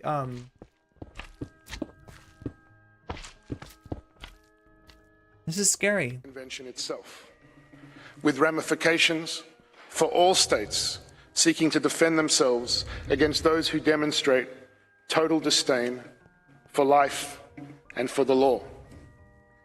Madam President, members of the court, on Saturday, October 7th, a Jewish religious holiday, thousands of Hamas and other militants breached Israeli sovereign territory by sea, land, and air, invading over 20 Israeli communities, bases, and the site of a music festival.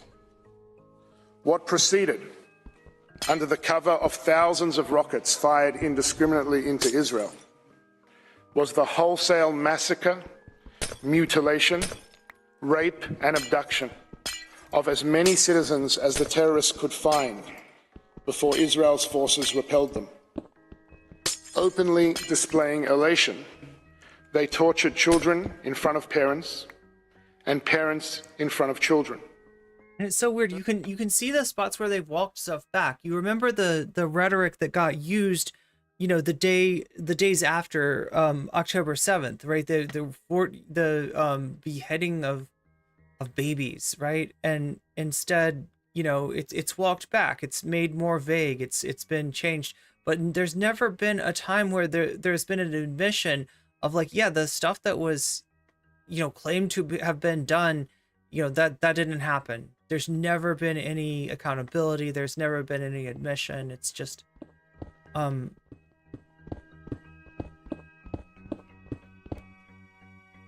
burned people, including infants, alive, and systematically raped and mutilated scores of women, men, and children. All told, some 1,200 people were butchered that day, more than 5,500 maimed, and some 240 hostages. You want to talk about the estimates for the missing, the dead, and the maimed in Gaza? We're closing in on 100,000. Okay. Abducted, including infants, entire families, persons with disabilities, and Holocaust survivors, some of whom have since been executed, many of whom have been tortured. And the irony is that, like, Holocaust survivors don't get the respect that they do in the US in Israel, because they're seen as a reminder of a victim status that, the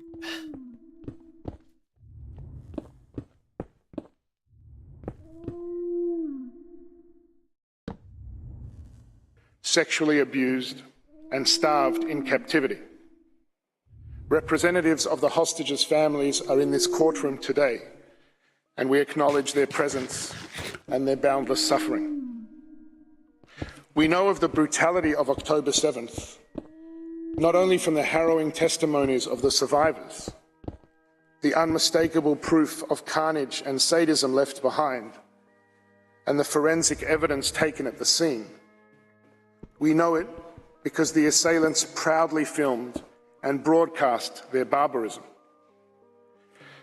The events of that day are all but ignored in the applicant's submissions, but we are compelled to share with the court some fraction of its horror. The largest calculated mass murder of Jews in a single day since the Holocaust. We do so not because these acts, however sadistic and systematic, release Israel of its obligations to uphold the law as it defends its citizens and territory. That is unquestionable. We do so because it is impossible to understand the armed conflict in Gaza without appreciating the nature of the threat that Israel is facing and the brutality and lawlessness of the armed force confronting it. In the volume of materials submitted to members of the court, access has been provided to a portion of the raw footage for separate screening. But I am obliged to put before the court today some small fragment of the scenes of unfathomable cruelty that took place in hundreds of locations on that horrible day.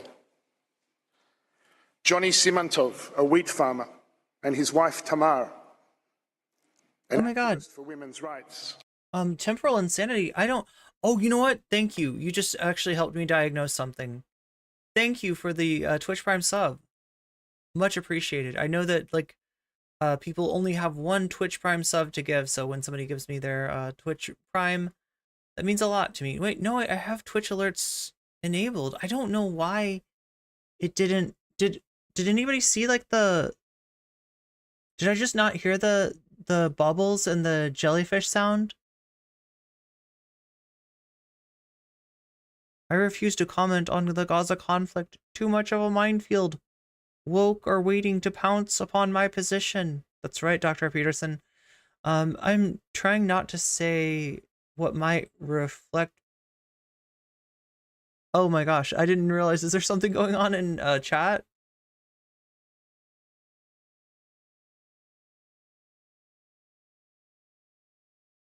Is everything okay? I'm sorry. I got focused in on Minecraft. I'm still trying to figure out how to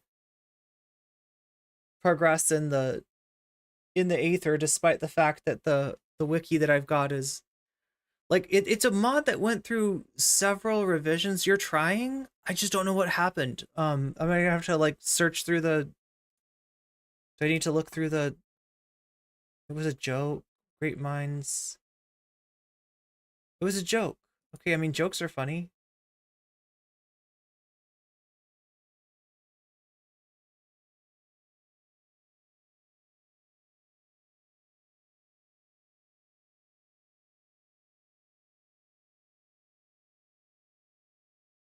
But yeah, I'm sorry that if your alert didn't go off temporal insanity, just understand that I do indeed appreciate your support with a Twitch Prime sub.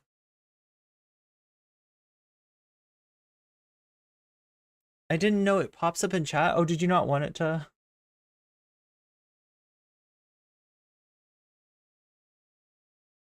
Pop up in chat. I'm sorry, I didn't mean to put you on the spotlight. I just like anyway. Usually it makes a thing happen when yeah, see it's down anyway. I'm just like pulling myself out of Minecraft, right? Because like it's very immersive, especially with the Aether mod.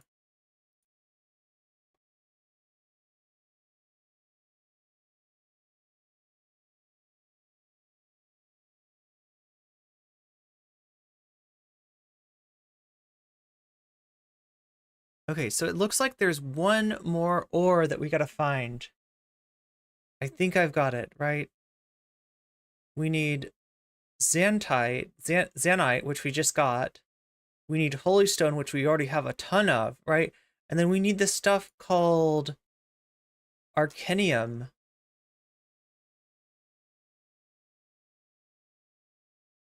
Which is like a black ore that's not coal. So there's one more type of ore that if we find it, I think what I need to progress is a altar, right? So in this game, instead of like, it's so weird. Instead of like smelting your ores, you enchant your ores. But I mean, it's the Aether, so. Lived in kibbutz near Oz. When the rocket fire started, they hid in the safe. I think I got it. I think I get it though. And their 6-year-old twins, Arbel and Shachar. During their rampage, Hamas militants set fire to their house. Johnny texted his sister Renee, "They're here. They're burning us. We're suffocating." The whole family was burned alive to ashes, making DNA identification especially difficult. Do you see how much is being injected in here to prime? Like, I mean, it's not going to work, right? This is the ICJ. If this case gets rejected, it's going to be because of, you know, the power dynamic of being a U.S. ally. It's not going to be because of the threadbare case that they're presenting here. It's just, it's insulting, right? It's insulting. A survivor of the Nova Music Festival massacre testified to police to witnessing a Hamas militant brutally raping a young woman, as another militant cut off her breast and toyed with it. A second militant... Okay, so yeah, this was a decision to...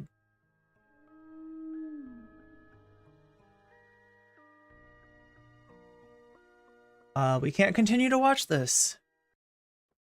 But monetization is not gonna happen today. I should have known. I really should have known.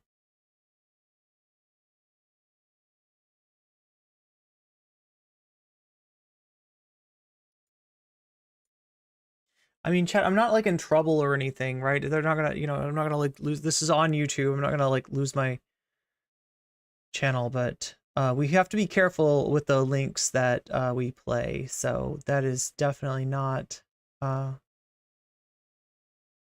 and like, it's my own fault. I should have realized what kind of, like, I was saying it myself. I was describing the case that they're presenting. I was describing their you know, tactic and their rhetoric. Of course it's going to be stuff like that. Of course they're gonna hit you with stuff like that. So.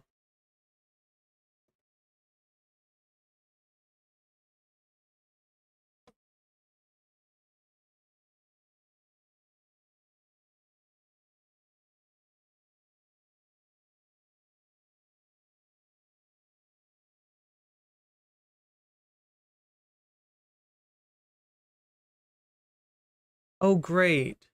Oh, great. We can't even begin to get into this, but apparently Sitch and Adam are having a go at Hasan. It's just basically like a more right-wing version of whatever Vaush said, is what you can expect from that. I don't want to dig through there. It's like a 5-hour VOD at this point.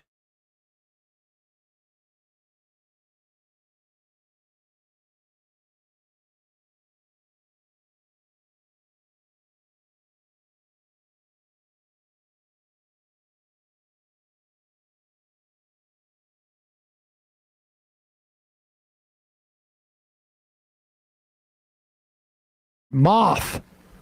Also pretty. Let's see what Sam has to say in this video. This is interesting. Sickening to see liberals weaponizing Trump against Muslim and Arab Americans for not wanting to vote for Genocide Joe and going all white savior as if voting for blue MAGA has made anyone's lives better. Well, I will tell you something. The fact of the matter is that we cut child poverty in half, by 45%, 40%. I think that makes a difference to me. Okay, so he's bringing up there literally are differences between Biden and MAGA. That's true. I mean, I don't know. The problem isn't the fact that there are no differences. The problem is that the differences are fewer and farther between than one might expect, especially when it comes to what's going on in Gaza. But people's lives. But I mean, Sam is famously pragmatic when it comes to politics, when it comes to electoral politics. So Biden not hasn't really surprising. done nearly enough in terms of student debt relief, but for 3 million people, yes, it made a difference. The idea that Medicaid expansion was promoted under Biden, yes, that makes a huge difference. The idea that the National Labor Relations Board has made unionizing easier, yes, that makes a difference. For millions of people who stand to gain Social Security and worker protections because of the Labor Board decision today, yes, that makes a difference. I mean, on balance, I'm sorry. The fact Emma needs a hair tie. I feel like I do too. Fact is, yes, there have been many more people's lives who've been made better by having a Democratic administration versus a Republican administration. It is not revolutionary. Some of these changes are incremental. And you may argue that and certainly in the lives of some people, it is not made better without a doubt. But I don't know what to tell you. Like, I think I personally am not someone who has ever really cared about the Democratic Party beyond whether that party or candidate is going to move in the direction of issues that I support. So I don't know what to tell you. Biden has continued a lot of the policies introduced under Trump. That's true. He's also reversed a lot of policies that have existed under Trump. Arguing zero difference is just not useful.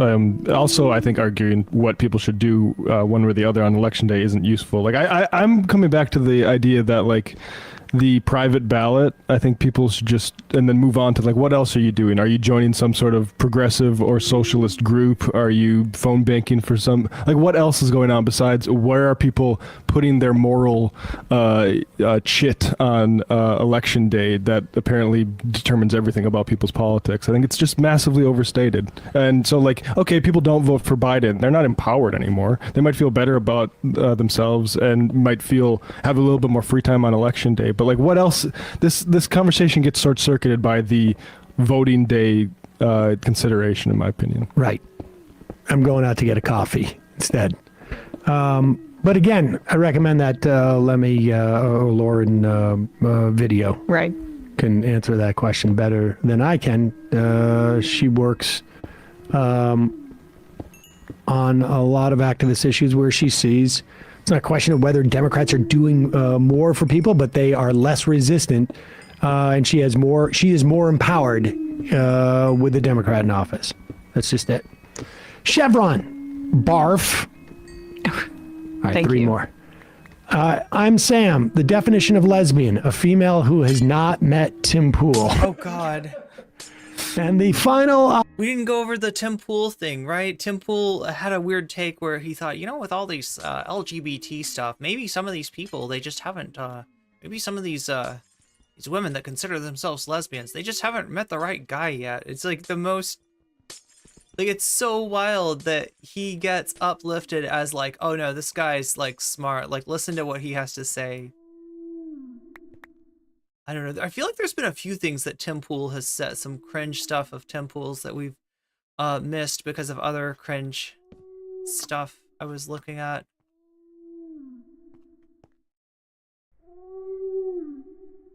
I am of the day.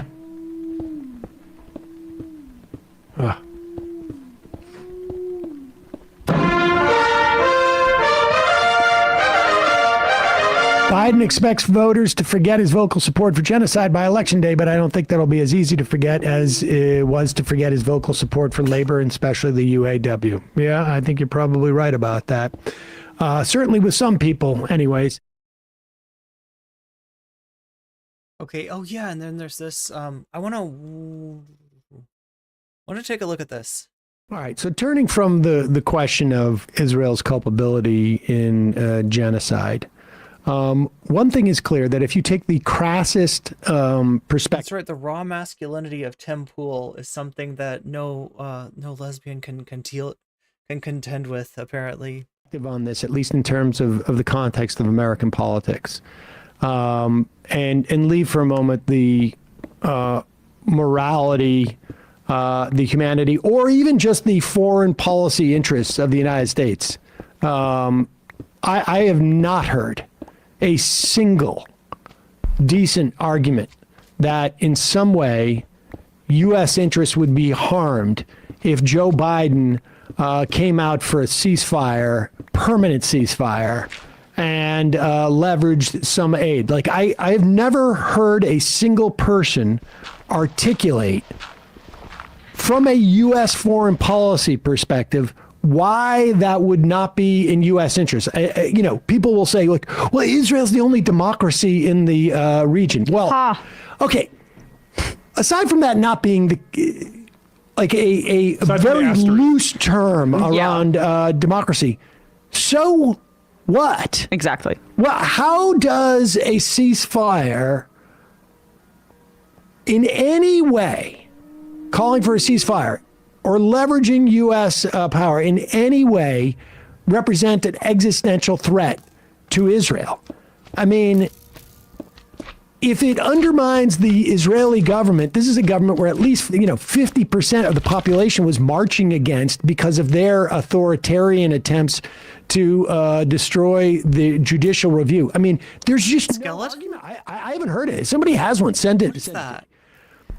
So from a U.S. foreign policy standpoint, there is no rationale. Oh, it's a giant bird. For Joe Biden Can I pick those up? be supporting Israel in this manner.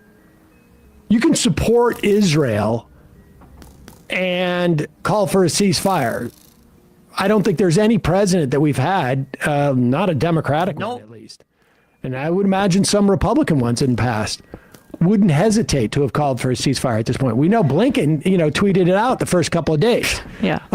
And Biden is expanding this war because he has to respond to the inevitable responses from the rest of people in that region. But also, leaving that aside, from a purely crass political standpoint, Joe Biden is...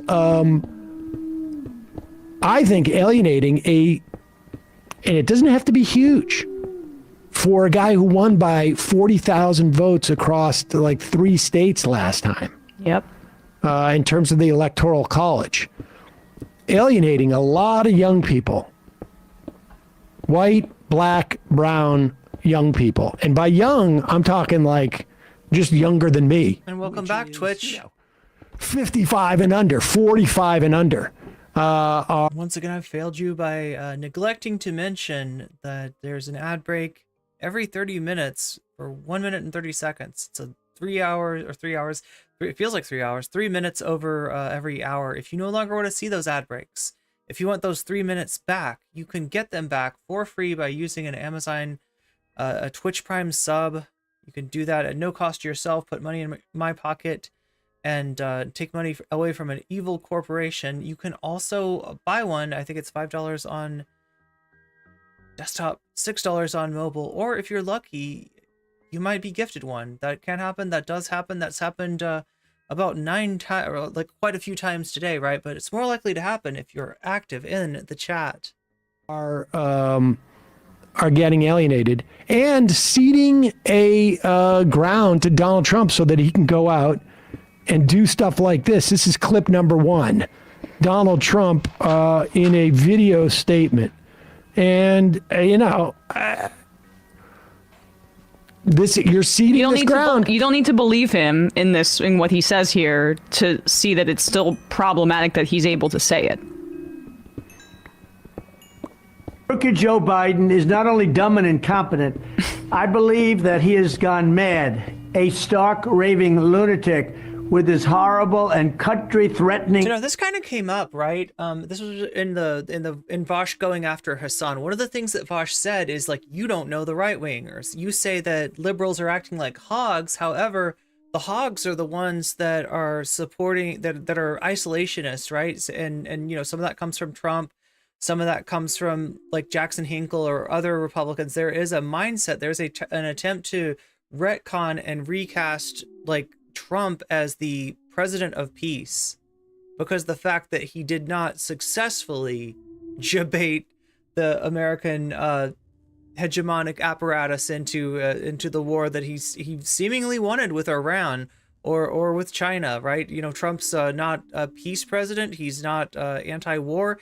He's just pro-war with different countries than the libs. However, that's not going to stop Trump from trying to claim that mantle.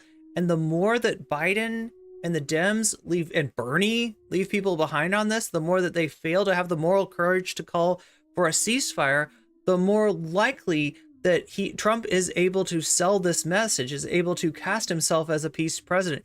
He does talk out of both sides of his mouth when it comes to Israel, right? He was Netanyahu's best friend when he was in office, but now he's going to pretend like that somehow, stuff would have gone different under him.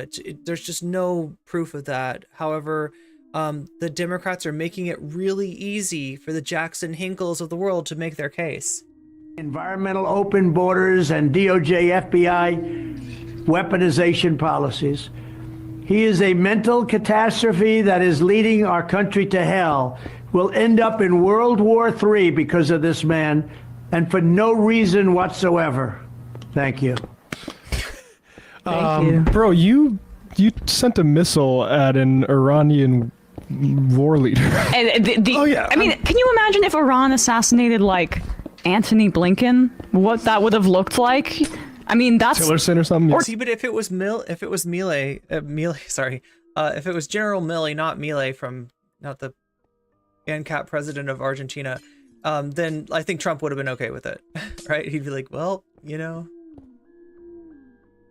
Tillerson at just whatever, some top diplomat or or Lloyd Austin.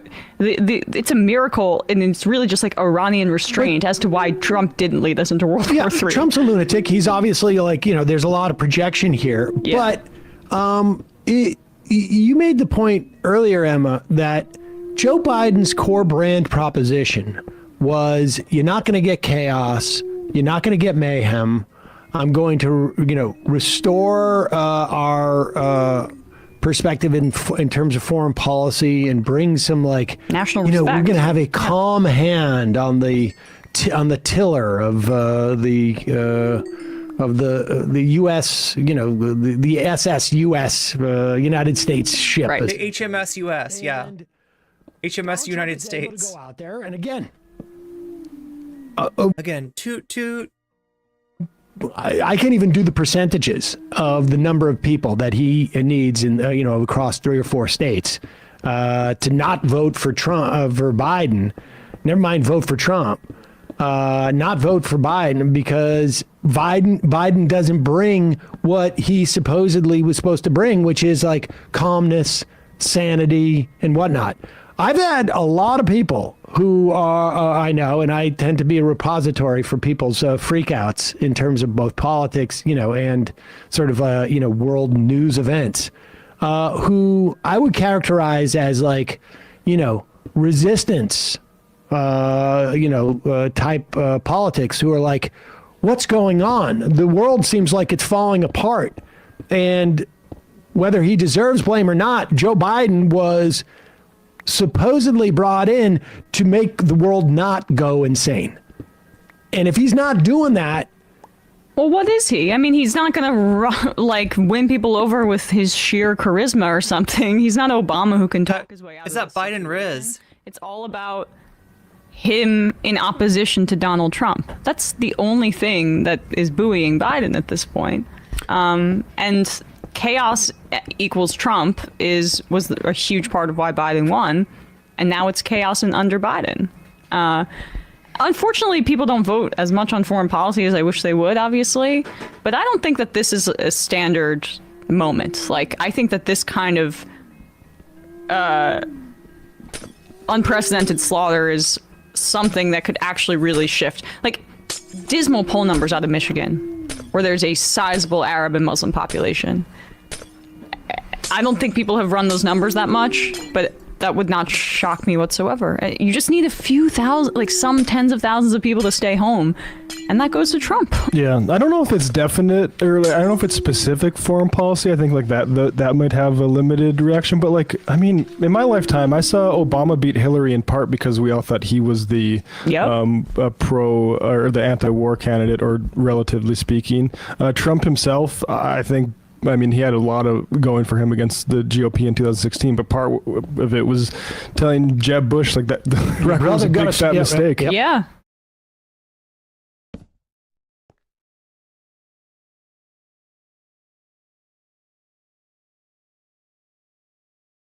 So here's the last thing I want to go over with you. This is another Majority Report video.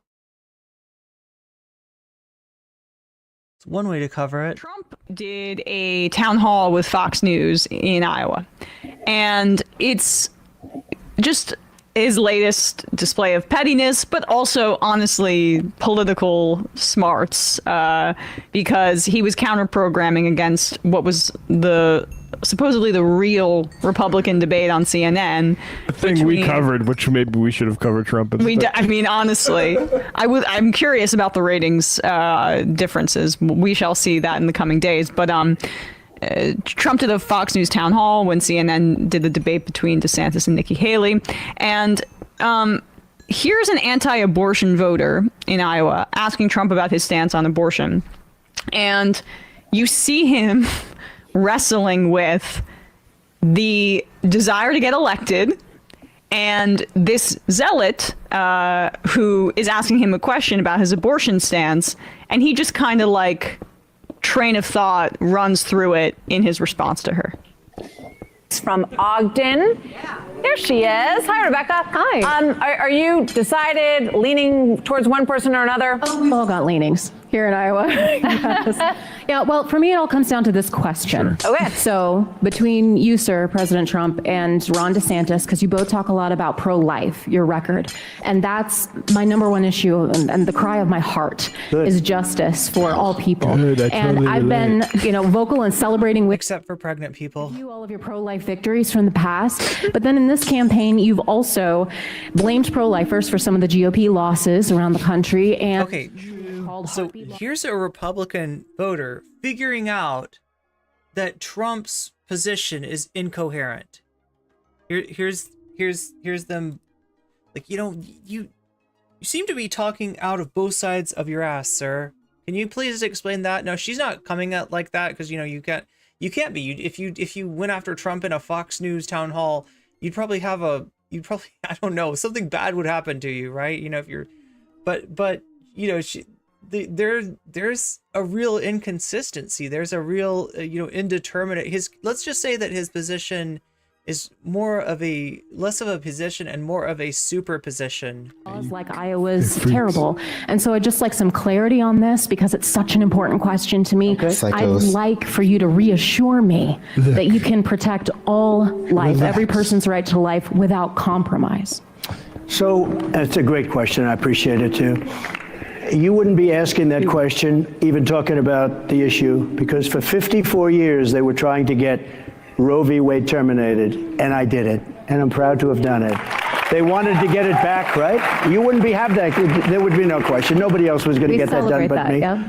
And we did it. So yeah, like Trump's strategy so far has been to obfuscate, to be on both sides of the issue. I mean, obviously he said some really harsh stuff. Like he talked about, wanting to overturn Roe versus Wade. They put in the Supreme Court that did overturn Roe versus Wade. Right here, he's going to take credit for that, right? So this is ill-advised. If what he wants to do is to just kind of like confuse the voter and have a plausible deniability on either side to be able to do what Obama used to be really good at, is enter a room with people that disagree 180 degrees with each other and have both sides think that this guy agrees with me. This guy's going to enact the policy that I like, right? Even though there's no way that that both of those contingents can be right. But yeah, so already he's like kind of he's claimed more responsibility. He's also said things about the extremism on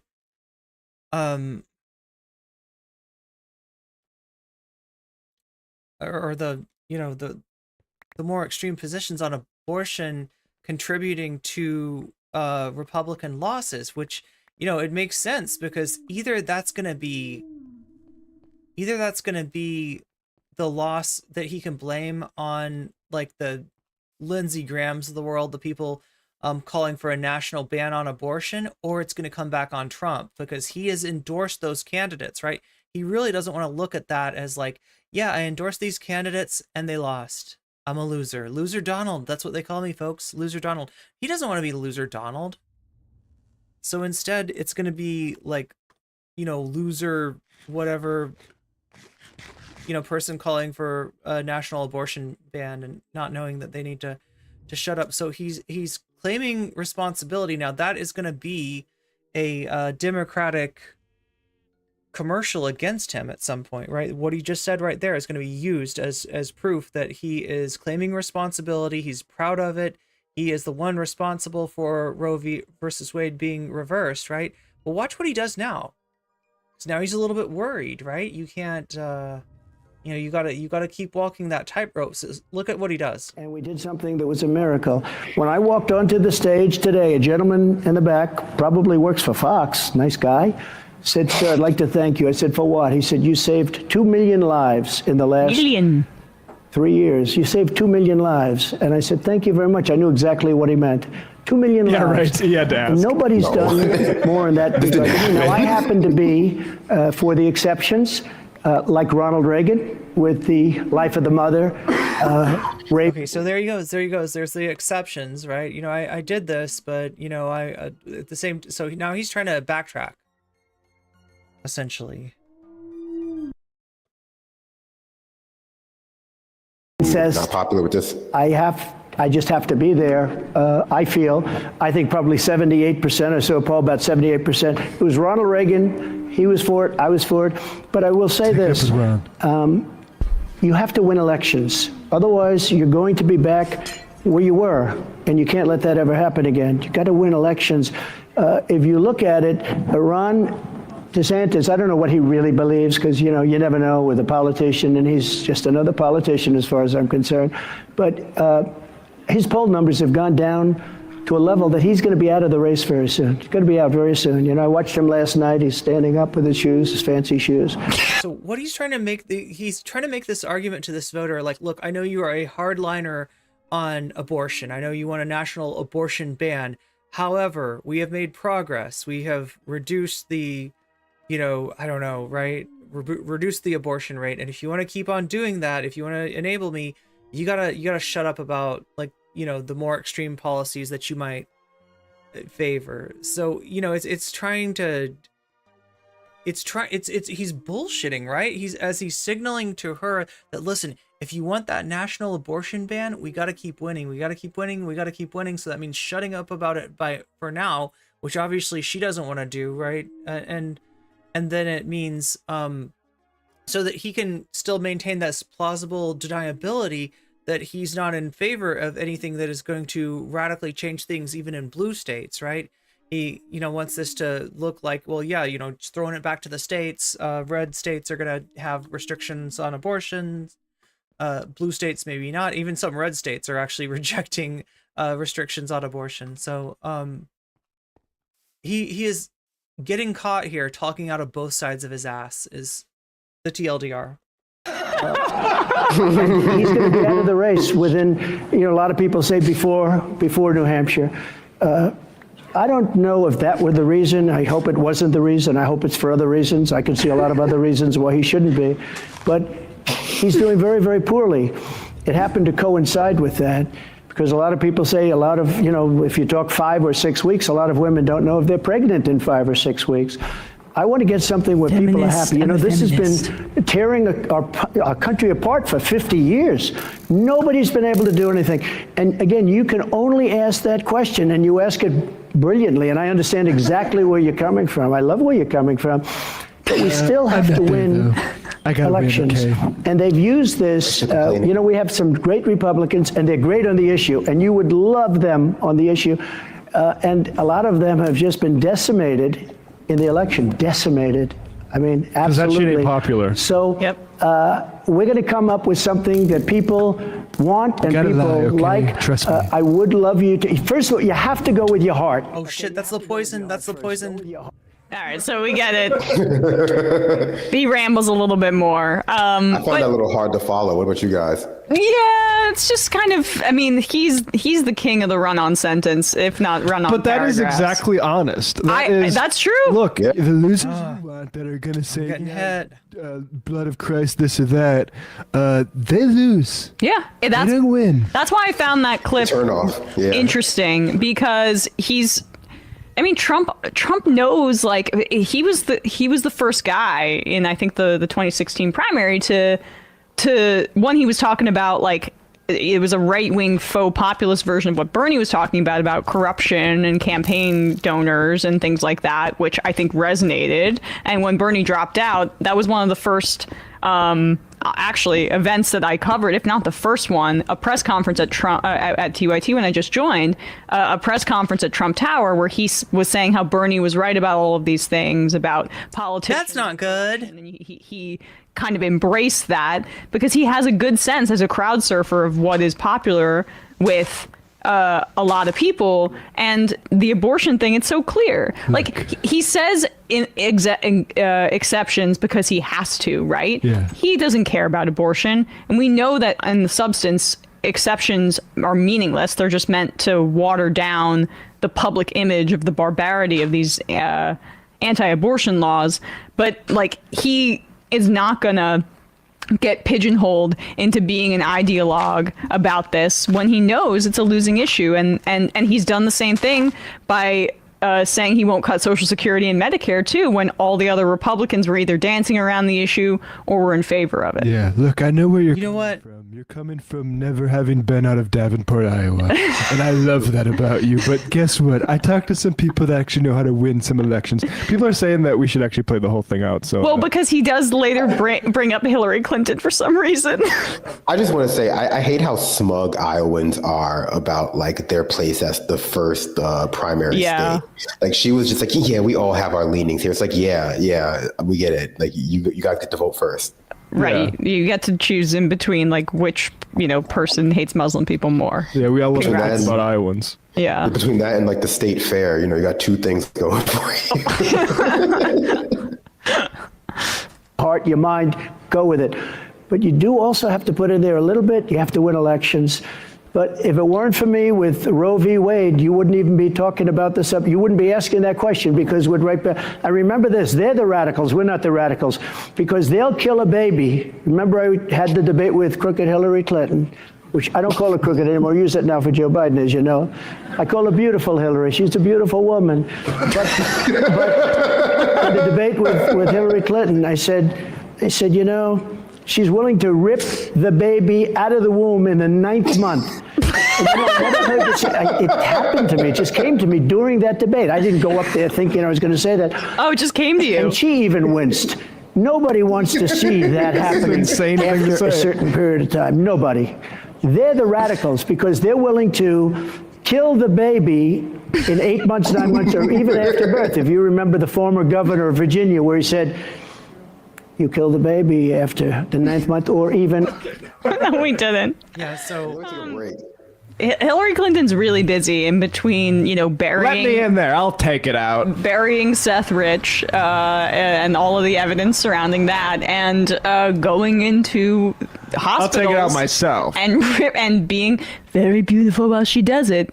I won't even scrub up. Decapitating the babies after they come out of the womb. She's got a busy schedule. She personally performs every 9-month abortion herself. She just rips them right out like a Mortal Kombat fatality. God, fucking damn it. Beautiful Hillary. I call her beautiful Hillary because she's a beautiful woman. God, he's. I mean, so the beautiful thing's sarcastic, right? Because he's saying she's not hot. I think so, yeah. Ah, right. I don't think it's a compliment. Yeah. How about she's ripping those babies out, I guess. I don't know like what he's into. I mean, she just does it in one fluid motion. It's like her mechanics for baby murder are just through the roof.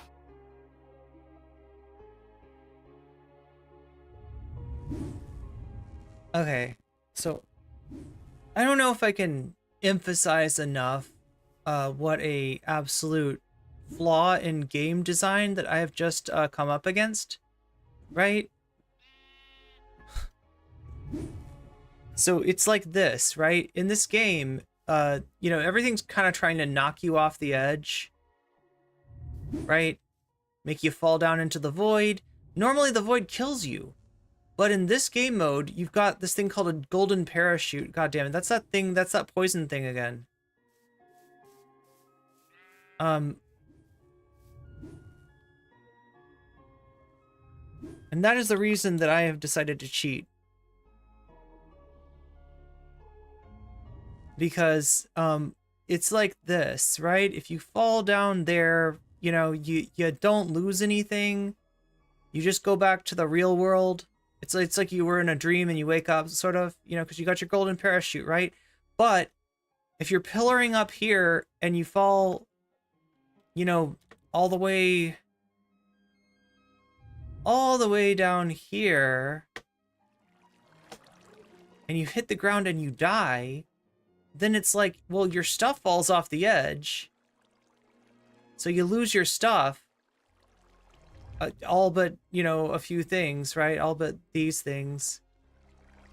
It's just a really silly thing to happen. So in that way, you know, I should have just, like, you know, knowing that, I would have just gone up the water and taken my chances, right? Because they'll shoot you, they'll try to shoot you out of the water too. But if you fall all the way into here and go down into this void like that, you're safe somehow. Whereas if you fall on here and it's enough to kill you and your stuff happens to go off over the edge, oh my god, look at that. That's some kind of weird, I don't even know what that stuff is, but it seems like slippery, or it's like ice or something. So I don't think I'm gonna accept what essentially like a game flaw did to me, because especially considering like how much grinding there is in this, and the fact that let's see,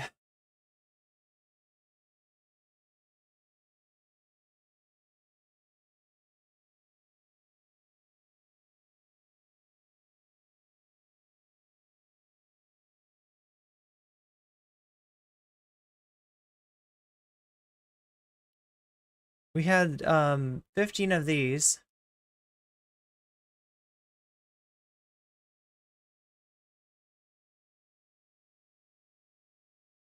We had the gravitite.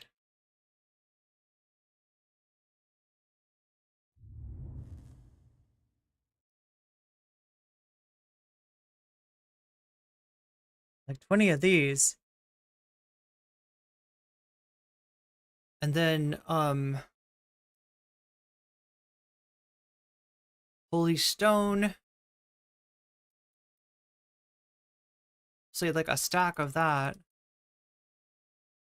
But the progress in this dimension is towards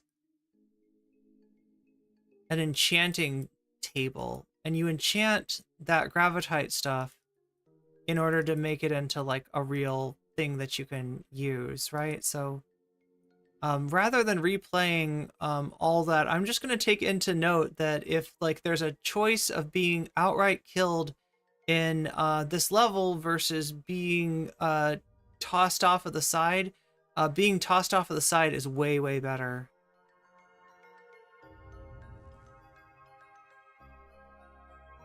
And there's the golden parachute that would have come into play had we just been tossed off the side, as apparently we should have. That's...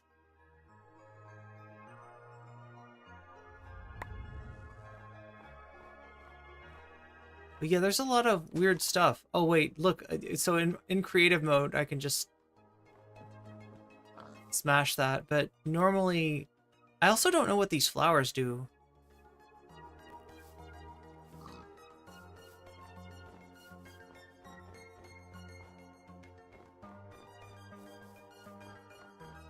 I need to look in here again and just see, did I... Okay, so...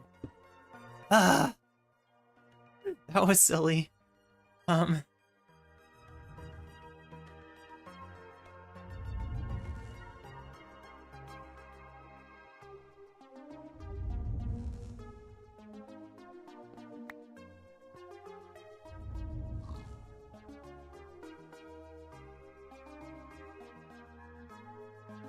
So I wanna play this, in like a fair way, right? I could easily right now, since I'm in creative mode, I could just, cheat myself an altar, since it feels like very grindy to get here there. However, I'm not going to. I'm gonna go with the natural progression. You're supposed to get the xantite, you're supposed to get the gravitite, and then you get the, oh my god, what is this last thing called?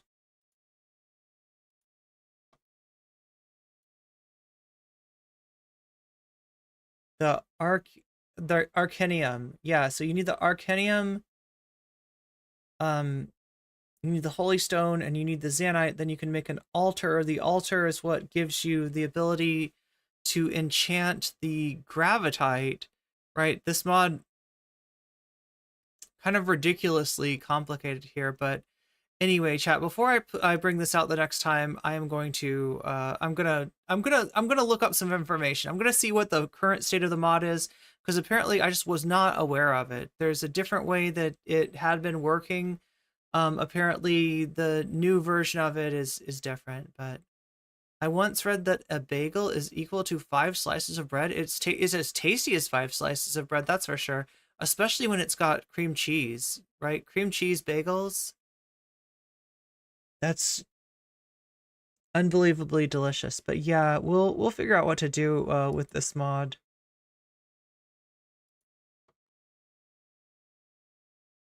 I'm just utterly like frustrated by the fact that like that game, I feel like that's a game design flaw, right? Where you're like punished for not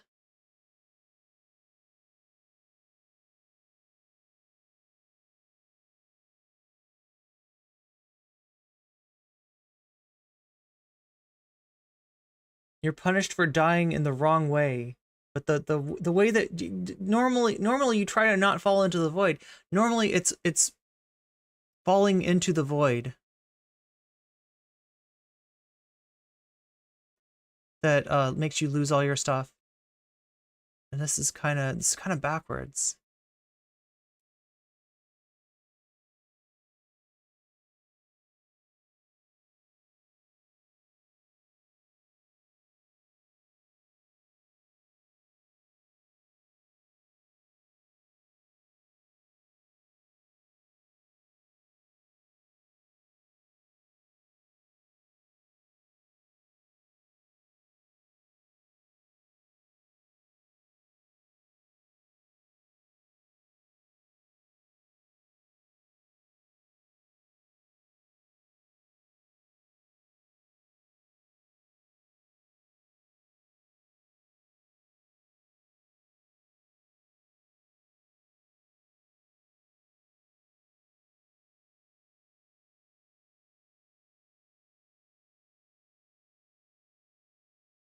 Oh shit, chat.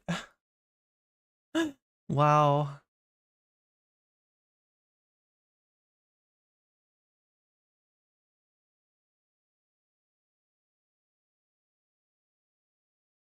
I almost rated YouTube into a conservative chat, okay? But instead, I'm gonna raid you into current Katie.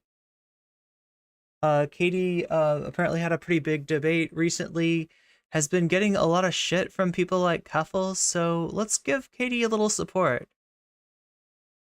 Like, it seems like all the worst people hate Katie, and that just makes me respect Katie more. I think that she is legitimately one of the best debaters in this space. Like, she's better than Vaush. I've seen her kick Vaush's ass in a debate before, right? So, really appreciate her, and give Katie. Yeah, thank you for not rating us. Well, it wouldn't have been in YouTube, or it would have been Twitch, right? Like, I was like, oh, a political channel. Oh, it's a small little political channel. Let's help them out, right? Let's see here, Christian, conservative, and we're like, oh no. Yeah, I almost rated you into a conservative Christian. Show is over. Yeah, thank you for being here, everybody. I appreciate you a bunch. And well, sorry about cheating at Minecraft. Look, I don't normally do this, but I feel like Katie streams YouTube too sometimes. Nice. But yeah, you'll be hanging out with Katie in about 10 seconds. And until then, you can support me on Twitch, you can support me on YouTube, you can support me on Patreon, you can even support me by hitting that like, because that helps more than you realize, and I appreciate all the support that you give me, and it's only through that support that I'm able to come to you day after day, week after week, with more interesting stuff. But